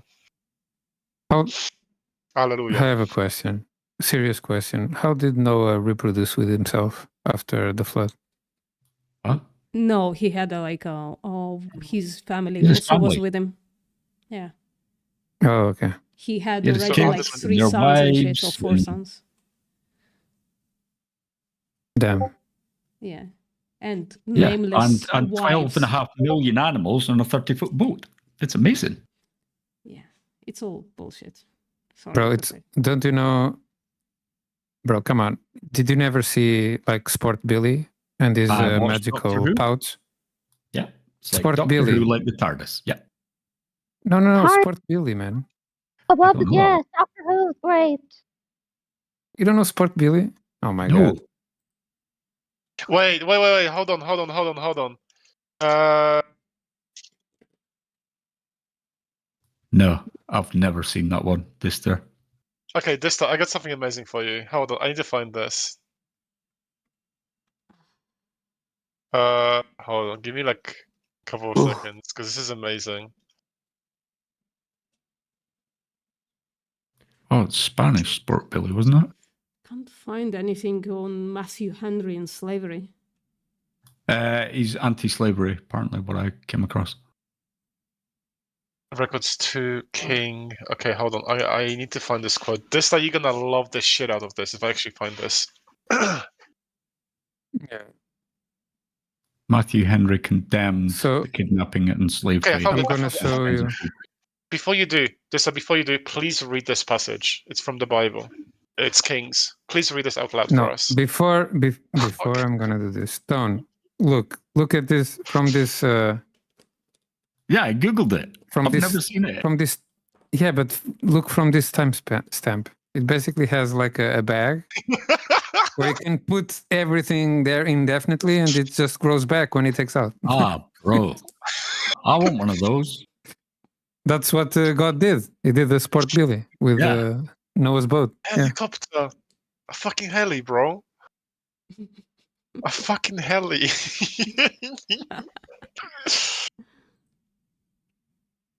All right, guys, I think I'm gonna veer off and do other shit today as well. Also, VPM, you do it for me instead of this, though. Sorry? Could you do something for me, small, instead of this, though? Yeah, Do you want me to do it? I showed it to my audience already. Oh yeah. You want me to read it out?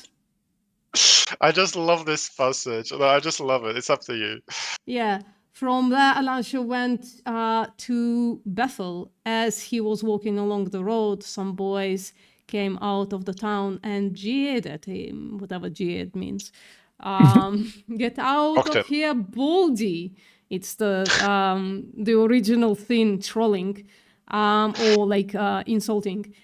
They said, "Get out of here, Baldy." He turned around, looked at them, and called down a curse on them in the name of the Lord. Then 2 bears came out of the woods and mauled 42 of the boys.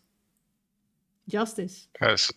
Don't call people In the Baldy. name of the Lord. Killing children in the name of the Lord.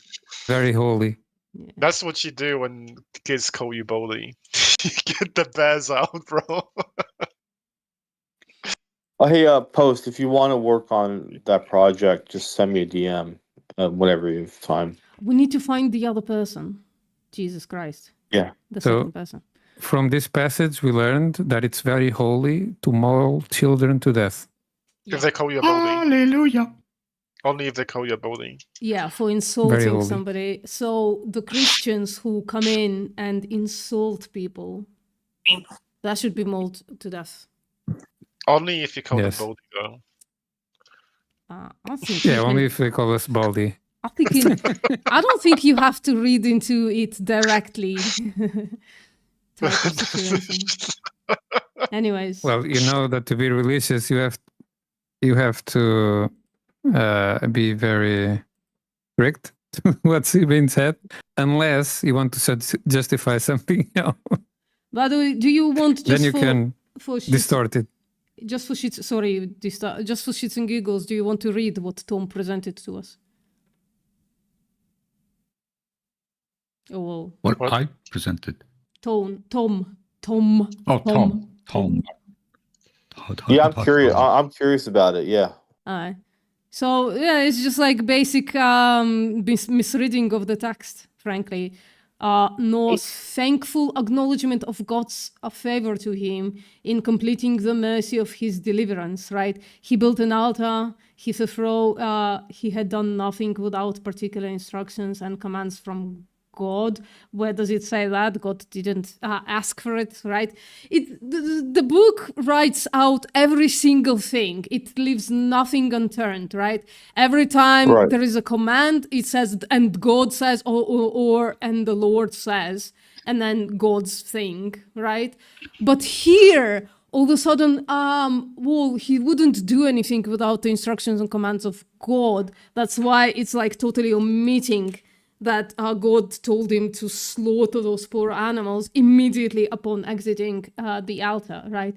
He had a particular call into the ark. I'm not reading into it, sorry. You should watch my screen.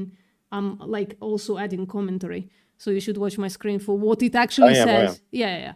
So he had a particular call into the ark and another out of it, but altars and sacrifices being already of divine instruction for religious worship. Where does it say that? He did not stay for a particular command, thus to express his thankfulness. That's why immediately after God calls him evil.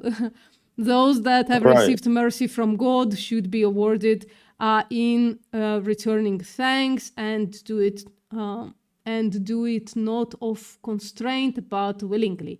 God is pleased with the free will offerings. Where does it say that? It only says a sweet smell, and that's like as far as I know, that's just a mistranslation.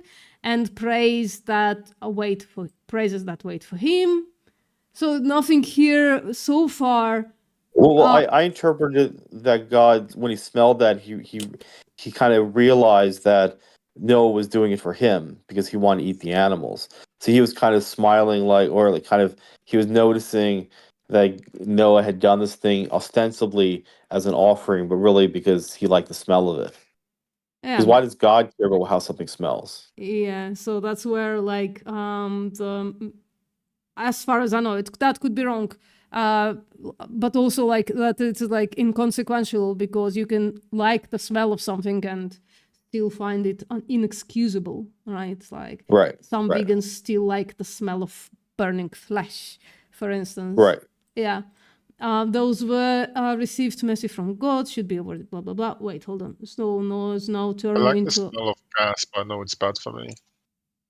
Yeah, this is just so reading between the lines, by the way. God is pleased with free will offering and praises that wait for him. Noah was now turned out into a cold and desolate world, where one would have thought his first care would have been to build a house for himself. But behold, he begins with an altar for God. This is reading between the lines, like in a crazy way. I don't know why Tom finds this convincing.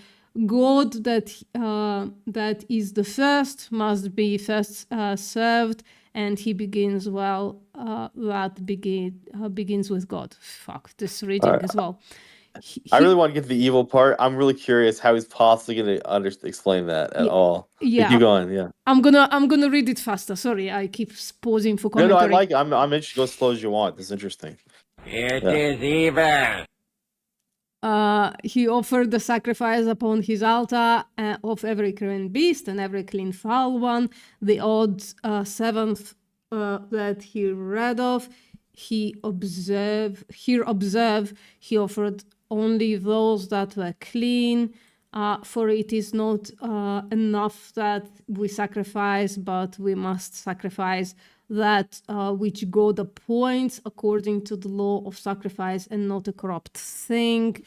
Though his stock of cattle was so small, and that rescued from ruin of the great and expense of care and pains, yet he did not grudge to give God his dues of it.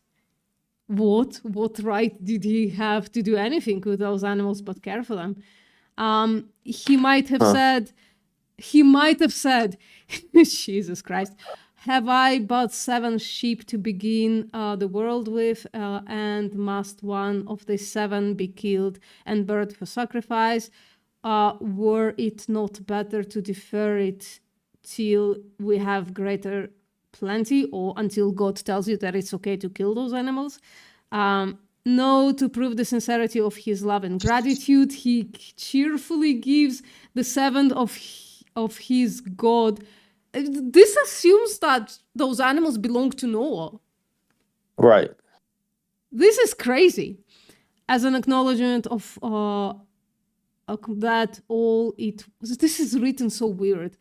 All was his, and owning to him. Serving God with our little is the way to make it more, and we must never think that wasted with which God is honored. I'm so struggling to read this fucking language. See here, blah, blah, blah. So stuff to worship. This is just bullshit anyways. I want to see the evil part as well. Sacrifice. Right, does it ever happen, or does this guy miss it too? That'd be wild if this guy missed it also. God's gracious acceptance of no faithfulness. It was a settled rule in the patriarchal age. If thou dost well, shall thou not be accepted.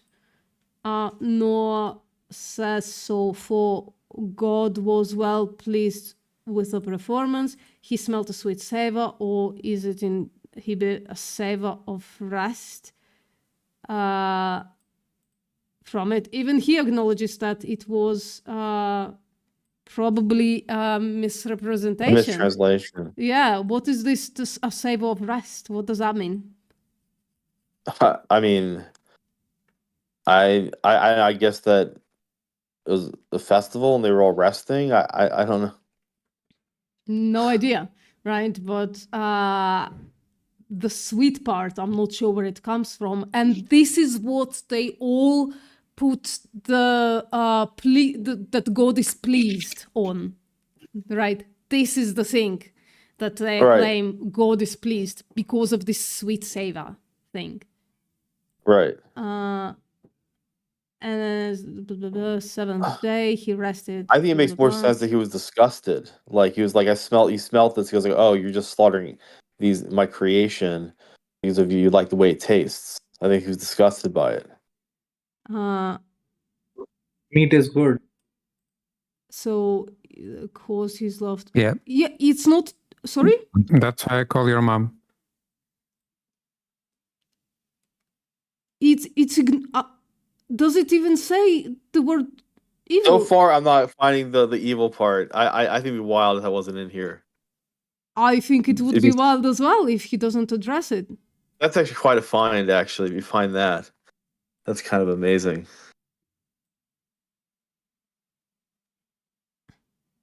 This interpretation is used by who? Let's just fucking is that what cursory search evil. For evil? For the word evil? Oh my God. There you go. Found it. So you found it. Okay, all right. Neither will I again smite any more every living thing that is it was determined that whatever ruin God might bring upon particular persons or families or countries, he would never again destroy the whole world till the day shall come when time shall be no more. But the reason of this resolve is very surprising. For It seems the same in effect with the reason given for the destruction of the world, because the imaginations of man's heart is evil from his youth. So this agrees with us. This is the reason that he says he's never going to destroy everything on the fucking earth. Because what's the point? The man is fucking evil no matter what God does. He should have destroyed the man right there. and it was right after the burnt offering. Like it was literally right after that. He's like, fuck this. Yeah. Fuck this. Yeah, without permission. There was no asking. God never said, please go and kill a bunch of animals for me. So how does this guy explain it? What does this guy do to explain why he's just surprised? Yeah, he says, but there is this difference there. It is said, the imagination of man's heart is evil continually. That I suppose was said before the flood. That is his But actual. if it's not evil, how will you compare it with something else? If you don't have something to compare with it, how will you know if it's evil or not? Sorry? Wait, hold on. You're confusing us. We're just trying to understand this passage. You're adding like some postmodernism thing into it. Okay, he brought it into the world. With him, he was sharpened and conceived in it. Evil from his youthful childhood. It is bred Right. in the bone. He brought it into the world with him. He was shapen and conceived in it. Now one would think it should follow, therefore that guilty race shall be wholly extinguished, and I will make a full end. No, therefore I will no more take this severe method for. Damn. You just like reading between the lines, I think. This is like The more super I- sofism. Yeah. The more I think about like why you're anti-religion, the more it makes sense when you bring stuff out like that up. Yeah. Holy moly. Well, I'm anti-religion not even by what is said in the Bible or in the Quran or in any other book. I'm just looking around in the world, how it affects humans, animals, the earth. Religions does just comports with degrading all of those rather No, than like the uplifting way them. I see anti-religion from your perspective, because like, look, the book can literally say, "Don't fucking abuse any single animal," and people can fucking twist that, Yeah. and they could say something like, "Well, it actually meant like non-farmed animals or whatever the fuck," even though it literally says that. Yeah. Ugh. Absolutely absurd bullshit. I don't really understand this guy, what he's writing. I'm trying to understand it, but it's very hard to follow. Twisted, stop poking the troll, please. He's rather to be pitied. Yum yum, the troll's eating. The troll is being fed. Tone, I'm thinking, let me know what you think. I like the idea of the curse, but this doesn't seem like a curse. This seems more like a prediction. Actually, it just seems Really? that God knows that this is what's gonna happen, whether he intervenes or not. I'm talking about Genesis 2:3. 2 and 3. Genesis 9, 2 and 3. This seems more like a premonition, like this is what is going to happen, and less like a curse or like an allowance. You know what I mean? I think it's both, right? I mean, this is a prediction, but it's also a curse. It's like because you are so shitty, you're gonna have to deal with all this garbage. Like, I think stating it is also, but it's also a curse because it's like something that sucks. Well, it's like here you can do what you can kill them, but they're all going to be terrified of you. Right. It's sort of like And you sure, know. then look at line 5, and surely the blood of your lives I will require at the hand of every beast. I will require it. He demands man's man's life for death. Where does that say what you just said? In 9:5, Genesis 9:5. It's interesting. Like this passage is actually taken and reversed in Watership Down. Has anyone ever read Watership Down by Richard Adams? So the rabbit king does something like that God forbids, and so I think he just multiplies too much. So so God says that every living thing, you'll be the flesh for every other living thing, and you'll be afraid of every other living thing. So it's sort of like the reverse, and that's definitely a curse. Bro, this is, we didn't read this far, Tone, but this is even more damning. This is, God basically says it is as immoral to kill animals as it is to kill humans. Mm-hmm. I already feel the cherry like picking from religious individuals. Yeah, let's go to KJV though. None of them can read. Yeah. They just listen to the church and regurgitate. Let me just see 4 and 5 together, because I don't want to miss any. Genesis. 9. I don't want to miss any context, right? So, but flesh with the life thereof, which is the blood thereof, shall ye not eat? Yeet. Eat. Sorry, eat. Yeet it. And You name it, surely yeet it. Just yeet it. your blood of your lives will I require.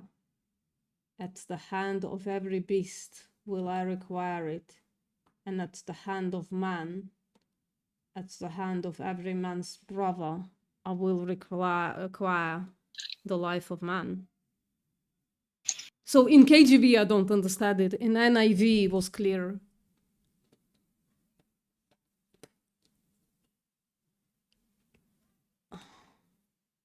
Maybe I'll add it later. This- I'll try to remember. This is hard to understand. The NIV thing was better. Yeah, but I'm used to reading King James, so. And then he says, who sheddeth man's blood, by man shall his blood be shed. For in the image of God made he man. So I don't know Yeah, if... a life for a life. Sorry? A life for a life in 6. Basically, you commit murder, then your life should be killed. You're taken. Yeah, but specifically for man, though. Yeah, in 6, yes. Yes. But for... So this is interpreted, this is why, like, we bleed animals, supposedly. What does this mean? The first part of 5, and surely your blood of your lives will I require. At the hand of every beast will I require. Meaning, if you kill an animal, you should be executed.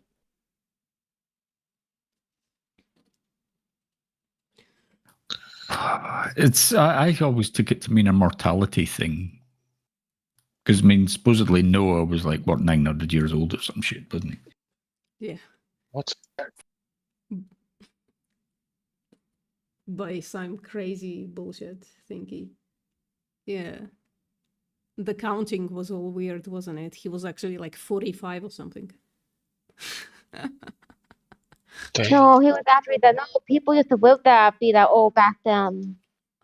Oh. Provide the evidence. The Bible. Yeah.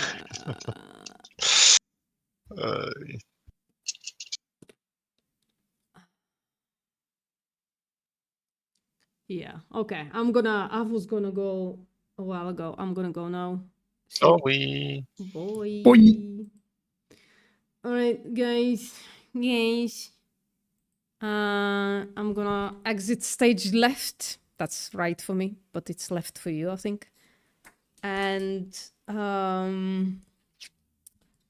yeah, interesting day. I think I have like better understanding of this argument now, so I'm gonna rewrite it slightly. But yeah, I feel regret that I didn't point out stronger the amount of motivated reasoning Tom was exhibiting there. I feel regret for that rather than anything else. Okay. Well, thank you everybody for coming. See you next time.